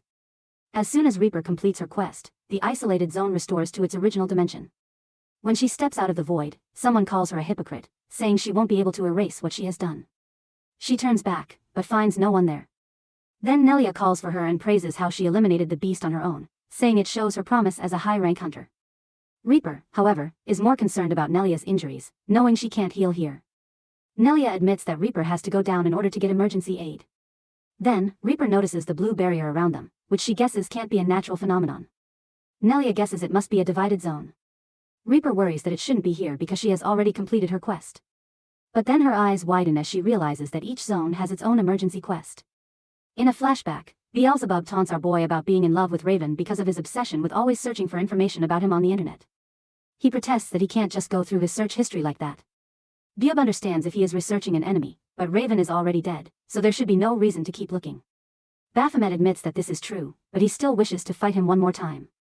Now in the present, our boy gets the opportunity to fight this virtual version of Raven. Raven swings his sword as both brothers face each other and Raven strikes his shoulder without hesitation. He attacks again, but Griffin finally snaps out of his daze, determined not to let Raven treat him as a sidekick anymore. Raven in the next moment clangs back Baphomet's whip blade toward him as our boy grabs the blades with both hands. He is genuinely happy to see Raven again. Even though he knows it's just a virtual version, he understands that he will never be able to see him again, so he gives him honor as he has already activated his passive skill. Not only that, he has also activated his locked active skill because he wants to give everything he has in this fight against his ultimate opponent. He immediately lunges at him and Raven crouches to save himself from the chain. Baphomet appears in front of him and their blades clash. For a moment, the only sound is blade striking blade while Baphomet experiences jaw vu because this already happened in the tower. Both of them land on the ground. He strikes at Raven again with his chain blade and Raven dodges. Another blade comes at him which he blocks with his sword. Then he jumps in front of our boy. Baphomet is ready as he attacks again and again. Raven dodges. He attacks Raven's legs and Raven jumps to save himself. Now Baphomet's ego sword has taken its original form. Raven freezes when he sees his own weapon in our boy's hands. Baphomet smirks and cracks the ground under him. He throws the debris at Raven, who slices each piece with his sword. Then Baphomet appears in front of him, urging Raven to entertain him more. He strikes again. Both of them clash swords for a while, one attacking while the other blocks. They step back onto the ground, but now our guy is huffing. Looking at his opponent, he senses that something is blocking his way. He rushes toward Raven again, but when he gets close, Raven simply pushes him back. He is thrown away, realizing how weak his body is. This is his obstacle. Then Raven notices that Griffin is about to attack him from behind. Meanwhile, Baphomet thinks about how his past fight led him to this moment. This is his golden one-time opportunity, one he will never have again. Yet, he wonders, even if he has this chance, can he truly win against Raven? During the tower fight, he managed to kill him only by exploiting a loophole. Otherwise, Raven would have ripped him apart. He regrets being happy about this chance when his body is this weak. Watching the brothers fight each other, he reminds himself why he behaves this way. When it comes to fighting, he fights because that is what he is, regardless of who his opponent is. Then, he opens his eyes. His body is engulfed in red energy. Raven, meanwhile, points his sword at his brother, but suddenly he trembles as he senses the presence of a demonic beast. Looking behind, he recognizes Baphomet. On the other hand, the real tower boss is furious at our boy for using the tower system to clear the stage. He is enraged to know that Baphomet dares to hack the system and wonders whether he intends to take over his tower. Meanwhile, our boy receives a notification that his special skill, Conquer, has been activated, giving him access to 15% of the tower system. He agrees to proceed with the system. The skill activates, but its range is limited. Not to mention, because of his low proficiency, the activation is unstable and the result is uncertain. Even so, his skill rises, allowing him to claim the throne. His system urges him to climb higher. With that, he transforms into his demonic beast form, and Raven turns toward him, clearly terrified. Griffin, on the other hand, is confused because he has never seen his brother like this. Not ever since he awakened his power during the gate shock. Even after clearing the tower solo, Raven always carried rage. But now, for the first time, Griffin sees his brother tremble. His rage replaced by fear. Now he understands that what Raven fears is Baphomet. Looking at our boy's true form, he can't believe this is the same Baphomet who kills and is killed by Raven. Staring at him, he exclaims that he always knew Baphomet was a demonic beast. Raven finally snaps out of his daze and recognizes Griffin as his younger brother. Looking at his body, he can't believe he is alive or how it is even possible. Griffin, however, is taken aback realizing this copy of Raven is actually acting like his real brother. Baphomet, on the other hand, is laughing like a maniac because the system has restored Raven's data, making this fight completely equal. He is ready to enjoy the fight to the fullest. But in the next moment he freezes, realizing he is stuck inside his beast form. As his beast form attacks both brothers, Raven jumps to his feet and says he wants to figure out what is actually going on. But he can't think straight when Baphomet is acting so aggressively toward them. He warns his brother that Baphomet is the mythic tier final boss who can't be defeated by someone like Griffin. Griffin shuts him down immediately, saying that first he can take care of himself, and second, Raven is the actual enemy of the tower, someone they need to defeat. So Raven should remember his place. Now Griffin knows he has to fight both Baphomet and Raven. He thinks he can do it if he plays his cards right, but he remembers Mr. Hu's words that he is not improved enough to pass the S-rank tier. Even so, he leaps into the air and attacks Baphomet with a wind slash. He attacks again, but Baphomet blocks his sword, grabs one of his blades, and throws him away. He charges again and tries to slice through Baphomet's body, but terror hits him when he realizes he can't even scratch him. In the next moment, Baphomet roars, filling him with terror and reducing his stats by 50%. Because of the fear, he is paralyzed and unable to move. Baphomet is about to attack him, and Griffin finally understands the true strength of a mythic tier boss. But before Baphomet can strike, Raven stops him and saves his brother. However, he bluntly says he notices no improvement in Griffin, which means Griffin's gold died with him. Griffin's eyes widen in realization as Raven rushes toward Baphomet. Meanwhile, our boy's human consciousness is cursing because he can't control his demon body at all. Then, he is hit with the reminder from his system. The result will be uncertain due to his low-level skill. Raven and his demonic beast body clash with each other, but in his consciousness, he is irritated, realizing Raven is stronger now at the peak of his power, and he can't fight him. Both Baphomet and Raven burn with power as their blades collide. Raven realizes something. It feels like someone is keeping an eye on him. Instead of attacking Baphomet, Raven turns toward a small camera-like device and destroys it. Baphomet also realizes that this was the presence he kept sensing. The tower boss does not understand how a mere specter like Raven can do something like this. Raven, on the other hand, feels strangely alive. He understands that the tower retrieved his data in order to use him as a demonic beast. He hates the feeling of being treated as one and looks at our boy because he knows there is only one way to end this. As Baphomet's demonic body raises its sword toward him, Raven lets the blade pierce through him, knowing he must die again to stop it. After Raven's defeat, the system confirms the quest completion and floor success. Our boy watches the message, teeth clenched, cursing Raven, who stands sweaty and unsure if he still feels pain. The skill deactivates. Baphomet presses his blood-filled blade to Raven's chest as our boy drives his sword in. Raven grabs him, demanding why he's a demonic beast with a human face.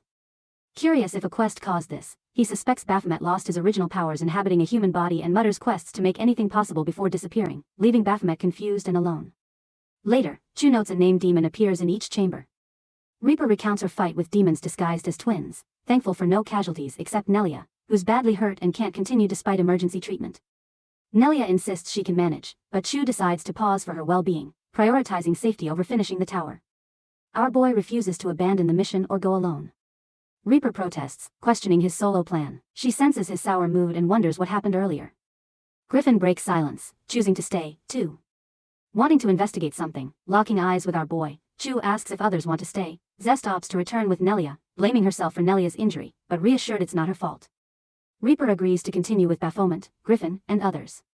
The Peacemaker girl volunteers, confirmed as Hunter Dab, excited to join. Chu heads down with Zest and Nelia, promising to return after Nelia recovers. Zest warns Reaper to stay alert. Reaper commits to caring for Nelia. They step through a glowing doorway. Others continue climbing. Moving forward, Reaper doubts managing alone given the tower's difficulty, suggesting caution until the leader returns. Suddenly, a massive explosion forces them to scramble as metal hands of monsters attack. Panicked, Reaper begs for mercy. Hunters prepare to fight as metallic creatures swarm. A platform appears. Our boy and Griffin jump on to counterattack. Reaper calls halt. Feeling lightheaded, requesting a break. Using the golden incense burner, she heals herself and party. In recovery, relieved, she notes they cleared the 89th floor, progressing well. She asks about Griffin's plan. Seated, he says staying put is pointless, needing activity. Eyeing our boy triggers a tense standoff. Reaper senses past tension and wonders its cause. Breaking silence, she introduces herself to Dek Abe, indicating Baphomet and Griffin await her. Teeb explains joining via Nebula Guild to clear the tower safely. Meeting Chu during her climb, our boy asks how she arrived alone and about missing hunters. Teeb adds demon traps wiped others out in a surprise attack, barely escaping. Our boy finds the backup's poor coordination strange. Reaper defends him, reminding our boy he made it despite losses and chides his cold remarks. She notices something odd about Teeb. Suddenly, a monster attacks Teeb. She dodges, but is knocked down, struggling to block its weapon aimed to impale her. Terrified, she fires an energy blast, destroying it. Reaper shakily thanks her, but senses Daby's contempt, which bothers her. Teeb praises Baphomet's strength, doubting his Atir rank as he seems stronger. Reaper notices Dab stays close to Baphomet, suspects possible feelings, and wonders if that causes Dab's hostile looks at her. She rejects the thought, but remains wary. They reach the 99th floor with 2 huge doors blocking the path. Our boy notes only one leads forward, requiring choice. He realizes he and Griffin are both in close combat, making pairing inefficient, suggesting mixing close and long-range fighters. He notices Reaper's irritation and mental plea to be chosen. Despite denying feelings and growing angry, he selects Teeb to go with him through the left door, surprising Reaper, who demands an explanation. He explains her near-fatal wires made dodging difficult and wonders if she suits Griffin better due to speed. Teams form. Baphomet urges all to proceed and moves with Decab. Reaper looks disappointed. Decab shoots her a smug look. Reaper suspects something off, uses identity ability to scan Decab and is stunned. Our boy and Dab enter an empty corridor, wondering if it's the fake door. Dab asks if Reaper is his girlfriend. He denies it. She guesses he's dating someone and apologizes for prying. He mentions the presence of none other than them, making Dab blush. Suddenly, he draws his weapon, lunging at her, calling out her fake rookie act. She stumbles back surprised. He advances with raw power. Credits her courage for not hiding killing intent, says it suits him. Frustrated, venting rage on machines and warns her to protect her neck to survive. A while earlier, Reaper holds on to Baphomet's arm as everyone gets ready to leave while Decab watches them from somewhere nearby. Reaper opens a private chat that Baphomet quickly accepts. The message points out weird things about Dabby's hunter status, and Reaper thinks she works completely outside the normal government system that all real hunters need to join. Our boy lets her know he already figured out something was off about her from watching how she acts.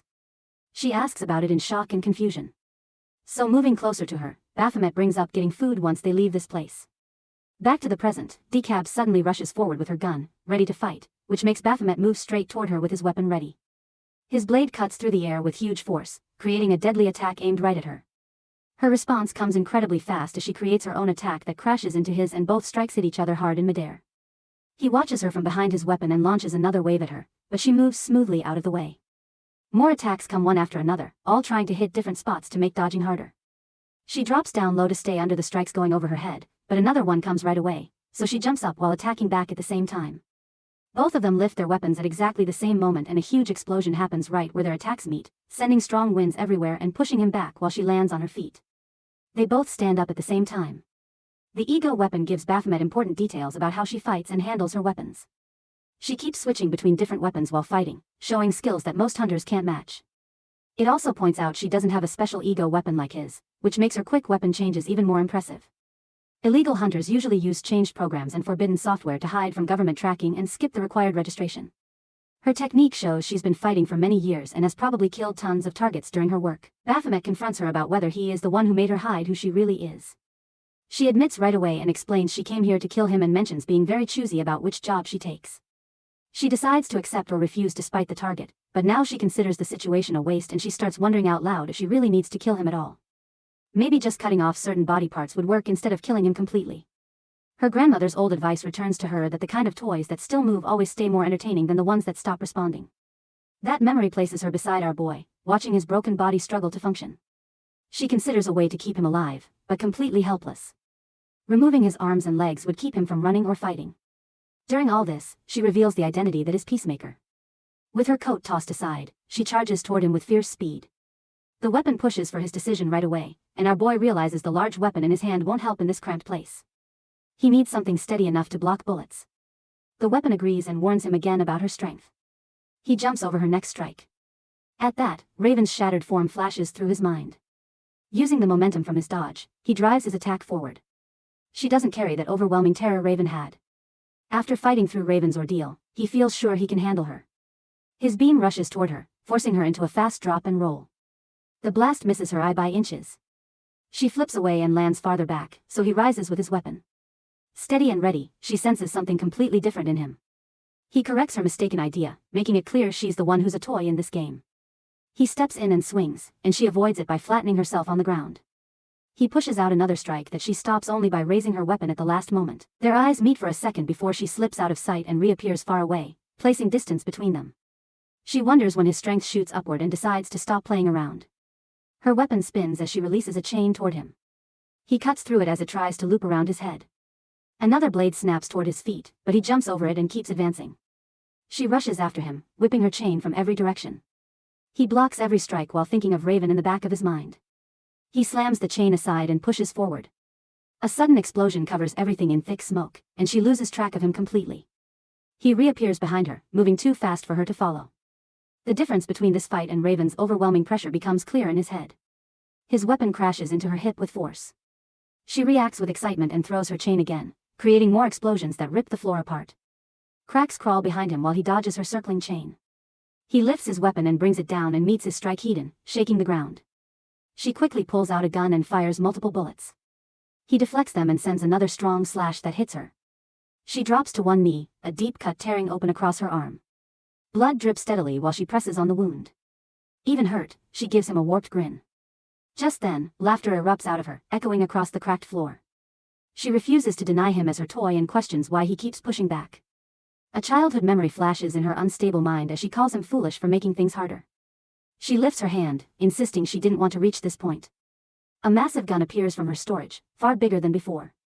She throws all the blame on him and unleashes a huge blast. The beam races at him with terrifying speed.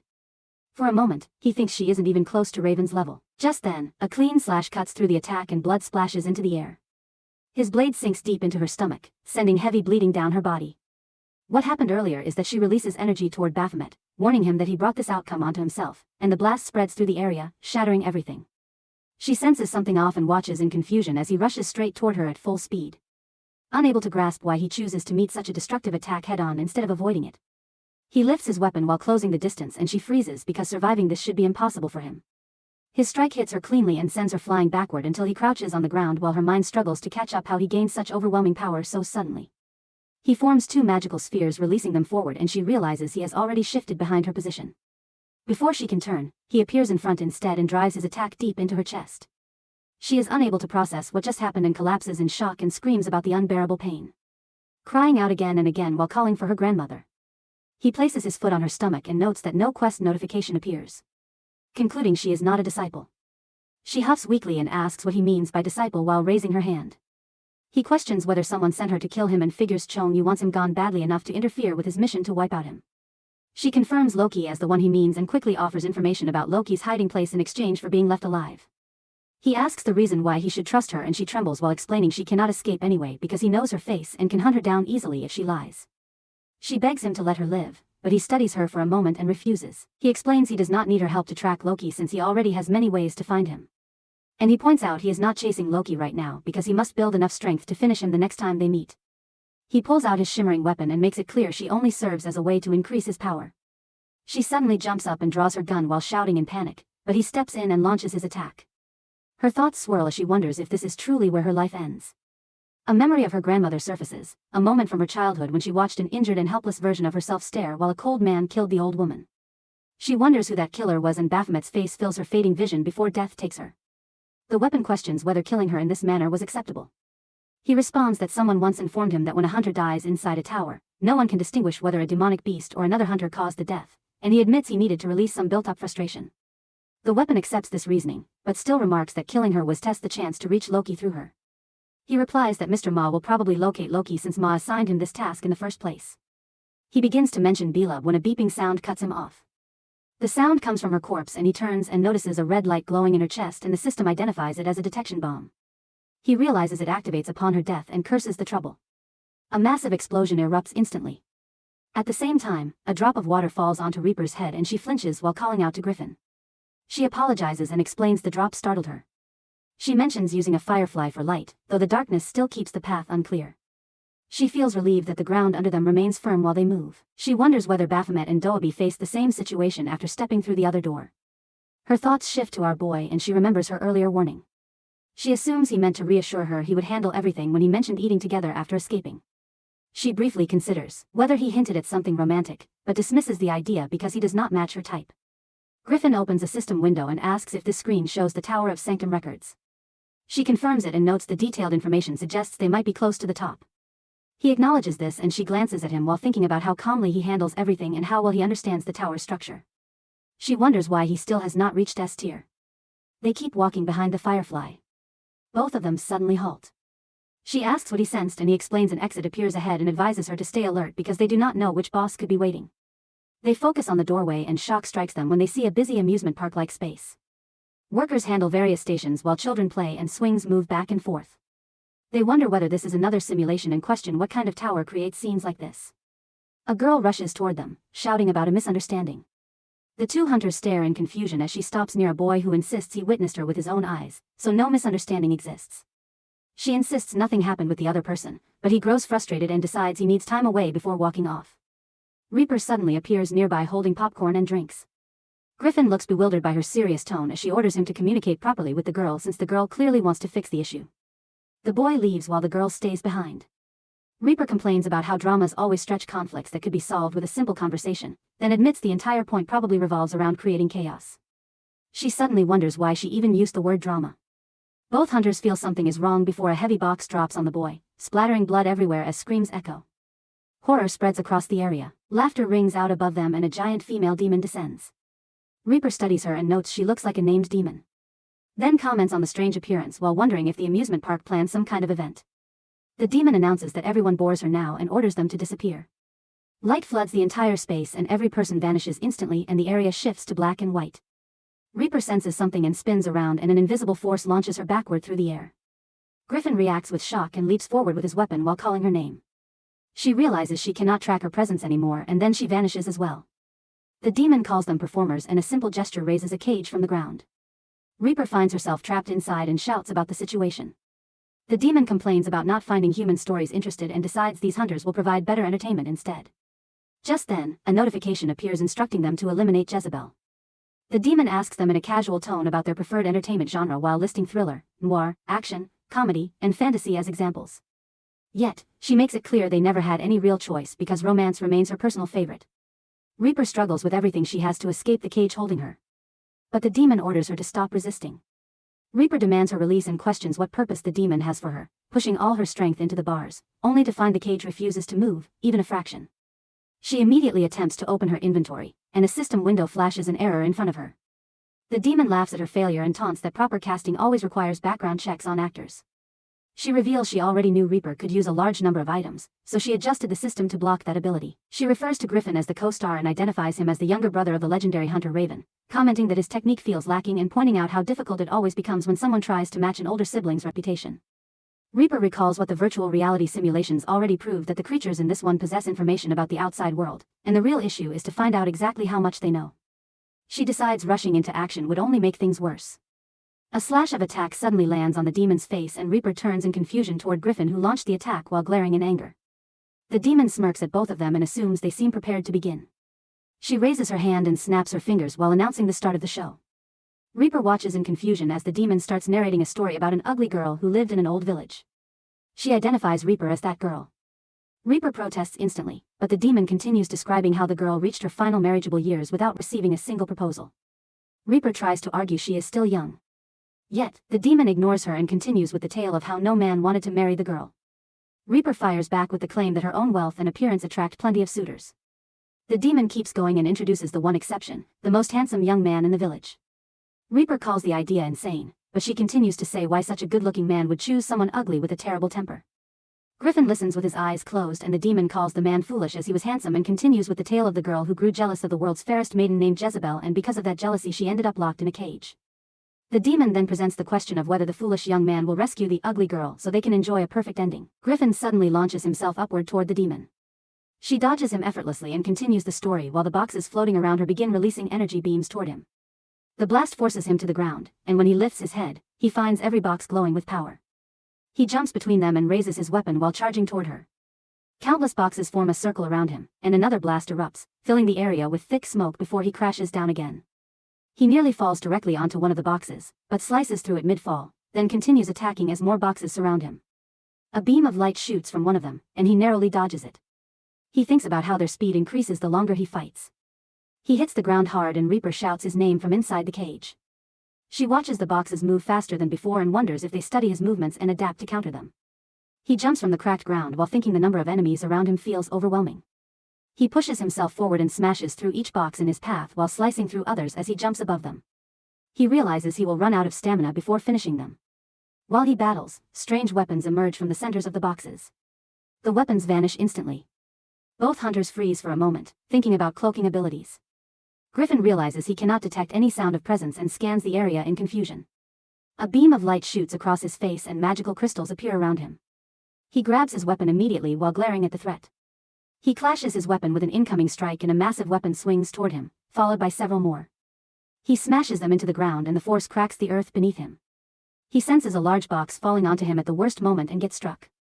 Reaper screams his name and reflects he cannot match their speed anymore. The issue stems from the lights disappearing and dulling his senses in the darkness. She tries to explain that the light itself is the problem and that using a flare gun would help him target them easily.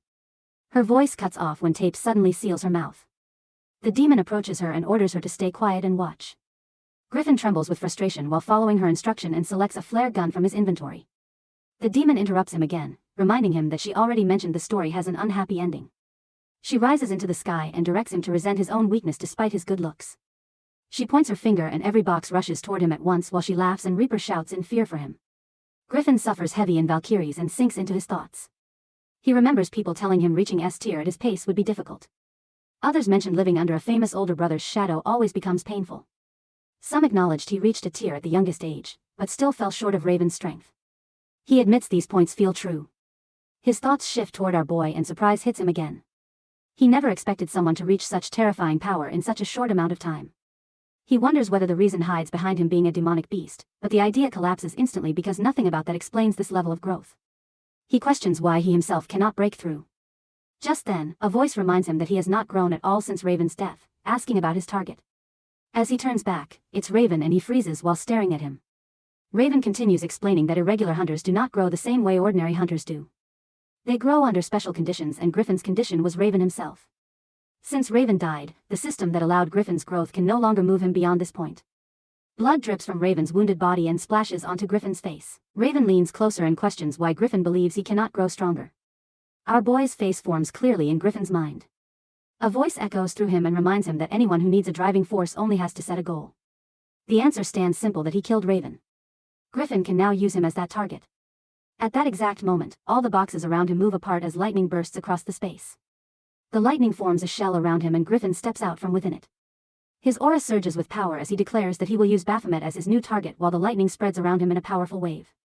Jezebel struggles to grasp Griffin's intent while he focuses only on gaining more strength. Reaper stays locked inside her cage, concerned for him. Griffin pictures eyes as Raven and then decides that removing Baphomet is the only way forward. That thought sends a violent rush of electrical energy through his entire body, strong enough to crack the boxes scattered around them. Jezebel watches the growing surge in disbelief.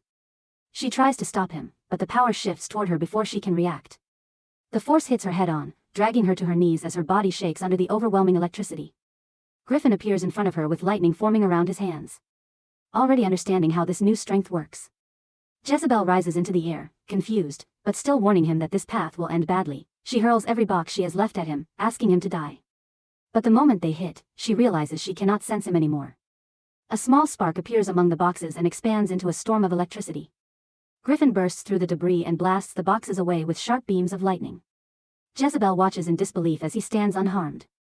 Griffin gathers more energy in his palms, steps in front of her core box, and cuts through it with a single precise beam. More lightning follows, tearing through all the remaining boxes with perfect control, and then he turns towards her. Jezebel refuses to accept what she sees. Her weapon form returns as she screams at him, furious that a human ruins her plans. She charges straight at him, but Griffin questions where she thinks she aims. He appears behind her before she can process his movement and releases another strike. Jezebel turns with wide eyes, unable to understand his speed. Griffin shows a cold smile and ends the fight with one final surge that engulfs her completely. Jezebel realizes her fate as the blast consumes her. A massive explosion spreads across the space and the system confirms the quest's completion with her elimination. Reaper rushes to him in surprise and marvels at the level of power he now holds. She studies his back and notices blood falling from his mouth. She asks about his condition with concern. He wipes the blood and explains that adjusting to this power drained him, but he will recover soon. Lightning still pulses from his body as he lifts his hand and pushes forward to the next floor. The Reaper stays silent, unsure what to make of his transformation. She thinks he might already surpass Raven, which would help her plans. She wonders why they haven't reached the boss chamber yet, and hopes Baphomet's group moves safely on their path. They finally reach their next point and find our boy waiting for them. He questions their delay and Reaper feels relieved that he stands unharmed, but notices Hunter Davy's absence. Our dude explains casually that she died on the way up. She asks for details while Griffin studies Baphomet's new strength. He observes Griffin's changed power. Reaper repeats her question about her and he gives a vague confirmation. Our boy steps forward and places his hand on the giant door, admitting he cannot open it alone. Reaper examines the device beside the entrance and identifies it as a biometric system. She finds another one on the opposite side and concludes that both must activate together, meaning at least 2 survivors must reach this point. They stand before the massive triangular door and Baphomet explains that he senses the boss beyond it. Reaper grows uneasy knowing that even 3 A-tier hunters normally fail here. She suggests waiting for Hunter Chu because he climbs fast and might arrive soon. She tries to argue for caution, but a beeping noise interrupts her. The gate announces its opening to challenge the king. As the group steps forward, she protests and questions what Griffin aims to achieve. She understands their confidence, but insists that clearing the chamber with only 3 hunters is impossible. Her words stop as the scenery twists around them. They enter a vast space surrounding a strange object encircled by glowing rings. A voice welcomes them to their final destination. They look upward as an explosion erupts. The boss appears and comments on their slow pace. Irritated that he had to wait, Pharaoh reveals himself as master of the Tower of Sanctum. He approaches and acknowledges Griffin and Reaper as strong opponents. Pharaoh admits he expected their destruction of his subordinates and explains that he used those battles to gather perfect data on each hunter. In his view, they now move exactly as he predicts. He references the human ranking system and notes that the 3 of them remain only A-tier hunters, making the outcome clear to him. Pharaoh offers them a chance to abandon their human limits and join him through advanced technological transformation. Our guy interrupts him and mocks him as a useless tin can. Pharaoh freezes for a moment, startled by the insult. Our guy lifts his hand and gathers energy while teasing Pharaoh's appearance. He wonders if diamonds protect Pharaoh's core and states they will test his durability.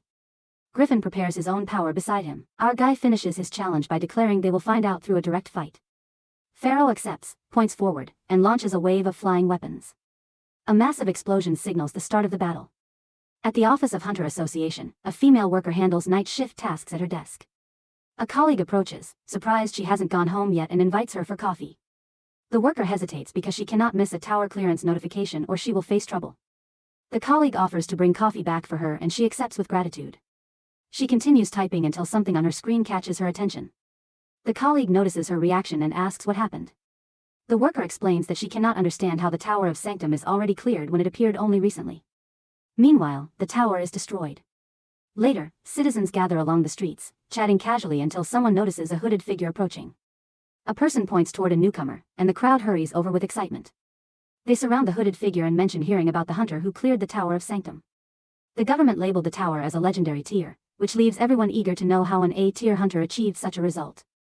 The hooded figure begins to respond, but only mentions landing the final hit before running away. The crowd calls out while she escapes, revealing Reaper running in panic from the attention. Elsewhere, Beelzebub enjoys ice cream while discussing the situation with Baphomet. The system credits Reaper for clearing the tower, yet Baphomet insists he and Griffin fought the boss until the final moment. Our boy explains the story and the scene shifts back inside the tower as an explosion shakes the battlefield. Pharaoh praises both fighters while his damaged body regenerates instantly. He explains that his body can recover endlessly, leaving both hunters stunned and aware that only one option remains. Baphomet calls for Reaper and reminds her of the Void Cub's special effect. The item erases anything placed inside and he urges her to throw it at the boss. She processes the instruction, charges forward, and hurls the cube directly at the demon. The impact triggers a massive explosion. Belub analyzes the situation and concludes the demon crystal inside the item collided with the one in the boss. He regrets losing such a valuable resource because a demon crystal fused with arcane engineering would sell for an enormous amount. Our boy corrects him by pointing out that Reaper also lost her mythic item and pulls out the crux and confirms he still has it. He suggests they continue their tasks and asks about the captive's location.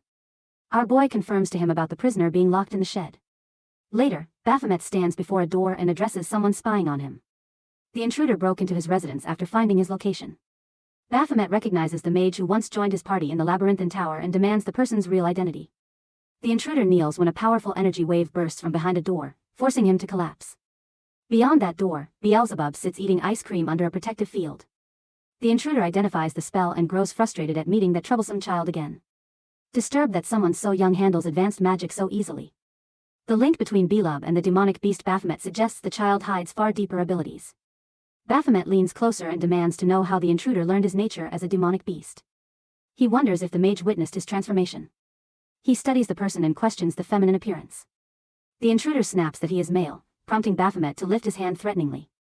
The mage breaks down in tears and begs him to stop. Baphomet hesitates when something familiar surfaces in his memory. He recalls the twin tails and confirms the intruder's identity. Finesse, an S-tier mage hunter known for cross-dressing. Finesse once climbed the abyssal tower where Baphomet defeated him. When Baphomet cornered him in demonic beast form, Finesse cried and begged for his life. Baphomet considered Finesse' performance disappointing and attempted to finish him, but Finesse' forbidden magic activated automatically. The emergency warp spell teleported the hunter out of the chamber, leaving Baphomet confused. The spell punished Finesse by resetting all his stats. In the present, Finesse explains losing his S-tier rank because of those penalties. He needed to climb towers repeatedly to rebuild his strength. He then presses Baphomet's identity as demonic beast and demands to know how he took human form. Baphomet questions whether that knowledge changes anything, and Finesse threatens to expose him to other hunters. Baphomet comments that few would believe such a claim without proof. Finesse insists he will inform the Central Agency for Hunter Affairs if needed. That threat triggers laughter from Baphomet and he moves closer and asks whether Finesse possesses any real evidence. He also notes that Finesse entered his territory alone and wonders about the hunter's judgment. Fear overtakes Finesse as Baphomet asks for a preferred cooking method. His aura grows heavier while he lists brutal options such as beating the victim beyond recognition, puncturing the body until blood pours out, or slicing off limbs slowly. Finesse trembles and demands to know why he must hear this, and his innocent tone catches Baphomet off guard. Baphomet pauses before warning that survival depends on cooperation. He assigns 2 tasks. The first requires locating Loki. Finesse asks who that is and Baphomet explains Loki works off record without government registration, making any normal search useless. The second task involves something drawn on paper. Finesse refuses to help a demonic beast, but our boy responds with a heavy kick that slams Finesse to the floor. He stands over him and explains that Finesse fails to understand the situation.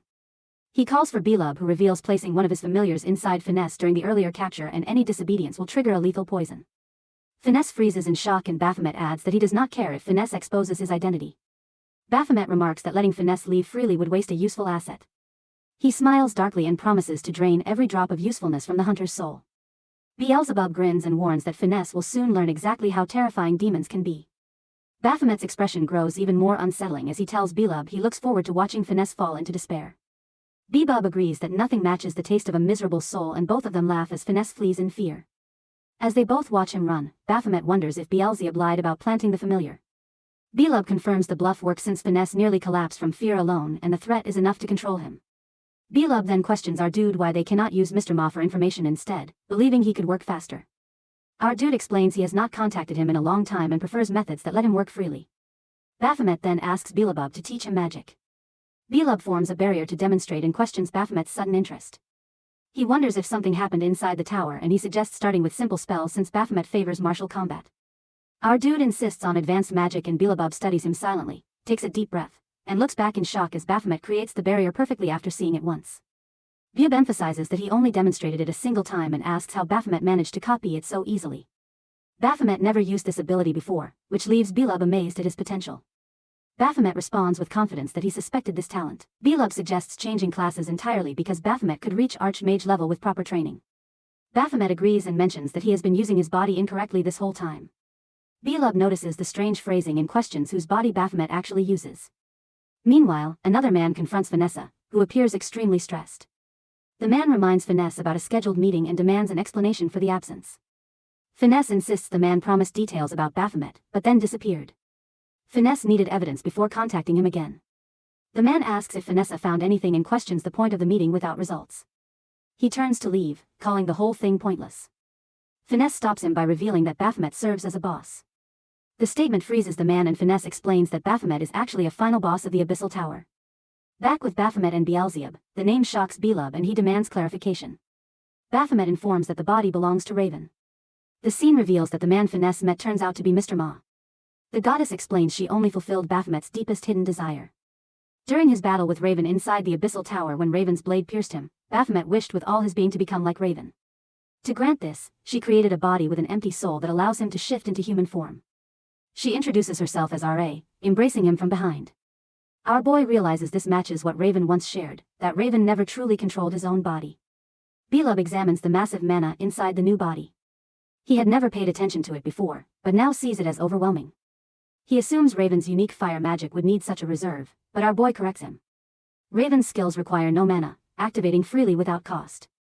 This shocks Belub. Our boy explains that the Raven in the Tower of Sanctum was a virtual copy, much weaker than the original, but when it gained awareness and acted with intent, it became the Raven they remember. His body instinctively wrapped itself in buff magic and layers of enhancement that boost physical strength and endurance. Because in a tower with repeated long battles, raw strength is more valuable than flashy magic limited by mana. Bebub summarizes this as a combat style, one overpowering unique skill supported by continuous buff magic coating the entire body to dominate any fight. He plans to adopt Raven's method. He recalls how as a low-tier demonic beast, he learned through many deaths and hardships. So this is nothing new. While he already has buff skills, they only activate under certain triggers. Unlike Raven, who freely casts buffs, Beelzebub must teach him how to freely use buff magic. Confused by the term, Beelzebub denies knowing anything beyond battle strength buffs.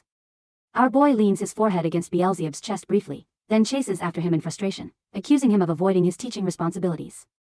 Belub insists he only knows buffs tied directly to combat power. Our boy reminds him that he once claimed to be an archmage who mastered every magic field.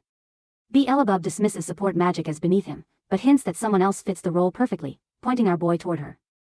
Later, Yunayan examines our boy and confirms his arm is fully healed. After clearing the tower, his body holds up well. She asks him to repeat what he said earlier and boldly asks what he expects to learn from her. He doubts his choice to seek help from someone so unreliable. And as he turns away, she grabs him from behind. She says she heard about his interest in buffs and reminds him that she's a buffer. He explains he finally understands how buffs support battle strength. Yunan agrees to teach him, but demands payment. He already expects this and asks what she wants. She extends her hand, hinting that she desires his labor work. His cap slips off as she steps closer, making it clear she's serious. At an orphanage, children gather around him. He surprises them by grabbing a boy's arm, tossing him lightly, then catching him immediately, thrilling the kids. Yunan reminds them that health checkups come first. While she conducts medical exams, Baphomet plays with the rest of the children. A girl with a leg cast watches quietly as he continues playing, but gets hit in the face by a football. As evening falls, the orphanage director thanks Yunayan again, relieved that the kids enjoyed their checkups. Yunan downplays it, pointing out that Baymet handled the harder part. The director, amazed, notes that an A-tier hunter spent the day with lively children. Exhausted, Baphomet wonders how the kids never tire. He asks Yun Sion if her request is complete now that he finished her tasks. She reveals that 2 more places remain, which frustrates him. He suggests continuing tomorrow, and she gasps dramatically, teasing that he seems unusually eager. She explains that magic can't be taught freely. 1 day of labor isn't enough payment. She leaves, promising to return tomorrow. Baphomet stands fuming about spending the whole day wearing an ugly headband she gave him. Realizing she tricked him from the start, Belub and Reaper tease him about the headband's terrible look. Reaper appears, telling him she visited his house when his phone was off, but only found his brother. She asks him to call her Yoram Na instead of her title. She requests his time and leads him toward a car. Before leaving, she thanks Belub for his politeness, which he credits to her wealth. He clarifies that his earlier invitation to eat together meant something different. Reaper explains she invited him because everyone worked hard to clear the tower and deserves a celebration. Outside the hotel, Baphomet notices a huge congratulatory banner with Reaper's photo, praising her as a genius who cleared Tower Sanctum. Reaper is embarrassed, blaming her uncle for the publicity stunt. She doesn't want fame as a hunter, only recognition as an archaeologist. Inside, Chu, Nelia, and Zest wait for them. Nelia praises their feat of clearing the tower alone, but Reaper insists she accomplished nothing, crediting Baphomet and Griffin. Zest finds it odd that no other customers are present, and Reaper explains she rented the whole restaurant for privacy. Nelia and Reaper take photos together. Reaper announces a second round. Griffin rises to leave despite Nelia's pleas. Baphomet blocks him, asking about his plans. Griffin explains he needs to grow stronger and use Baphomet without revealing anything now. He wants to defeat Baphomet at his peak for a true victory. Griffin delivers this with clear intent and leaves. Baphomet mutters about his audacity. Later, Baphomet rests on a bench under the full moon, recalling Griffin's words. Reaper joins him, suggesting ice cream. She jokes about her special stomach for sweets and mentions the others left. Noticing the time, she says she needs sleep, but has one last thing to do. Suddenly, she kisses Baphomet on the lips from behind, then wishes him good night and walks away. Baphomet stays frozen, wide-eyed, stunned, and trying to process what just happened. Baphomet mutters under his breath, puzzled about the ice cream and feeling a nervous chill. He grumbles about running into her again, but a voice from behind interrupts him. Chu appears, mentioning he expected Baphomet to have gone home already, and says it's convenient because he wanted a moment alone with him. Noticing Baphomet's flushed face, Chu guesses he probably drank quite a bit. Baphomet brushes it off and asks what Chu wants. Chu smiles and asks what drives Baphomet as a hunter. Baphomet questions again, prompting Chu to explain that some hunters chase money, some follow a calling, and some fight for a cause. He waits for Baphomet's answer calmly. Baphomet says he enjoys standing in the heat of battle and wants to reach the peak where the strongest stand. Chu smiles, saying it would be a waste to overlook such potential, then asks Baphomet what he thinks about joining the Nebula Guild. Later, back at the orphanage, the director thanks Yun Sion again while Baphomet watches her seriously. Yun Ion says helping children gives her deep satisfaction and pride as a doctor. She asks if he agrees it's rewarding. He responds dryly that it's fine and reminds her not to avoid their agreement. She feigns innocence and asks why he thinks she dragged him all the way there. She starts teaching him magic. He releases a controlled burst of mana. Yunnan watches with glowing eyes, surprised at how fast he picks it up. She admits teaching him might be fun after all and understands why high-rank hunters seek prodigies and they want to see how far they can rise. She explains that as his stats improve, new techniques will open, which she can teach if he wants. He says he wants them, but casually adds he's done with her guild. Stepping closer with a grin, she demands what he means. He reveals another guild approached him. Her voice tightens as she asks which one. He pretends to think before naming the Nebula Guild. They descend stairs as she repeats the name in shock. He notes he doesn't need to explain more. Guilds offer big sign-on bonuses, expensive gear, supplies, and tower access, things she knows well. Sweat covers her face as he reminds her she tricked him, dragged him into a dungeon, locked him into a guild with a ridiculous name, and bossed him around just to teach one skill. He ends there and tries to leave, but she drops to her knees. He tells her to treat the skill he learned as payment every time she uses him. Desperate, she asks what it would take for him to stay, offering money, power, anything. He says he needs none of that. He will stay only if she accepts one condition. She asks what condition. He explains he wants to play among the strongest but can't do that with a weak guild. She realizes he means she must expand it. Leaning in, he adds one more demand. She must throw away the awful guild name. Later at Heaven Hotel, a man at reception confirms a reservation and that belongings will be delivered upstairs. A couple walks by. The man comments on how expensive the hotel looks and wonders about room cost. The woman reassures him he only needs to focus on her. They stand in front of Reaper's congratulatory banner without noticing. The man jumps at the banner and asks who the hunter is. Someone nearby explains the hotel heir is a hunter and attractive. The woman bristles, demanding what he just said as Reaper passes by, raising her phone to show him something she found. Inside the event hall, voices call for confirmation as the doors slide open. Reaper enters, drawing murmurs from gathered hunters. Near the tables, a hunter girl admires another girl's growing influence and wonders where she found such a crowd. Minerva, Guild Master of Defiance, credits Reaper for the turnout and mentions the difficulty securing the venue. Ella of Lifome agrees Reaper's presence helped and congratulates Minerva on reaching the top 10. She brushes off luck and demands dinner as repayment. Ella snaps at one of her hunters, scolding her for needing to avoid eating due to a photo shoot. The girl nervously apologizes and reaches for food, but freezes under Ella's glare. Minerva urges her to let the girl eat, but Ella insists on calorie counting if she wants to surpass Valkyrie. Minerva drops it and says important guests will arrive soon. Ella asks who and Minerva only hints. Baphomet arrives. The girl Ella scolded stiffens, stumbles, bows nervously, and apologizes as he passes. Yunnan approaches Baphomet amid all hunters' eyes, saying he should have worn a proper suit. He argues hunters don't need that.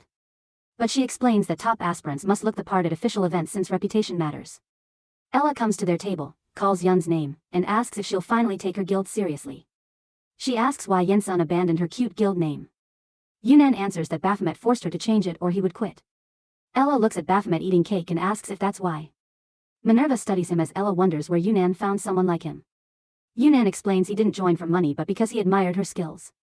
Ella laughs asking how much to bid to steal him. Yensun snaps at her to stop.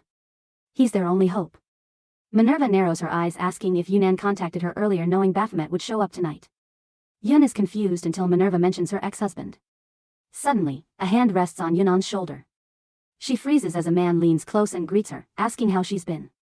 Across the room, Baphomet stands among hunters, thinking how much he dislikes attention. He recalls orientation days when standing out made things harder. He spots Reaper entering, guesses the hotel belongs to her family, and the memory of their kiss flashes in his mind. He gulps his drink, pretending not to see her. Suddenly, a man shouts Reaper's name, startling Baphomet. The man storms toward her, furious, claiming she promised him a date after clearing the tower. Reaper denies making any such promise and says she already paid any debt she owed. The man grabs his head, mutters her name, and orders her to stop messing with him. His hand lifts toward her, but before he can touch her, Baphomet steps in, grabs the man's wrist, and Reaper calls Baphomet's name in shock. Baphomet grips Bar's hand firmly as Bark studies him with unease, sensing the wild pressure of a demonic beast's blood aura. Bar questions if Baphomet is a hunter. Reaper shows clear surprise, noting Baphomet usually avoids crowded events. Baphomet wonders why his presence causes trouble.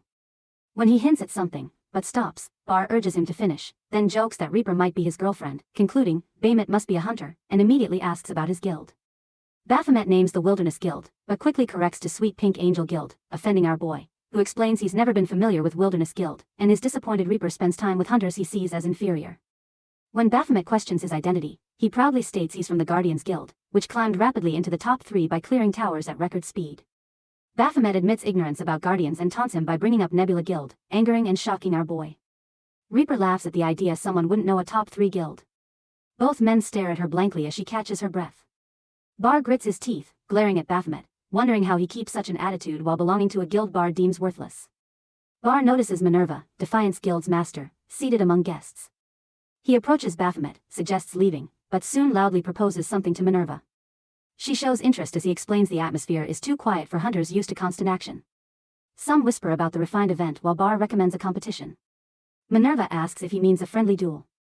Ella tenses, warning that guild leaders are present, and even friendly fights risk offending others. Bar insists it will remain proper if both sides agree and points to Baphomet as his chosen opponent. Ella objects to a fight in a formal setting, but Minerva admits boredom, surprising Ella. Their eyes shift to Yun and her ex for their opinion. Later, Baphomet faces Bar as the match begins. Ella murmurs about the odd situation. One side represents Yun Sion's guild, the other the Guardians Guild master. Minerva apologizes for the fight's location, saying she only arranged the venue. Reaper reassures her that reconstruction was planned.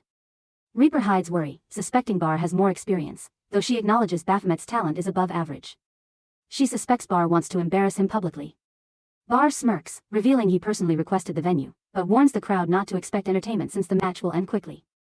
He studies Baphomet sharply, calling him a third-rate hunter for belonging to a third-rate guild. He questions how Baphomet got invited and insists he should have stayed hidden to avoid humiliation.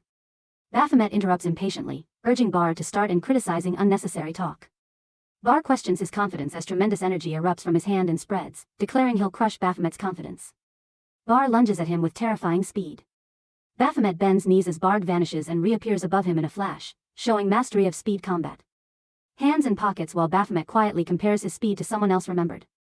His red eyes glow, concluding Bar's speed means nothing compared to that individual. Shock spreads through Yunayan and nearby hunters as blood sprays in the air.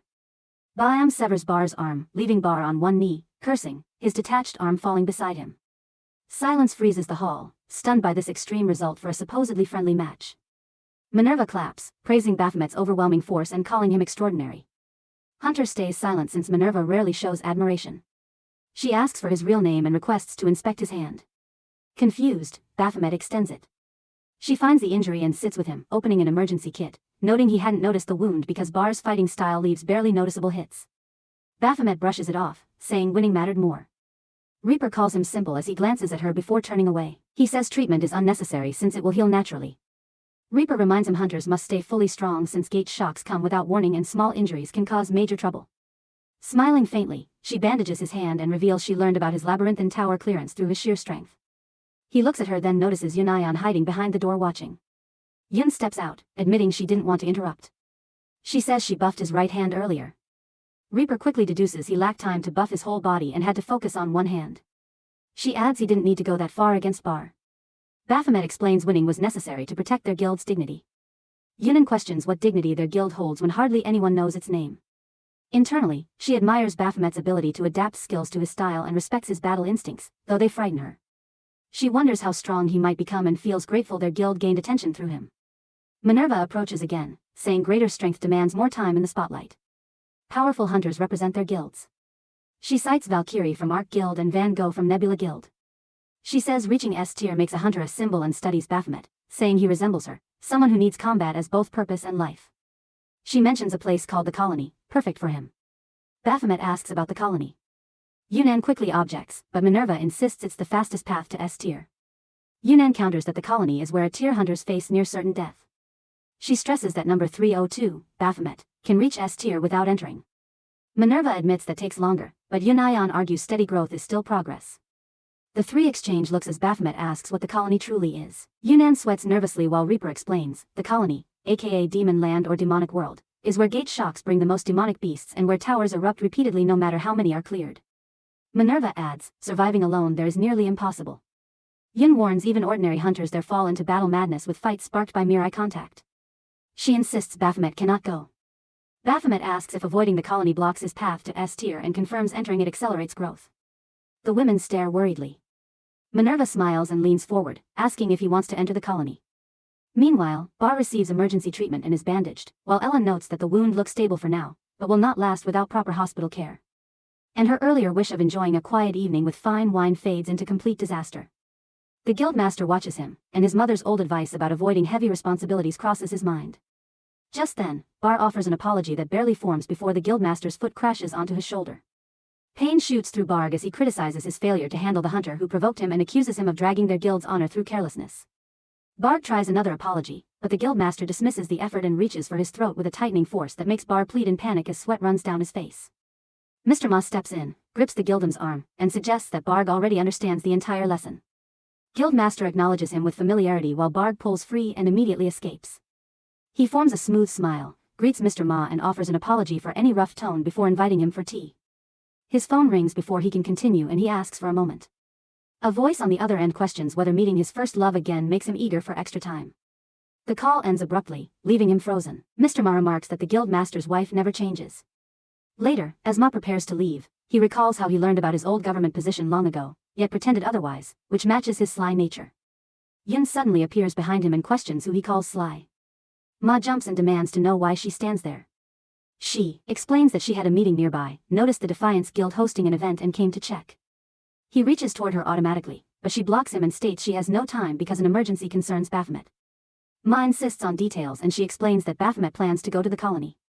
Ma repeats the word with disbelief while she expresses shock at his interest in what she considers a living hell and begs Ma to intervene. Ma admits that the idea holds merit since the colony would strengthen Baphomet more than anything else. While at Café Eden, two people sit across from Baphomet while he focuses on Finesse, who wears feminine clothing that leaves him questioning the odd choice. Finesse insists it relates to business, but Baphomet dismisses it as nonsense. A guy among them approaches and requests a picture with Finesse, expressing deep admiration for his streams, and Finesse accepts quickly. More customers gather, and Baphomet watches the scene unfold with rising confusion until he questions the situation. Finesse explains they count as his customers and that he announced his cafe visit earlier for fan service. Baphomet questions whether the customers know his gender and Finesse confirms they do. Shock hits him so hard he spills coffee onto his own face. Finesse continues calmly about supply and demand and he sighs while accepting the endless variety of the world. He shifts to business and asks whether Finesse completed the investigation. Finesse confirms he located Loki despite a minor change in appearance and shows a picture of him disguised as a religious sect leader. He notes the dyed hair while Finesse explains Loki hid his traces the moment he sensed the investigation. Finesse admits this is his limit but assures our boy that his supporters will eventually track Loki down. For the second request, he reveals confusion while showing the picture of a strange creature since he found no information despite the detailed drawing. Our boy remembers the mentor, recalling one of his earliest missions, the one where he was supposed to catch the mastermind behind his mentor's death. He failed because the enemy killed the mentor before revealing anything. Only torn remains stayed behind, proving that the killer wanted their organization erased entirely. He suspects a mana user who revives bodies, and if Mr. Ma's assessment holds true, then the enemy must be a necromancer. Finesse shocks to hear necromancer and notes how rare such a class appears, which should narrow the search. Our dude admits he underestimated Finesse' usefulness after criticizing him earlier. He then questions whether Finesse revealed his identity to anyone. Finesse flinches and denies it, but Baphomet's stare pushes him into panic. His mind then recalls a memory from days earlier when Finesse approached Mr. Ma and shared the unbelievable truth that the Abyssal Tower chamber boss Baumet was actually Baumet himself. Ma revealed he already knew Finesse had entered the Abyssal Tower and instructed him to think of it as verifying information. He confirmed Minucha as Baphomet, which caused Mr. Ma to burst into loud laughter. Ma explained that he believed everything because someone appears to orchestrate events behind the scenes and because Finesse' eyewitness account lined up with his own intel. Finesse remembers Ma's order to assist Baphomet while sweating at the thought.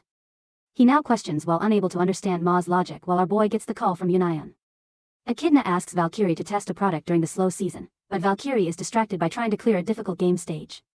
Echidna recognizes her usual pattern of bored laziness. After Valkyrie fails again, Echidna suggests she take a vacation, warning she might lose popularity to the rising hunter-musician muse. Valkyrie, feeling nothing is enjoyable anymore, ignores the warning. Their conversation shifts to Valkyrie's mentoring work in the colony. Echidna confirms Arc Guild isn't all female and promises to recruit a male hunter soon. When she asks why Valkyrie is suddenly interested in the colony, Valkyrie dodges the question. Echidna dismisses the idea, claiming Valkyrie wouldn't survive a day there. Valkyrie grows curious about the colony, especially after spotting Baphomet walking with Yun Sion. She observes them secretly, wondering about their relationship while they shop. Upon overhearing that Baphomet will soon leave for the colony, she rushes back to Echidna and announces she wants to go too, stunning her guild master. Later, Baphomet's neighbor reassures him about the dangers of the colony and promises to look after Belub while he's gone. Yunzin drives him there, begging him to reconsider, warning survival inside the colony is brutal. Baphomet refuses to back down.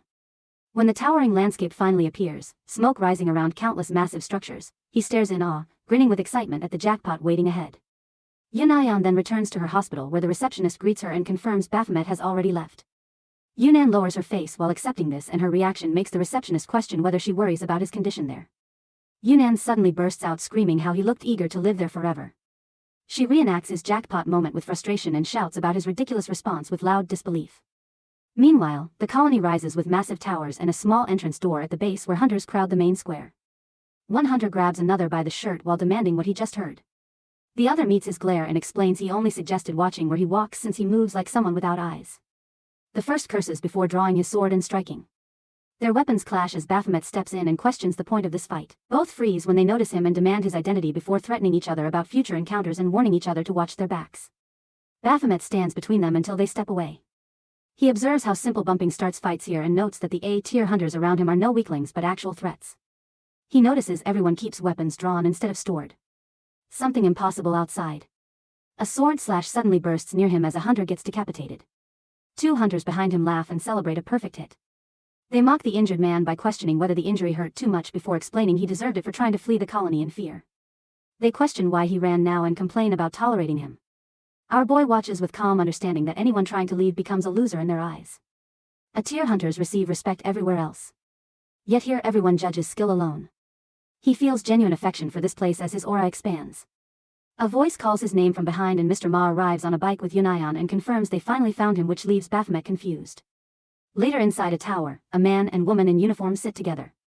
The woman introduces herself as Ji Kim from the colony shelter, while the man introduces himself as Haru Kong. Baphomet recognizes them as the ones he barely dodged earlier and questions such an aggressive greeting. They brush this aside because killing an A-tier hunter was never their intention. They explain they received contact from the sole branch of the Central Agency of Hunter Affairs and then question his information about the colony before arriving. He responds that he only heard towers appear constantly and attract A-tier hunters who want quick advancement to S-tier. The staff members step forward and begin summarizing. Haru explains that their job is introducing the colony system and he requests permission to continue. Hunters receive shared living quarters of 4 at assigned locations where volunteer S-tier hunters serve as mentors on standby. Our guy questions if mentors resemble the guides and early hunter training. Haru agrees but clarifies they function more like class presidents. G adds that A-tier hunters help other A-tiers while keeping show-offs under control. Haru describes this as a safety measure against accidents, which Baphomet questions. Haru clarifies that accidents refer to hunters dying while fighting each other. Our boy questions how they distinguish tower deaths from hunter-caused deaths since demonic beast kills and hunter kills look the same. Haru reveals the rule requiring solo tower raids, shocking Baphomet.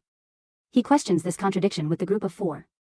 Haru explains he meant group accommodations while towers must be cleared alone. He suggests meeting Team Leader No, who is waiting inside another room. Team Leader No studies Baphomet with a relaxed expression while a cigarette hangs between her fingers. She greets him with professionalism and introduces herself as Jaekyong No, the one who oversees everything inside the colony shelter. Baphomet comments in a casual tone that the orientation already feels finished and he wonders if anything still remains. His attention shifts to the side and he spots Griffin standing near No. Griffin freezes the moment their eyes meet and Baphomet questions how he ended up here while No quietly notes the familiarity between the two. At headquarters, Mr. Ha reacts with open disbelief after hearing that Griffin entered the colony despite the records confirming he reached S-tier without needing this place.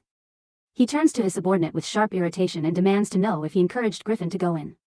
Zest quickly denies giving any advice without permission, which forces Ha to conclude that someone else convinced Griffin behind his back. He falls silent for a moment and then orders his staff to alert him the moment Leader Ma arrives. Back inside the tower, No explains that Griffin and Baphomet will now split up and head to their rooms before starting their activities and assure them that staff members will handle the rest. Their eager faces draw his attention and she remarks that every newcomer steps into the colony with the same bright look before the atmosphere eventually breaks it. She describes this place as a harsh world where hunters claw their way to S-tier and he mentions how many actually achieve that goal after entering. She brings up Raven as the most known case, which leaves both men reacting with clear surprise. Our boy questions why Raven's name enters the No and No takes that reaction as a sign of genuine ambition since that title belongs to the greatest thunder. No then asks for their first impressions and directs his attention to Griffin. He explains that nothing stands out except the large number of towers and the understanding that clearing those beasts will push him to S tier fast. He keeps his eyes locked on Baphomet during his explanation, and Baphomet returns the look with a faint smile. No comments that Griffin matches the rumors and turns toward Baphomet. Baphomet responds by questioning whether reaching S tier through tower clearing should not be considered a basic standard for hunters. Griffin watches him with quiet focus while No listens with interest. Baphomet adds that he came here because he intends to fight every hunter inside the colony. His serious tone leaves both staring at him for a moment before No bursts into loud laughter. No remarks that this mindset is completely different from the usual answers she hears and expresses high expectations for both of them. She wonders who will tear through the colony and reach S tier first and wishes them strength before they begin. After he leaves, our boy's thoughts turn toward Griffin's sudden appearance here. The timing feels too precise, and he wonders if Griffin actually followed him. Something ahead draws his attention. He pushes open a door and steps into complete darkness. The silence feels heavy as he moves deeper and questions if someone else is inside. A voice answers behind him and he spins around instantly. Light fills the room as a hooded figure steps forward and someone behind him fires a party popper and shouts a playful surprise while teasing him about arriving late as the newest member. 3 hunters sit together and one comments that the court name fits the colony well. The hooded figure introduces himself as Lunatic. An S-tier hunter assigned as Baphomet's mentor during his contract period and mentions the A-tier hunters who will support him here. A redhead steps up and introduces himself as Guilty. Another follows and introduces himself as Jackal. The last one, Hyper, mentions they share the same age and suggests they should get along easily. Baphomet stays silent, which prompts jokes about his dull reaction and guesses that the surprise must have failed. They assume he feels nervous and lift bottles of wine, urging him to drink and relax. Baphomet watches them with disbelief and thinks these overly enthusiastic people feel unreal. In the morning, Lunatic approaches him directly by name, which startles Baphomet slightly. Lunatic guesses he drank too much the night before because everyone already left to clear towers. He advises Baphomet to begin as well while faint chirping sounds echo in the background. Baphomet reacts with disbelief. Later, he manages to clear a tower and the notification confirms the completion of the Tower of Royal Wrath. He bends forward in exhaustion and wonders how he managed anything while half hung over. When he returns to the quarters, the others declare him the last one back. Their casual tone confuses him and Guilty explains that this team follows a competition system they created themselves. First place earns 3 points, second earns 2, and third earns 1. Lunatic adds that last place receives nothing and points toward a board with everyone's scores.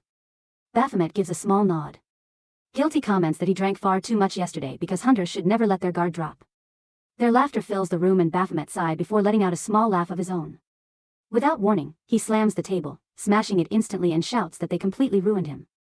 His eyes sharpen as he declares that their behavior was genuinely ridiculous. Their expressions slowly turn into nervous smiles. Rain pours down as our boy stands in the tower with a glowing stone. With his weapon raised, he cuts straight through a demonic beast, then turns and cleanly removes the head of another. He calls out for the real enemy to reveal itself, and a disguised boss steps forward with subordinates forming a circle around him. The boss demands to know how a human reached this chamber and promises regret for stepping inside. Energy surges as he rises from a magic circle, lifts both hands, and unleashes power across the ground, and the force wraps around every subordinate. Something begins gathering beneath his coat before his joints split open, revealing a massive demonic form. Ian, the boss of the Tower of Darkness. Ian lifts his arm and creates a swirling mass of magic while declaring that our guy should feel honored to become his sacrifice.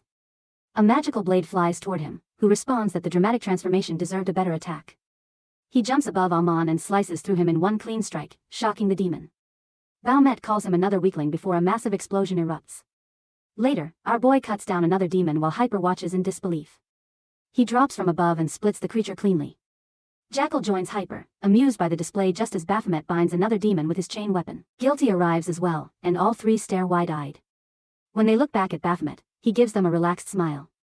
The board soon updates, showing Baphomet at the top with the highest points, leaving them stunned. Then the scene shifts to Sujinyo, who is confirming arrangements over the phone and offering extra assistance. The person on the call mentions her 3 years of work at the colony branch of the Hunter Agency. Nearby, a man suddenly approaches a female worker and shouts about being told to wait. She reminds him of the rules while Sujin thinks about how they usually manage troublesome hunters like him. A newly hired worker nearby looks ready to cry, reminding Sujin of how easily frightened she used to be. Sujin steps forward and lists his violations, including 3 counts of property damage, 5 assault cases inside the call unit, and several counts of threats and verbal abuse. She informs him of his 10-day tower ban and adds that he is getting off lightly. The new worker watches nervously as the man questions how she dares talk this way when he comes to the colony to clear towers. Sujin calmly confirms that because this is the colony, staff can speak this way, losing 1 or 2 hunters will not affect anything here. The man freezes, then lunges a hand toward her as the female worker shouts a warning. A hand stops him. Baphomet appears between them and tells the man to leave since his own turn has arrived. He adds that this is the colony, a place where hunters behave like walking disasters. When Baphomet steps outside, he bursts into laughter, catching everyone's attention. He declares that he has burned through every note in his inventory, fighting non-stop every single day, and calls it refreshing with a bright grin. Elsewhere, a receptionist asks if Yunnan is coughing from a cold. Back at the colony, Baphomet thinks about the 2 months that have passed since he arrived. He has improved a lot, upgrading his skills using cruxes from tower clears. Though his level rises slower than expected, his biggest jump came from the crux of the labyrinthine tower, making him wonder about the differences between tower tiers. He recalls the categories: rare, unique, epic, legendary, and mythic. Higher tiers give stronger cruxes. He currently clears up to epic towers, so his upgrades come from epic tier and below. He compares it to an RPG where skills need more experience points the higher they go. The only way to get those points is by clearing towers and collecting cruxes. Legendary and mythic towers will demand far more strength. He realizes that he can fight endlessly now without waiting around like he did in his old tower life. He will surpass his past self and surpass everyone, especially Raven. He starts laughing uncontrollably, drawing looks from passing hunters. At that moment, his phone rings, surprising him. Back home, he learns with shock what Beelzebub did 2 months earlier. A flashback shows a classroom where a teacher introduces the new student, Jinna Caleb, standing emotionless. She encourages everyone to get along. Girls whisper about his cuteness while a boy watches with irritation. Later, the boy trips someone and asks if being popular with girls makes Belub feel cool. He mocks the attention Belub receives and questions what he expects from it. Belub replies that attraction to superior beings is a natural instinct. He stands up and deduces that the boy must be the area boss. The boy demands an explanation, but Beelzebub punches him so hard he flies to the ground. Everyone stares as Belub studies his own hand. He tells the boy he has finally understood his weakness compared to stronger beings. He calls him lucky for learning the rules of survival early because it will help him later in life. He walks toward the trembling boy. His neighbor explains over the phone that Baphomet's brother is like him, which makes him think about how the boy lashes out at others. He remembers Belub asking if he planned to spend money from Reaper for buying an apartment.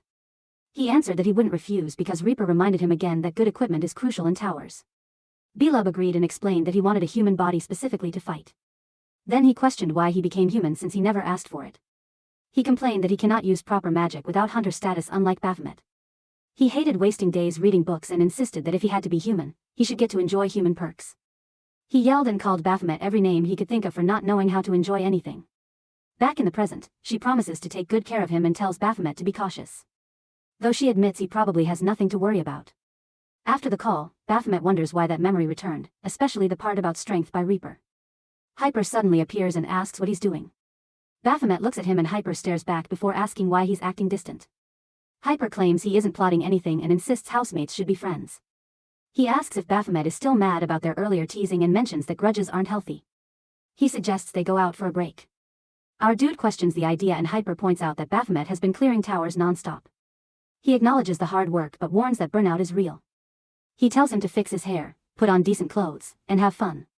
Baphomet refuses, but remembers Belub's rant about not enjoying life, and he changes his mind immediately. Now at a party, Baphomet studies the empty surroundings and wonders what people even do here. He walks forward and soon spots a group of girls dancing. He watches them, confused and curious about what kind of situation he has walked into. Hyper walks beside Baphomet and explains that people always react the same way the first time they enter this place because no one expects a spot like this to exist inside the colony.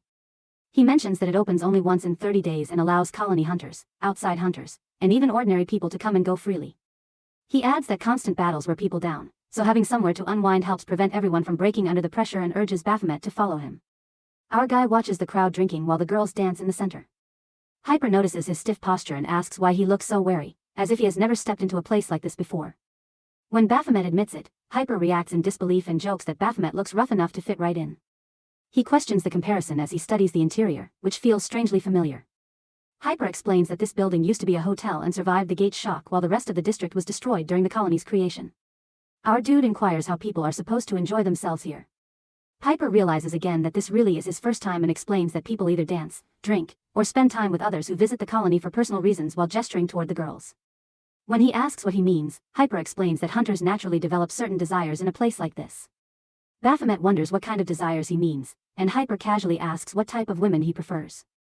Our guy questions why he suddenly brought up women, while Hyper cheerfully mentions that he likes older women who know how to control the situation. He then asks what type Baphomet likes. Before he can respond, he senses Jackal seated behind him with someone leaning close. Baphomet turns to see Jackal grinning and winking, which leaves him tense. Guilty suddenly jumps forward, slams his foot onto a table, and shouts that he is done being tricked. Girls sit along the table while he yells at them for playing him again. He complains about always ending up on the losing side, and lifts a punishment stick to prove it. He declares that they are messing with him on purpose before tearing off his shirt and tossing it aside. He orders them to admire the abs he earned through fighting demonic beasts and insists he is not just a gym show-off. The girls laugh and cheer while Baphomet stands there feeling uncomfortable. Hyper then talks about how the trip from Seoul takes about an hour or two, which isn't far but still drains people because of the procedures involved. When Baphomet asks why people still travel here, he explains that almost everything is allowed in the colony except killing someone. Baphomet stares at him in disbelief as Hyper sticks out his tongue to reveal a pill resting on it. Hyper calls out to the nearby women and motions for our boy to come join them. Baphomet wonders about the pill as he recognizes it. The scene shifts back to Baphomet standing with Griffin before No, who asks for a short private conversation. Baphomet asks if something else needs discussing, but No brings up hearing that Baphomet joined the cleaning crew. Baphomet questions how No even knows about the crew and asks if she works with them as well. No replies that she understands enough without needing more explanation and shows a pill connected to a drug spreading among hunters in the colony. Baphomet questions why hunters would rely on drugs and asks why No cannot track down the dealer himself. She explains that hunters control the colony so most things get tolerated unless the issue becomes truly severe. She adds that the situation changes when civilians get dragged into the problem. When Baphomet asks if civilians have already been affected, No confirms it and explains that he followed his usual nightly routine until he finally got a lead. Baphomet figures out that since hunters are using it, hunters must be the ones selling it. He then asks with a grin if he can kill the one responsible once he finds them. She smiles back and comments that hunters treat the colony like their own private world, even when one of them causes trouble. Back at the party, Hyper approaches Baphomet again, wondering why he is still just standing around and suggests having fun with the two girls behind him. Our dude considers whether Hyper is involved in the drug issue or simply tied to someone who is. He decides blending in would help him figure things out and agrees. His attention shifts when he notices a girl with long flowing hair and turns out it's Valkyrie. He studies her closely while thinking of a familiar woman. Everyone turns toward her as she steps forward and begins dancing with bright, lively energy. 1 month earlier, a hunter asked Valkyrie why she looked so pale.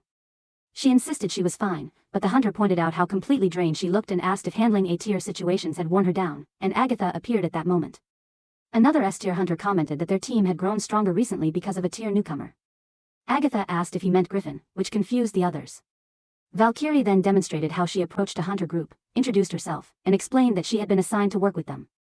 They stared in disbelief as they recognized her and wondered why someone at her level came to the colony, which had deteriorated over time. They continued staring until Valkyrie noticed Griffin and questioned why someone like him was even here. Griffin called the older hunter an old dude and challenged him to fight if he had a problem with it. Agatha understood the situation but still admired Valkyrie, calling her inspiring because nobody expected her to come to the colony. She held Valkyrie's hand and praised her choice to mentor others after reaching S-tier. Valkyrie apologized as another hunter explained that many had considered coming to the colony after hearing she arrived. Valkyrie questioned why this happened and they explained that even though they never show it, many A-tier hunters in the colony respect her. They offered their help if she ever needed it, which left Valkyrie wondering how everything had changed so quickly. Back in the present, she thinks about ending up here just because she wants to flirt with someone.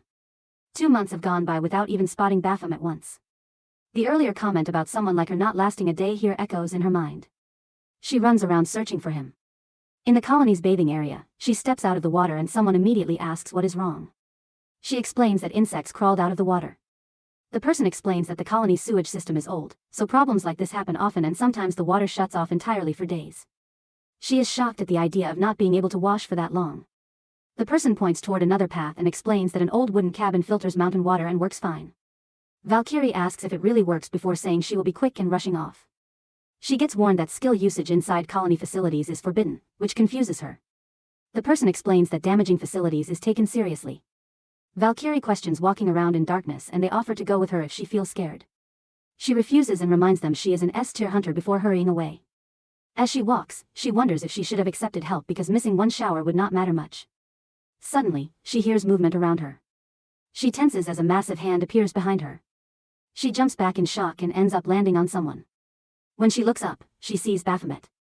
Her eyes widen and she shouts his name, and Baphomet looks down at her asking what happened before losing consciousness. Agatha walks beside Nen while scrolling through her phone, and she wonders how Hunter Valkyrie can look so harmless when her reputation spreads fear everywhere, and realizes that Valkyrie feels a bit scattered in real life. Nen reminds her that she sent Valkyrie to the cabin without anyone, which pushes her into worry. She admits she feels guilty because Valkyrie looked scared of the darkness, so they decide to go after her. Nen starts mentioning Valkyrie's real strength.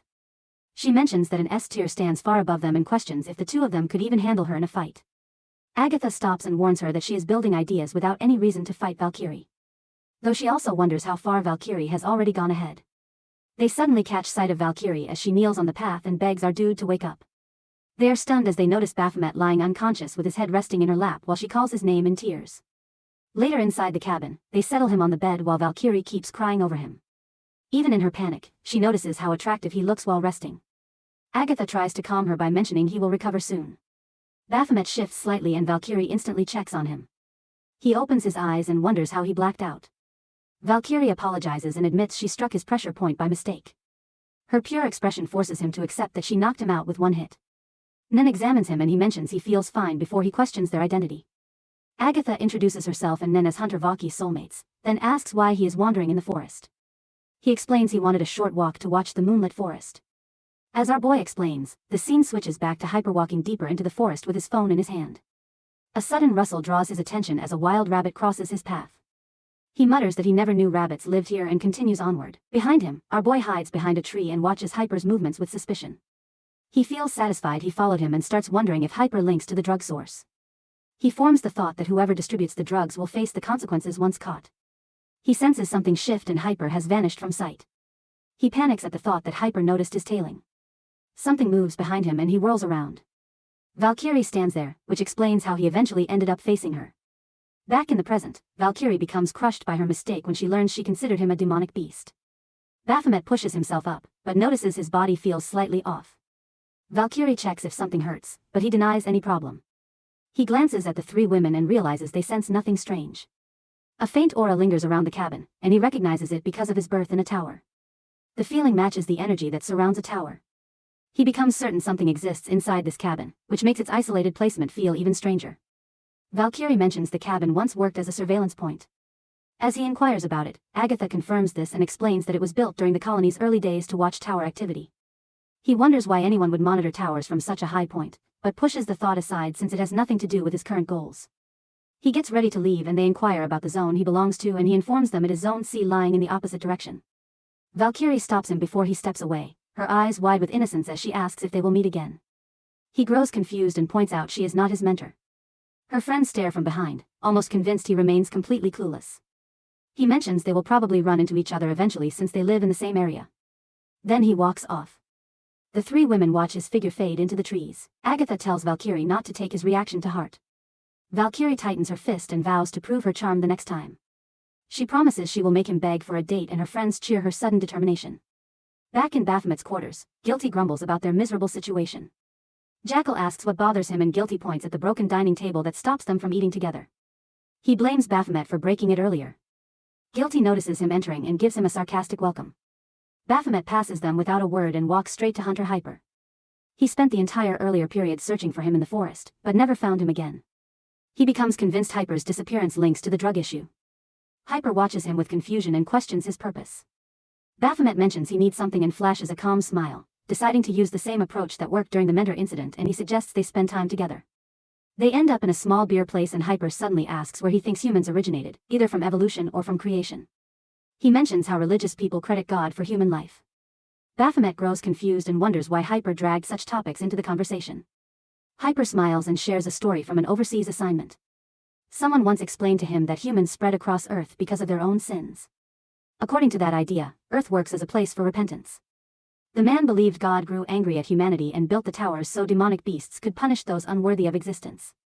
Hyper ends his thought by insisting weak and selfish humans deserve to vanish, then looks at Baphomet for agreement. Our boy remains still while Hyper insists he understands the idea completely. Suddenly, he opens his eyes and he lies alone in a forest. Pain throbs in his head and his memory feels empty after the moment with Hyper. He notices a folded paper in his hand with some sign. A ringing phone nearby catches his attention and he wonders how his device ended up so far away and he picks it up.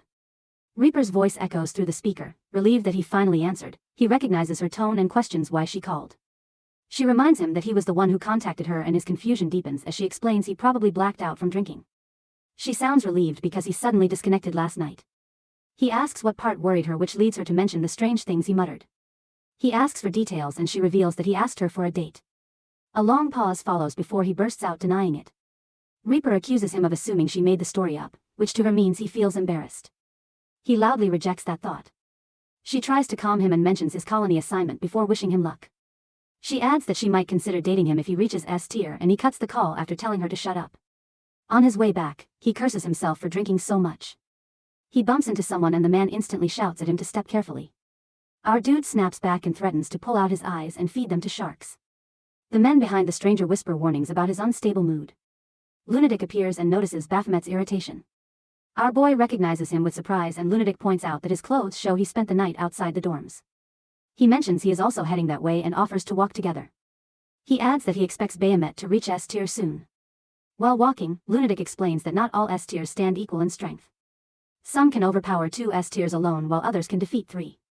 Baphomet listens and eventually questions how many Lunatic could overpower while calling him Mr. Ma. He admits he cannot judge because he remains inactive. He then notes that Baphomet figured out his identity. Baphomet mentions that anyone would notice. He thanks him for keeping the secret for 2 months and asks him to continue hiding it from others. Baphomet considers it easy but mentions he owes him answers. He turns toward him with a heavy stare, causing Lunatic to stiffen. Lunatic points at him and curses, blaming him for starting this mood. Baphomet asks what he expected from him before demanding to know why Lunatic entered the colony undercover. He pushes open his room door while speaking. Both freeze as the room comes into view as Jackal lies dead on the floor. Baphomet stares in shock as he discovers Guilty's lifeless body nearby. Lunatic steps inside with disbelief, unable to understand how this occurred. His eyes widen even more when he notices Hyper's corpse lying to the side. He mutters his disbelief that hunters have been murdered inside the colony's protected safe zone, especially someone of Hyper's level. He keeps staring ahead, overwhelmed by the massacre spread across his room. Hunters gather around the bodies and whisper among themselves, stunned that murders occurred there. One hunter notices claw-shaped bloodlines across Hyper's torso and wonders if some beast attacked him. Our guy studies the scene and questions who stole his target from him. Haru and Ji arrive and order everyone to step back so the investigation can start. Haru announces they must seal the entire area, which means every bystander needs to leave at once. A hunter protests and demands to know how murders took place inside a safe zone. Another hunter insists they deserve answers instead of being pushed away. Both officials hold their ground while Ji warns that anyone refusing to leave will become a suspect, and the threat shocks everyone. Baphomet scans the bodies and pieces the clues together. A fight between a tier hunters should leave marks across the room. Yet nothing shows signs of struggle. This lack of resistance points toward a killer with such overwhelming advantage that the victims never even processed their injuries. Baphomet reaches the conclusion that only an S-tier hunter could do this. His words freeze both officials, and he reasons that these deaths could not come from an A tier unless that a tier had absurd power, and nobody here holds that level of force, himself included. Ji urges him to avoid early claims until they confirm the evidence. Haru adds that such remarks stir trouble. Baphomet responds that he speaks nothing but basic logic. The hunters around him slowly admit an S tier could kill this cleanly. Some turn their frustration toward the officials for not detecting such a threat earlier. A girl rushes in and calls for attention, and No appears with Lunatic standing behind her. Later at her office, she orders Baphomet to stop his investigation. Baphomet reacts with confusion because they already uncovered Hyper's link to drugs before the murder. He insists the killer must be found and offers to take the lead. No questions whether he can stand against an S tier as he claimed. His confusion deepens as she dismisses him entirely and urges him to focus on improving his abilities like everyone else. She thanks him for his earlier work, leaving him speechless. Outside, Baphomet tries to reconnect the scattered pieces. Hyper died after their separation last night, and his headache tightens because every memory after that moment remains blurry. He wonders why Hyper became the target and what Hyper did to him. He pulls out the paper that was in his hand. A vision appears in front of him with Hyper showing him that symbol. Hyper admits he understood Baphomet's suspicious approach, but had no concern because he believes Baphomet would relate to his viewpoint. Right after seeing the paper, Baphomet lost consciousness. Even though the paper carries no mana, he questions if the mark works only once and whether this object hides the clue he needs. Lunatic approaches and calls for him, and he informs Baphomet that the staff already removed Guilty and Jackal's bodies. Baphomet explains that team leader No removed him from the case despite knowing he was involved from the start. Lunatic asks if his work focused on Hyper. Baphomet confirms and questions whether Lunatic holds information, reminding him that infiltration comes with a deeper purpose. Lunatic admits he came to monitor Baphomet's growth, but also carries another mission. Baphomet asks if this mission ties to Hyper's killer. Lunatic stops briefly before explaining how the colony operates outside central government control, which allows them to hide or reshape any incident inside their borders. He inquires if the colony branch itself participates in this cover-up. Lunatic grows quiet before suggesting that team leader No herself might have killed the hunters. Baphomet reacts with shock as Lunatic explains her role. She has been present since the colony formed and remains the only one who understands its full structure and how to exploit it. Lunatic entered the colony to investigate her crimes, but the murders occurred before he found the truth. He wonders if No used him to remove Hyper, then killed Hyper herself when the plan failed. Lunatic agrees, but adds that her reaction looked personal this time. He notes her response came too suddenly, considering she did not even bother hiding the bodies. He understands No cannot control the system alone. Lunatic agrees and states that others must be helping her, which leaves only the two of them able to trust each other, though one more ally would make things easier. Later, Agatha informs Valkyrie that a murder happened in Zone C. Valkyrie stiffens as Agatha explains that 3 members of Baphomet's team died. Valkyrie repeats the information in disbelief. Across the room, Nin slams the table and curses the loss of 3 strong AI. Both women look at her as Agatha explains that she and Nin arrived soon after the colony was built to guide rising hunters. A tear always held special meaning for them. Valkyrie listens quietly while Agatha recalls life before the gate shock. Hunters were not respected, which left the world without strong defenders.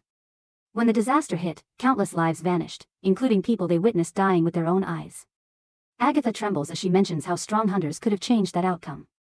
She expresses that this colony was created to nurture such protectors, which makes losing these Atir hunters deeply painful. Back at the colony center, Haru reminds our dude that the last 3 team members besides him have already left. G adds that they will notify him about his next teammates later and hopes he continues clearing towers and improving. He sits and questions whether they know who the killer is. They respond that the investigation continues. Baphomet laughs softly, already expecting that reply. Lunatic calls him as the officials prepare to leave. They wish him luck and the 2 hunters watch them go inside her office. No asks about Baphomet's condition. Haru and G report no strange behavior so far. No orders them to keep monitoring him and asks if they have anything else. They answer no, but mention they worry about her. She dismisses their concern and sends them back to work. As they leave, she stops them briefly before deciding to handle her next task alone. In her room, she makes a phone call and she asks the person if she is prepared and mentions needing a favor.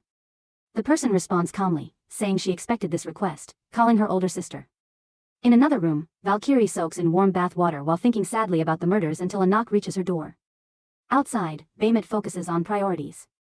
He thinks about his conversation with Mr. Ma that they must first prove No killed the 3 hunters. Lunatic told him they need the timing of her actions. He has admitted he lacks both evidence and timing, but he knows one location worth checking. He had already sent its coordinates. Lunatic received a call from No, and Baphomet questioned the chance of her knowing about them. Lunatic guessed 50% and adjusted it to 51. Once her call came through, he advised accepting the call. Now in the present, Baphomet stands in the forest inside the wooden cabin. He senses the same aura again, and this spot remains the only strange area he can identify inside the colony, which pushes him to explore it. He walks until he recognizes the source directly beneath him. A powerful tower aura leaks from underground. He turns suddenly when he feels another presence. Valkyrie leaps forward and attacks him, then freezes as the moment triggers Javu. Her eyes widen as she recognizes him. Our dude complains about her constant reckless charges and asks why she came here. She claims she wants to use the cabin for cleaning. He questions why she traveled all the way out here for that and falls silent as she scrambles for an excuse. Baphomet reveals his identity as a government hunter and mentions his superiors ordered him to investigate this cabin. Valkyrie questions what makes this plain cabin special. He describes his ability to sense things others cannot. She pauses and asks if he feels something below them that only he perceives. Without warning, Baphomet drives his fist into the floor, cracking it open. Valkyrie screams in shock. Mana explodes upward, flooding the entire structure and rising from the depths. She collapses onto her knees, overwhelmed by the evil aura. She calls out to Baphomet as he drops into the hole and lands below. She watches in worry. She steps down after him and studies the area. She realizes a hidden cave existed under the cabin. She questions whether he knew this place was here, but her eyes land on something ahead. She freezes as she recognizes what looks like tower gates. Our boy finally understands why towers keep appearing inside the colony. Valkyrie stares at him in confusion. He explains that this place produces towers endlessly. He names it a tower nest while looking toward a massive red door standing before them. Lunatic walks beside No while she studies the clear night above the colony. He comments on how rare it feels to see a sky full of stars in Korea. She encourages him to enjoy the view while he remains here and he accepts the advice before he brings up the reason she called him out. No explains that they barely had moments to talk since this colony marks the first place they ever met. She points out that they never crossed paths anywhere else. Lunatic agrees and mentions that his assignments usually push him toward remote regions or countries that lack strong hunters. No gives him a faint smile and mentions noticing how often he traveled to Costa Rica, Monaco, and Singapore. She remembers another hunter being sent to Singapore and wonders if Lunatic ever met Hunter Mild there. He stands silent for a moment before answering that dispatch duties never guarantee hunters will know one another. No accepts his response with a short pause. She then questions why Singapore would even need foreign hunters when their own system produces plenty of talent and calls him Mr. Ma with a smirk. Lunatic understands she uncovered his identity and admits she found it out. A sudden explosion tears through the air, filling the area with smoke. Mr. Ma appears in his real form now that No removed his disguise. A vicious beast steps out behind her and he demands to know if she killed the A-tier hunters. While she focuses on why he came to the colony, Mr. Ma refuses to move on without an answer and pushes her to explain the hunters' deaths. No warns him not to interfere with her plans. He shouts that her intentions make no sense to him, but her actions can only be viewed as betrayal and charges at her. Before he reaches her, A-tier hunters looking blank move in front of No and block the attack. The force flings him backward and grinds his teeth as he studies them and realizes they are A-tiers. He demands to know what she has turned them into. Meanwhile, Valkyrie questions Baphomet about something called a tower's nest. He confirms it exists and wonders why such a massive truth remained hidden here. He catches himself thinking about why he even knows such details. Valkyrie wonders if this nest explains the number of towers inside the colony. She steps closer and suggests tearing it down and he reacts instantly. Confused by the idea, she argues that treating it like any other tower means clearing each chamber, which would stabilize the colony and reduce future tower births. As he weighs the consequences, he realizes destroying it would erase the colony itself and immediately shuts down her attempt to destroy it. Valkyrie stops and asks the reason, and he argues that hunters like him will not be able to improve if the colony vanishes. She reminds him that towers outside still exist and insists that protecting civilians must come first. Baphomet responds that this will only be successful when hunters already carry enough power. He brings up gate shocks and questions, what happens when there aren't strong hunters to hold the line? Many would die again. She insists that they lacked knowledge in the past and that the situation is different now. Preventing gate shocks always comes first to her.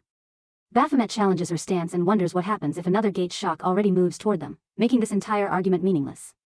She dismisses it as baseless doubt and refuses to treat towers as things hunters can ignore. He suddenly shouts that he finally understands why team leader No hid this nest because of people who think like Valkyrie. Valkyrie starts to agree but freezes halfway through. Baphomet informs her that No maintained this colony to raise hunters who grow at impossible speed, even if her methods twisted into something dark. Valkyrie immediately questions why the Overseer would hide such a structure and permit it to survive this long. He assumes No suffered something unbearable during the first gate shock. This idea shakes Valkyrie as Agatha's earlier words rush back that how No was buried in the chaos, surrounded by death, wishing for stronger hunters. Baphomet mutters that the situation feels shameful because power grows too quickly here. His mind circles around Jackal, Hyper, and Guilty, and refuses to settle. He clenches his teeth. Valkyrie announces that regardless of excuses, nests must fall. Towers must not remain. Baphomet thinks her absolute righteousness almost turns his stomach. She lifts her hand toward the structure, sparks forming around her. Our guy wonders if a barrier shields it. Valkyrie asks for a moment before her magic spreads around her body, and she leaps toward the gate to attack. As she closes in, she realizes the barrier won't break. She hesitates, unsure how they can enter.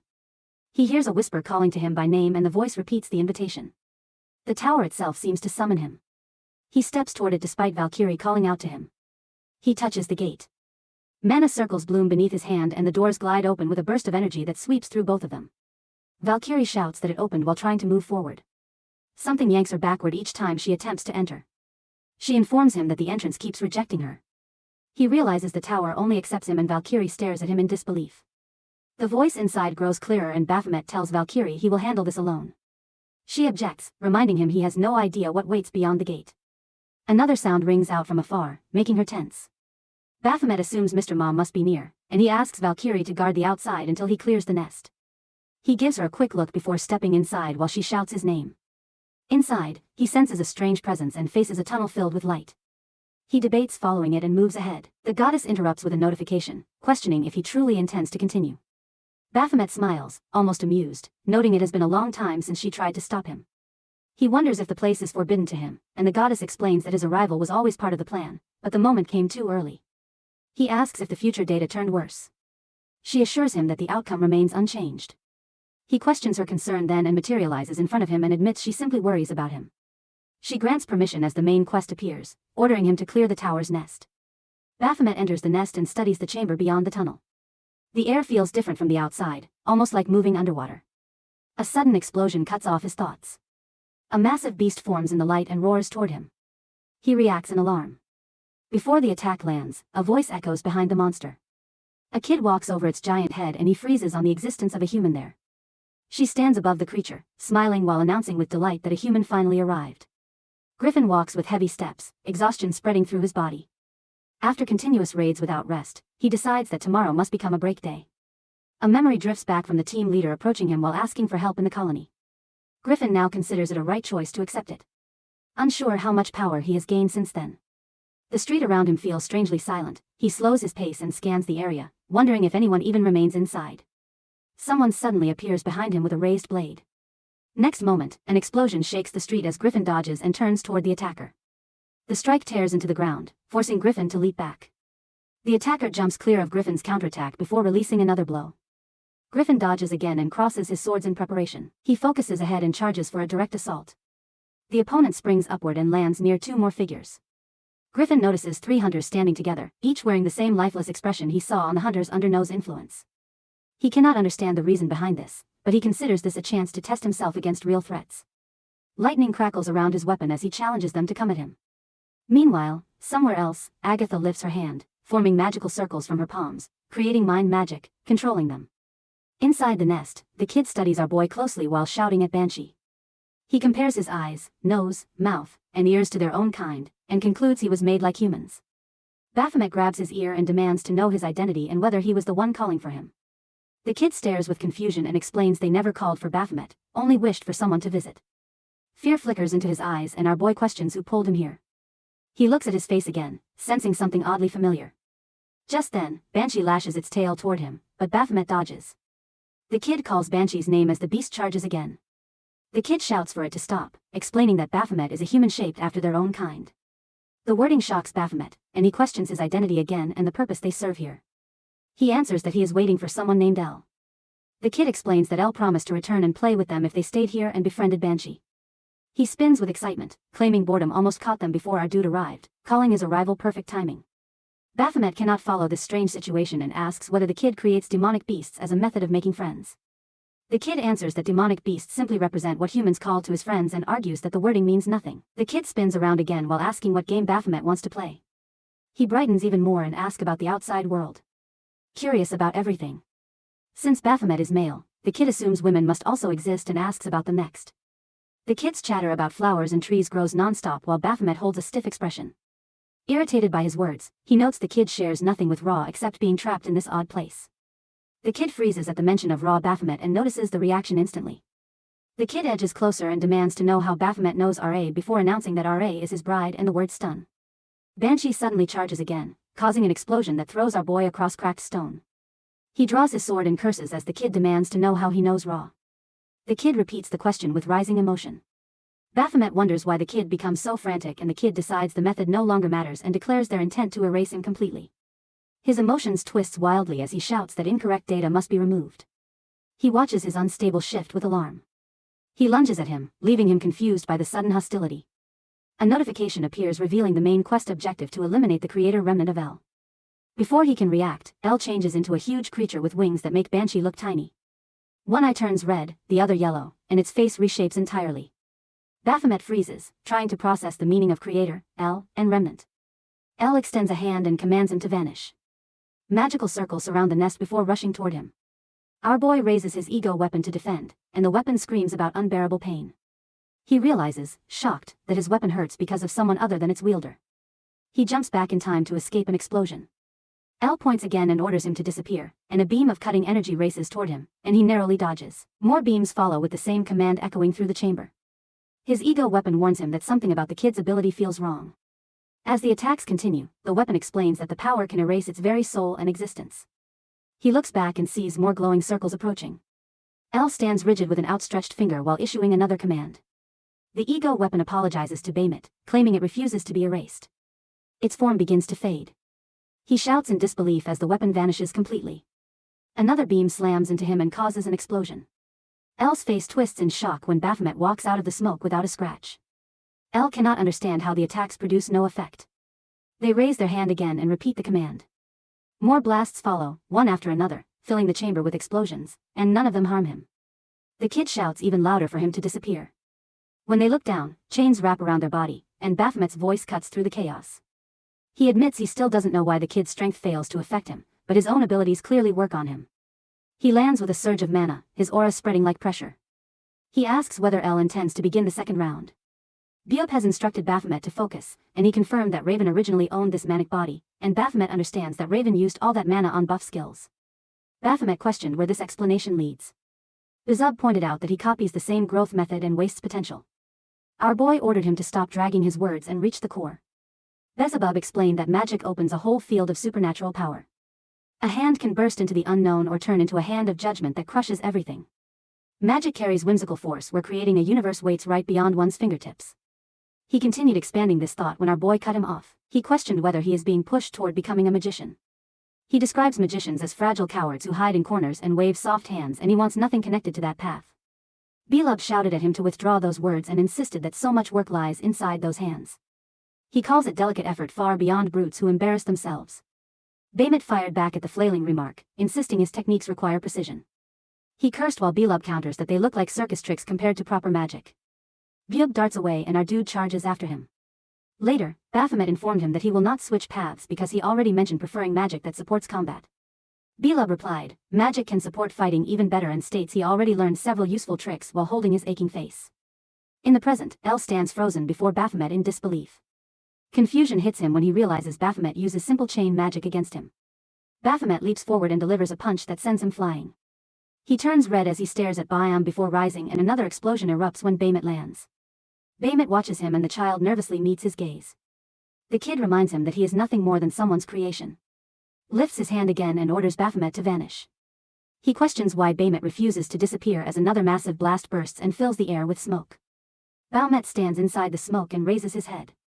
He questions whether he learns that his power is not helping. Magical chains wrap around him and inflict pain before he charges again. Baphomet spots a small cut on his own arm and notes that he managed to deal some damage. He steps forward and observes his sluggish movement. He rises above him and concludes that he owns power, but lacks the knowledge to use it in real combat. Baphomet opens his inventory instantly and summons weapons. 2 weapons fly at him. He guards and hurls a counterstrike that triggers an explosion. The blast shoves and Baphomet backward, though no cuts appear. Baphomet decides this method will not work and he draws his sword and calls haste, salvation, and patience. He recalls Union's reminder that buffs are simply magic woven to assist a hunter's battle. She continued explaining while telling him about bravery. She mentioned that this belief belongs to those who never understood buff potential. Buffs follow the user's strength and grow through it. Our boy grips his weapon as it pulses with magic. Remembering her claim that stronger users create stronger effects, he raises his shining weapon and smiles at the child, forcing fear into his eyes. Before the child reacts, Baphomet rushes and slices off a wing, and another swift slash lands on his back. He unleashes countless strikes at a speed that El cannot track. He collapses to his knees and drops fully to the floor in pain. His eyes widen as Baphomet approaches with his weapon. Our dude questions whether the child wished to know about the world outside. While El hid here creating towers, people outside continued sharpening their strength. Our guy asks how helplessness feels and points out the irony that they became monsters because of the towers the child built. He identifies himself as one of those monsters. He continues explaining that too many strong people spoil the balance. There must be weak ones, average ones, and strong ones. Because of this, the child's role ends here. Baphomet lifts his weapon and aims directly at him while ordering him to disappear. He laughs and questions how a creation imagines it can erase him, mocking him. His body expands as tentacles burst outward and rush at Baphomet, shocking him. RG answers that he is a hunter and unleashes endless cuts that tear through the child until blood sprays everywhere. El calls Banshee's name while Baphomet lifts his head and announces his own name. He launches a final strike as more blood pours out and his eyes stretch wide. El questions why this happens and a vision of his bride Ra appears in his mind. He questions why she betrayed him when she should stand with him. Her voice responds, bids El farewell, and murmurs that she loved him back then. A tremendous burst of light erupts before Baphomet and crushes everything. A system notice appears confirming that El's remnants have been eliminated and a new skill has been granted. Our boy processes the idea of receiving a skill as a reward. From inside the light, a crux forms and Baphomet reacts with shock and questions whether collecting another crux here is possible. A voice urges him to come and take it. He recognizes the same voice that called him outside the tower's nest. He throws his sword away and steps forward, grabbing the crux. Huge light bursts the moment his hand touches it, and the crux shifts color while lightning storms behind him and swallows the entire area. Outside, Valkyrie watches the strange phenomenon with confusion. She thinks about Baphomet and reminds herself she cannot enter the nest. She forces herself to trust him and wonders what he meant when he promised she would learn soon why she must guard this place. Someone calls her name from behind and she turns and finds Nen, who mentions searching everywhere for her. Agatha questions whether Valkyrie spent the night bathing at the cabin again. She notices the changed atmosphere and wonders aloud whether someone sits inside the Manhwa cabin and steps closer for checking. Valkyrie blocks her path and questions whether she stands with No. She replies that she once thought there would be no need to fight Valkyrie and admits that she was wrong. She lifts her face, prepares to charge, and apologizes. Mr. Ma runs while Atir hunters pound the ground behind him as they chase with raised swords. They leap high together as if they intend to pin him down in one strike. He pushes forward and smoke bursts around him, helping him slip out of their sight. 3 hunters land and scan the area in confusion. A voice reaches them from behind and they turn just as Mr. Ma lifts his hand and hits across their backs, dropping them to the floor. He realizes he cannot handle this mess without support. He recognizes the pattern in their movements and understands this is mind control magic, not Ms. No herself. Another S-tier must be helping her. He remembers the report about Ms. No's younger sister being inside the colony, a mage-type hunter, and he understands how much trouble that creates if she's on No's side. But he knows now isn't the moment to think it through because Ms. No used these Atirs to distract him while she slipped away and he needed to find her first. A presence approaches from behind and he turns with irritation building. He intends to knock out whoever this newcomer is and then move on. But more hunters appear in front of him in large numbers while smoke rises behind them. He looks at them with unease and understands he cannot bring down several of them. All 8 tiers seem to be under control and that thought tightens his nerves and all leap toward him at once. He wonders if every single one of them is being controlled as he raises his hand and calls Echo to assist him. Lightning bursts out and sends many hunters flying back. The system declares the removal of all abnormal statuses as the spirit arrives in front of him. Mr. Ma recognizes this as a high-ranking spirit because of the amount of mana swirling around it. Only one hunter he knows can command a spirit like this and turns as footsteps approach. Hunter Echidna steps forward with lightning sliding off her hands. She calls his name as both of them point fingers at each other, each wanting an explanation for the other's presence. He responds that he is wondering the same and Echidna eyes his outfit and questions why he is wearing a spandex suit. He refuses to accept its spandex, but he covers the bus nose and asks about the smell, wondering if he fell into a sewer. He insists none of that matters right now and urges her to explain what is happening inside the colony first. A loud sound echoes across the area and Echidna turns toward it and questions the source. Something rises over the tower zone. Mr. Ma recognizes it immediately as a barrier and feels dread confirming his thoughts and No has already activated it. He explains she has triggered the program that fortifies the colony. Echidna asks and he describes how the colony is surrounded by towers and a gate shock would release countless demonic beasts from inside them. A device was made to trap all those beasts within the colony when needed, showing they are now locked inside. This hits Echidna hard as she processes it. Inside a tower control room, someone taps on a laptop while muttering about how tiring it is to manage so many Atir personalities with only a small staff. Hunters sit in front of her with tape over their faces while she encourages them to hold on a little more. No stands with Ji and Haru and insists this step must be taken for the colony's survival and for creating stronger hunters. Behind her, the screen shows activation of the fortification program. She has tied up all the staff and instructs them to remain here until she finishes everything, promising to release them later. Then her head snaps back in alarm and she rushes to the window. Something unusual glows in the distance as a beam of light rises from a certain point. Haru informs her that the area where towers are created is undergoing some strange change. No tries to understand what is happening there since Hunter Nen promised to guard that place and wonders what Nen is doing. Nen battles Valkyrie and slams her fist into the ground, cracking it. She admits she tried to hide her killing intent, but knows a surprise strike against someone like Valkyrie would never work. Valkyrie pulls a weapon from her inventory. Nen loosens her stance and accepts that Valkyrie figured out the colony's secret. Someone must be inside that restricted place, and Valkyrie meets her gaze without answering. Nen questions her silence and warns there is no turning back. Nen steps closer and demands to know what Valkyrie has done. But then she catches herself confused by her own slip. She attacks, sending a shock through the floor. Nen trembles as she insists that even if someone made it inside, it changes nothing because nobody can enter. Valkyrie shakes and responds that she is wrong and someone has already gone in. Nen's eyes widen in disbelief and she demands proof. She charges again, striking Valkyrie hard enough to throw her back. Valkyrie counters and then blocks with her armor. Nen unleashes another strike and admits Valkyrie stands as a skilled fencer just as she heard. Valkyrie flinches at the remark and then continues and mentions the rumor about Valkyrie once having the mindset of a national athlete but ruining everything. A memory hits Valkyrie as an official announces her name as being disqualified for breaking rules. Her awakening disqualified her instantly because awakened people are banned from competing. She remembers the tension she felt when the system revealed her awakening. People questioned her strength, claimed her fencing talent came from supernatural abilities, and accused her of trying to cheat her way into being a national athlete. Their disgust forced her head down as she cried. Back in the present, Valkyrie watches Nan raise her fist and acknowledge how devastating that must have felt. Valkyrie jumps, escapes the strike, and lands with force. Nan continues explaining she understands that pain because she felt the same helplessness during the gate shock when she could do nothing. Valkyrie rises, and releases slashes toward her. Nan stands through the smoke and clarifies she isn't supporting No's reasoning. Lightning spreads around her as she insists she is acting according to her own belief.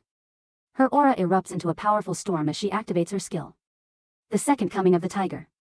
Lightning explodes around her and Valkyrie watches in surprise. Valkyrie frowns at the talk of beliefs and she admits her own despair never reached Nan's level during the gate shock. Light bursts from her body as she remembers her fellow hunters. Lightning crawls across her skin as she forms her belief. A memory returns of a man thanking her for saving his pregnant wife after a car accident. Otherwise, he would have lost both of them. In the present, Valkyrie declares her belief in a world where future children treat towers as mere stories. She believes in a future with no gate shock disasters by destroying old towers. She activates the curse of Venatus, state 3, letting powerful energy swirl around her. Her strength and speed rises 500%. She vows to use her belief to break N's belief and her immunity and defense surge as the system announces the sacrifice of her soul to Venatus. Both fighters face each other before a massive lightning strike hits between them. Nan's final thoughts drift toward the truth behind the rumors about Valky's peak state. She recognizes the overwhelming force in front of her. She remembers asking Agatha if the two of them could ever defeat Valkyrie together. Facing this power alone means she never stood a chance and her head drops as exhaustion sweeps through her. She thinks she wants to sleep and decides to leave the rest to Agatha. Nan collapses as blood spreads across the floor. She lies still while Valkyrie, wrapped in full peak state power, stands over her while Valkyrie apologizes to her. Echidna runs alongside Mr. Ma as he quickly explains the situation. She struggles to believe No would go this far and asks if there's any way to stop the fortification. Mr. Ma replies that once initiated, it can't be interrupted and will last nearly 12 months. They consider reaching the outside world, but Mr. Ma explains all signals are cut, including their devices and the system messenger. No faces the same restrictions. Blades rise before them, signaling that their priority is to take down the A-tier hunters. After a fight, both Echidna and Mr. Ma lie defeated. Mr. Ma estimates almost every A-tier in the colony is controlled and suddenly wonders if Baphomet is too. Echidna admits she suspected his presence inside. Mr. Ma questions how she entered the colony without clearance, implying she may have used illegal methods. She dodges the question, urging focus on the emergency. Suddenly, Griffin charges Mr. Ma, but freezes when he recognizes him.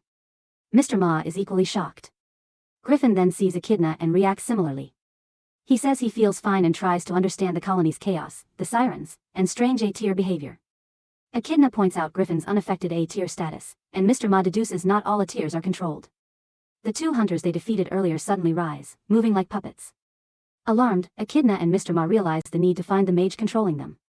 Mr. Ma suspects prolonged exposure triggers control since Griffin only recently arrived. He wonders why No, who once aimed to build an army, now uses mind control. He instructs Echidna to trace the mana flow to find the caster, their only chance. Meanwhile, Agatha stands in a chamber of shifting magic circles among S-tier mentors. She hopes all is proceeding without errors, and the hunters are ready. One hunter reports that dissenters have been knocked out temporarily, but wonders what will happen when they wake. Another mentions rumors of a government investigator in the colony. Agatha orders continued persuasion attempts and removal of the infiltrator if they refuse cooperation. Hunters whisper worries about targeting a government agent. Agatha erupts angrily, mocking their weak resolve after the gate shock tragedy, reminding them they joined to build stronger hunters and preserve the colony's purpose. She warns that if the tower creation site collapses, the colony will lose meaning. As she urges steadfastness, a hunter hesitates, asking if things will return to normal. Agatha assures it's only one investigator and handling him won't take long. When questioned if towers will stop appearing if the site is destroyed, she confirms it and demands to know who questioned her. Two hunters apologize as a disguised figure suddenly triggers an explosion, scattering everyone. Griffin and Echidna reveal themselves while Mr. Ma grabs Agatha by the throat. He demands to know if she is No's sister and the one controlling A-tier hunters. He points out No distracted him with controlled hunters to escape and questions why Agatha continues using them. Agatha calls him a government hound and orders her hunters to kill him. But Mr. Ma holds firm, unfazed by being outnumbered by 5 S-tiers. Griffin senses something strange about Echidna's mana, which suddenly burns painfully. Mr. Ma recalls a rumor of one S-tier killing 7 others and offers to prove if it's true. All hunters' mana ignites as he warns them to cooperate or face pain. Holding Agatha's throat tightly, he drags her down, making it clear this is a threat, not a negotiation. Elsewhere, 2 hunters rush No, but Ji and Haru quickly take them down. No wonders why controlled hunters who recognized her no longer respond. Haru points out the red light in the woods has vanished, suggesting Hunter Nan might have dealt with it. No knows she cannot contact Min due to signal loss and decides to check the cabin first, planning to confront Mr. Ma afterward. Suddenly, a figure with glowing eyes steps forward. Baphomet with blank controlled eyes. Ji and Haru prepare to fight, assuming he's under Agatha's spell. No knows. Controlling Baphomet requires great effort and shouts for them to retreat. Baphomet slashes both Ji and Haru's arms, incapacitating them, then turns to question No about killing Hyper, Guilty, and Jackal, linking it to the tower's nest. No panics, fearing the disappearance of the red light signals disaster. Baphomet reveals he destroyed the nest, freezing her in shock. Blood sprays as Baphomet collapses, wounded while a beast stands behind No. She is stunned that an A tier like Baphomet entered the nest, a place even she, an S tier, couldn't reach. Baphomet trembles, revealing he suspected No's true motives. The mark on his body matches Hyper's death mark, confirming No's guilt. He explains pushing himself this far due to his skills conditions. Facing an unbeatable enemy, receiving a death strike and standing atop a tower floor. No accuses him of going too far. As she attacks, shouting for his death, Baphomet has already destroyed L's remnants and unlocked a new skill. He unleashes Gehenna, transforming the area with a massive eye appearing. The space shifts into a lord's chamber. All linked passive skills activate. No is overwhelmed. Baphomet transforms as an emergency quest triggers. Eliminate the Abyssal Tower boss, Baphomet himself. In his new form, he notes he was seconds from death before awakening this power. 1 hour earlier, Valkyrie stood over Nan's lifeless body with her energy radiating around her. She murmured an apology when a sharp flash lit up behind her.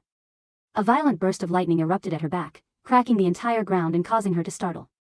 As she landed, she sensed a shift linked to Baphomet and noticed the gates had vanished.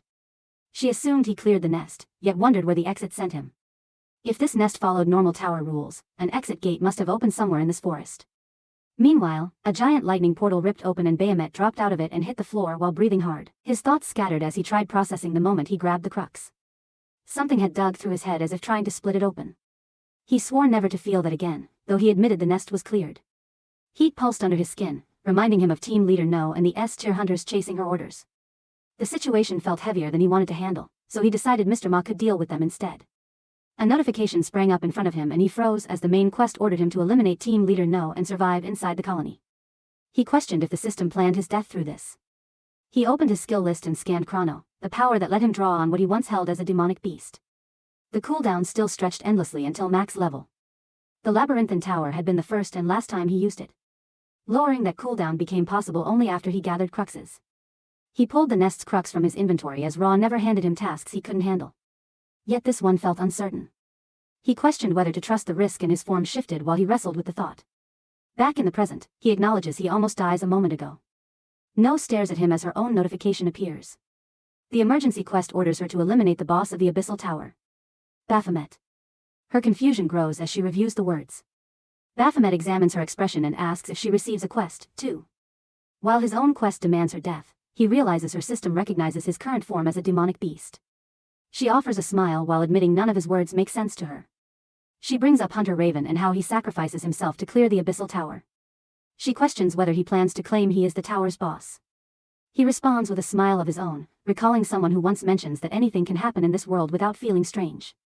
He urges her to keep her mind open. One truth remains that one of them will die here and he extends his hand as he states it. She stands still, scanning the area while Ji and Haru burst from behind and rush toward Baphomet. He instantly spins around to face them. Before they reach him, Nose drop to the ground, trembling. Haru whispers, questioning if he is even alive. Baphomet looks at them with boredom, noting that killing small targets holds no interest for him. He releases chain magic and tosses them backward before charging toward No. He mocks her about not being worried since he already drags her subordinates out of the zone, declaring to want king instead of subordinate. He questions her readiness while rushing in. 2 beasts appear in front of him and block his path with their swords. Baphomet recognizes that they are summoned demons. They launch attack after attack, so he leans down to dodge one strike and twists to avoid the next. While still low, he senses another strike closing in. He moves at close range, letting the attack slam into the ground beside him. The second demon leaps above him, but he seizes the first demon and smashes it into the floor. He then sprints toward the airborne demon and hurls chains at it. Energy floods his body so intensely he pauses in confusion. Wolf-type beasts charge at him with snarls and one lunges with its jaws open. The system triggers a combo passive of Gehenna. 20% boost to all attributes and 20% boost to elemental resistance. He understands it instantly and meets it with a smile. His ego weapon appears in his hand and one sweeping attack cuts down multiple wolves as chains crack through the air while their bodies fall with blood spraying. He sprints toward No, and she glares at him while the ego weapon questions whether this power reflects his true strength. Baphomet answers with curiosity of his own. The weapon vibrates with excitement as immense energy surges into it. Its size increases and Bahamut notes how much the weapon enjoys this and offers to make it even better. He charges and unleashes an attack that lands just above No's head and stops. Something catches his attention and he questions why she refuses to bring it out. The ground rumbles as a giant monster appears behind him. He recognizes it immediately and the monster strikes the ground with its open jaws, but he restrains it with chains and tears through its core with rapid attacks. Smoke bursts from the wound as more demonic beasts appear behind him. A pack charges, but his ego weapon splits them in half with one enormous swing. No lifts her hand and summons more beasts. Baphomet cuts through them as fast as they appear. She summons flying demonic beasts next. He catches them midair with beams of light before leaping upward. He cuts through their ranks in a flash while streaks of light follow his blade. More beasts swarm him and he releases a powerful slash that cuts them apart, then chops down each one until laughter escapes him. Monster after monster appears and he shreds them with effortless speed. A massive beast lunges with its mouth wide. He flips upward and slices the mouth clean off its body, leaving it collapsing in pieces. He steps toward No, shouting for her to stop hiding. His chain attack shoots toward her position and the strike tears through the ground behind her as a giant beast rises behind her with jaws open while Baphomet smiles. Later, the beast's severed arms fly through the sky. Baphomet stands on its corpse with eyes glowing. Blood splatters around him as he orders the monster to die and presses his attack down on its body. No stands in the center of chaos with a darker expression as a giant monster drops with a pierced chest in front of her. Baphomet steps out from behind the corpse with a confident smile. She flicks a lighter, burns a cigarette, and admits through her hardened look that the infamous boss Baphomet has reshaped himself into a human with real power. Baphomet confirms her thought and reminds her to keep her view open. Before ending her life, he demands a reason for the deaths of Hyper and the others.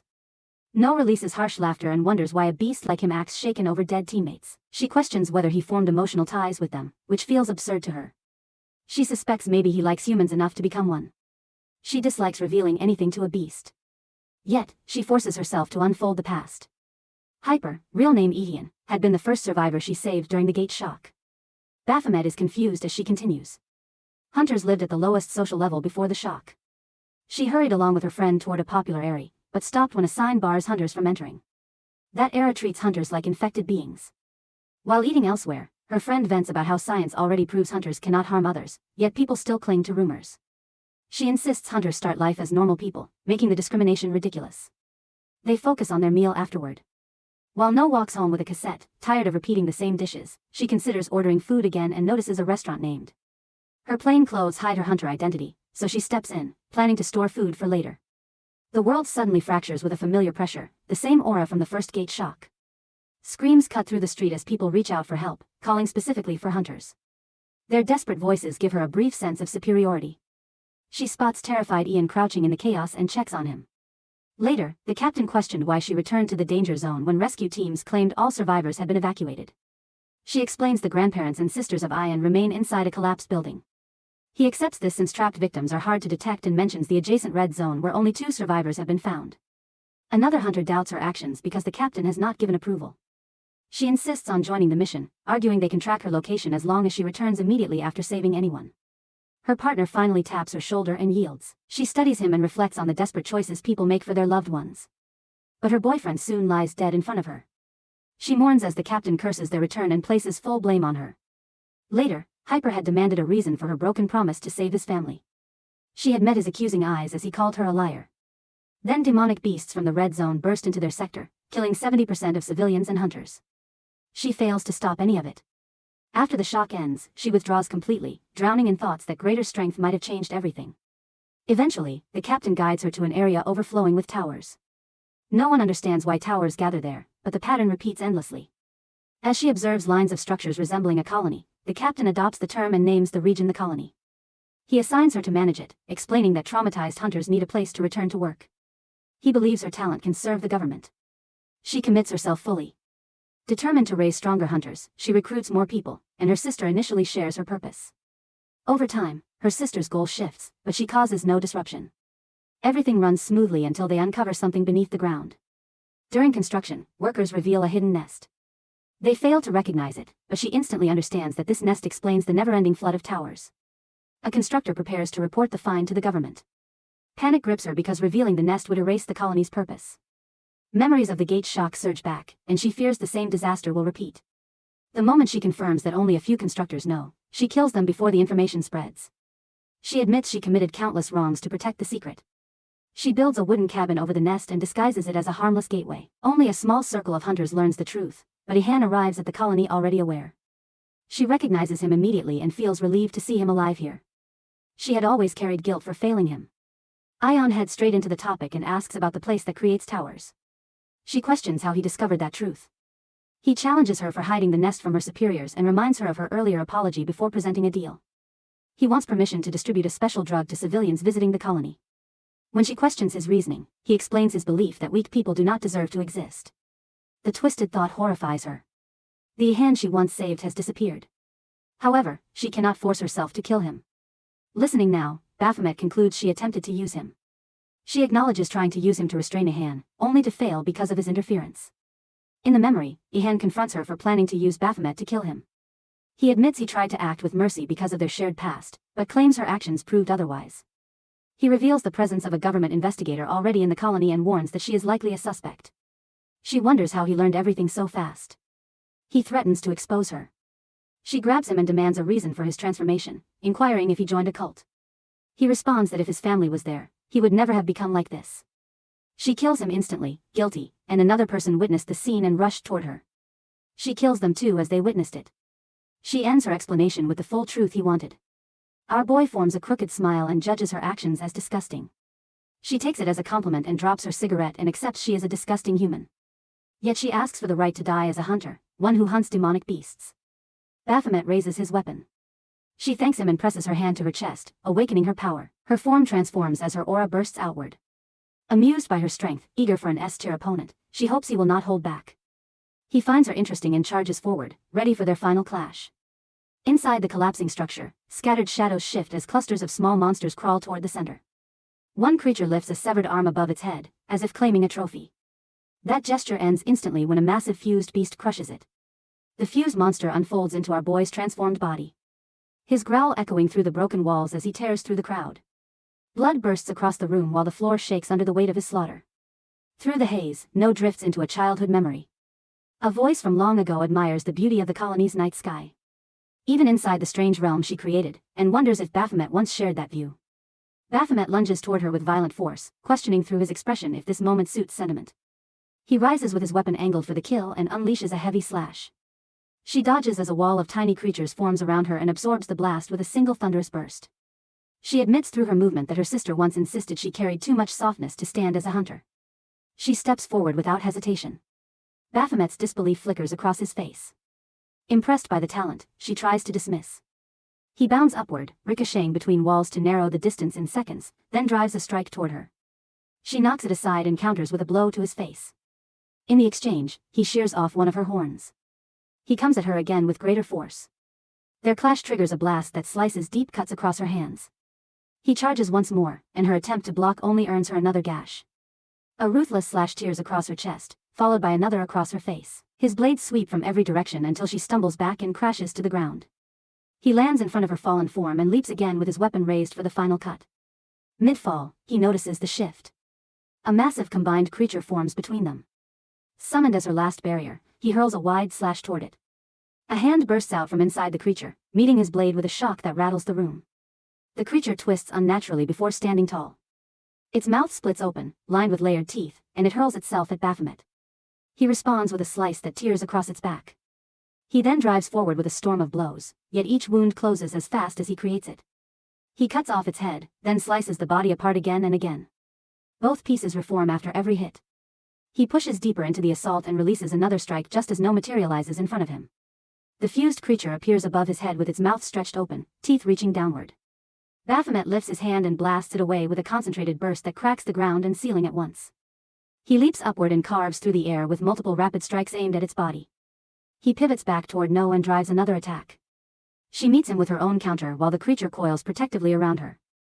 Baphomet shifts position and appears behind her, locking his gaze on her weakening form. She meets his eyes for a final moment. His next strike sweeps through both of her arms, sending shock waves through the room as they fall away.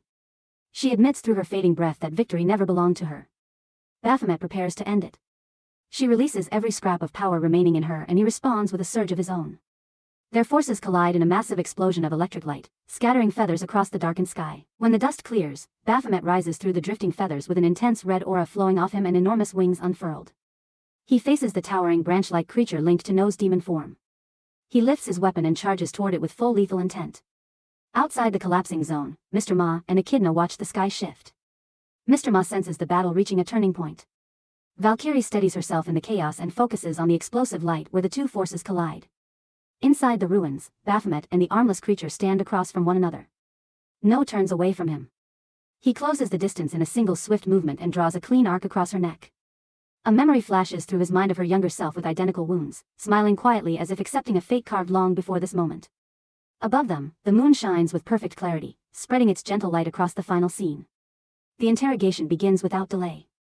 The official demands identities and Baphomet answers. Griffin answers the next demand, stating that he carries a tier status and entered the colony because team leader Sang Anan Ma approved him. The records expose a discrepancy when Echidna's case appears. The system shows no trace of her invitation, so the official presses her. Echidna grows annoyed and reminds them that she already explained to Ma that she slipped in through the same hidden path she once used to escape. She demands to know how long they intend to keep her confined when she has urgent work waiting. Focus shifts to Valkyrie and they mention her role as a mentor and ask if she sensed unusual behavior among the A-tier mentors. Laughter escapes her before she forms her reply. Attention moves sharply to Ma. They order him to recount every incident inside the colony, especially the one involving No. Ma reminds them that his full report already covers everything. They admit reading it, but insist gaps remain. The report notes Nosa's elimination, yet the autopsy clears Ma as the killer. Ma points out that he also recorded that the killer remains unidentified. The official insists that only Ma, Valkyrie, and Echidna possess the power to eliminate someone of No's level. Yet, none of their signatures match the wounds. Someone else must have been present. Ma agrees with the conclusion, but states he has no answers. Impatience erupts from the official, who orders him to uncover the truth. Ma repeats that he doesn't know and asks what they expect him to fabricate. He reminds Mr. Song that upper command sent him there under direct orders and everyone in the system understands how those orders work. Song attempts to calm the room, explaining the interrogation is routine. Ma fires back that Song raised the tension first by shouting at him. Ma then explains that the fortification program activated and sealed everyone inside the colony. Echidna breaks in, addressing the earlier question. She bypassed the main route and used an old sewage tunnel that even the colony administration overlooked. That same tunnel allowed their escape and strangely the fortification system never reached it. Near the tunnel exit, a blindfolded hunter met Echidna and asked about her success and the current situation. Echidna apologized and promised generous payment later. She also reveals that this hidden tunnel once functioned as a secret route used to deliver drugs to Hunter Hyper. Inside the Central Agency for Hunter Affairs, a detained hunter insists he never knew the items were drugs. He explains that someone simply handed him packages to deliver and offered to share everything he knows. Officials inspect his clothing and features for clues. Another official arrives with fingerprint results. The suspect is a tire hunter. Ma concludes that this man holds too little influence to orchestrate such operations and may be telling the truth about being a mule. The case becomes more tangled. No met Hyper years ago, yet they never crossed paths again until Hyper joined the colony. No's motive is solved, but Hyper still floats in uncertainty. Ma weighs the idea that an A-tier hunter wouldn't run drug routes for financial need. According to Baphomet's testimony, Hyper carried deep resentment towards civilians. Ma wonders whether Hyper's monstrous deeds grew from devotion to that hatred. Recovering the drugs becomes one task. Restoring every affected hunter becomes a crisis. Rows of medical beds fill the room as Ma watches colony hunters suffering severe mental collapse. Yunnan points to a parasite specimen and explains the destruction behind the symptoms. These parasites drain their hosts and break their minds. S-tier hunter Agatha uses these insects as her ability. Insect control normally manipulates beasts or applies debuffs, but Agatha's twist of the technique turns it into something grotesque. Ma asks about treatment. Yunnan explains that the parasites damage everything, including the brain. Healing may depend on natural regeneration only. She adds that they are fortunate the victims suffer only mental collapse because weaker hunters would either fall into vegetative states or die. Our boy asks why he and Griffin are unaffected. Yunayan explains that the parasites need time to root inside their hosts, so the two still require enemas to flush out possible eggs. He reacts with disbelief. Yun clarifies that these insects prefer the large intestine and may have left eggs there. She reveals 3 prepared kits and instructs them to complete the procedure today. Ma freezes when it's revealed that the third kid is for him. He asks her meaning and she reminds him that he strangled Agatha, which counts as direct contact. He assumed only a tears were threatened. She explains that Agatha attempted infesting S tears too. The proof lies in the two dead S tears. Behind them, Valkyrie collapses without warning. Echidna catches her and drags her toward the exit. Baphomet watches in confusion as Echidna calls out that she will meet him again. Someone assumes Valkyrie suffers a mental crash, but Echidna explains that Valkyrie simply emptied her bowels and feels drained. In truth, Valky's mind cannot endure everything she witnessed. Yunnan claps loudly and orders everyone to stop wasting time. She instructs them to step forward for checkups. After his own examination, Ma hands Yunai on water. She reminds him of the enema. He promises to complete it today and apologizes for the chaos. He asks about hospital arrangements. Yun explains that she contacted a temporary physician and will charge the central agency. Her guild members suffered, so she intends to help, especially after past issues with the government. Ma accepts the blame. She agrees partially and directs him toward the next task to interrogate Agata and discover how to restore the A-tiers. Agatha sits restrained, studying the young supervisor in front of her. He explains that she cannot activate her ability inside this chamber. An explosive collar sits around her neck and laser weapons target her.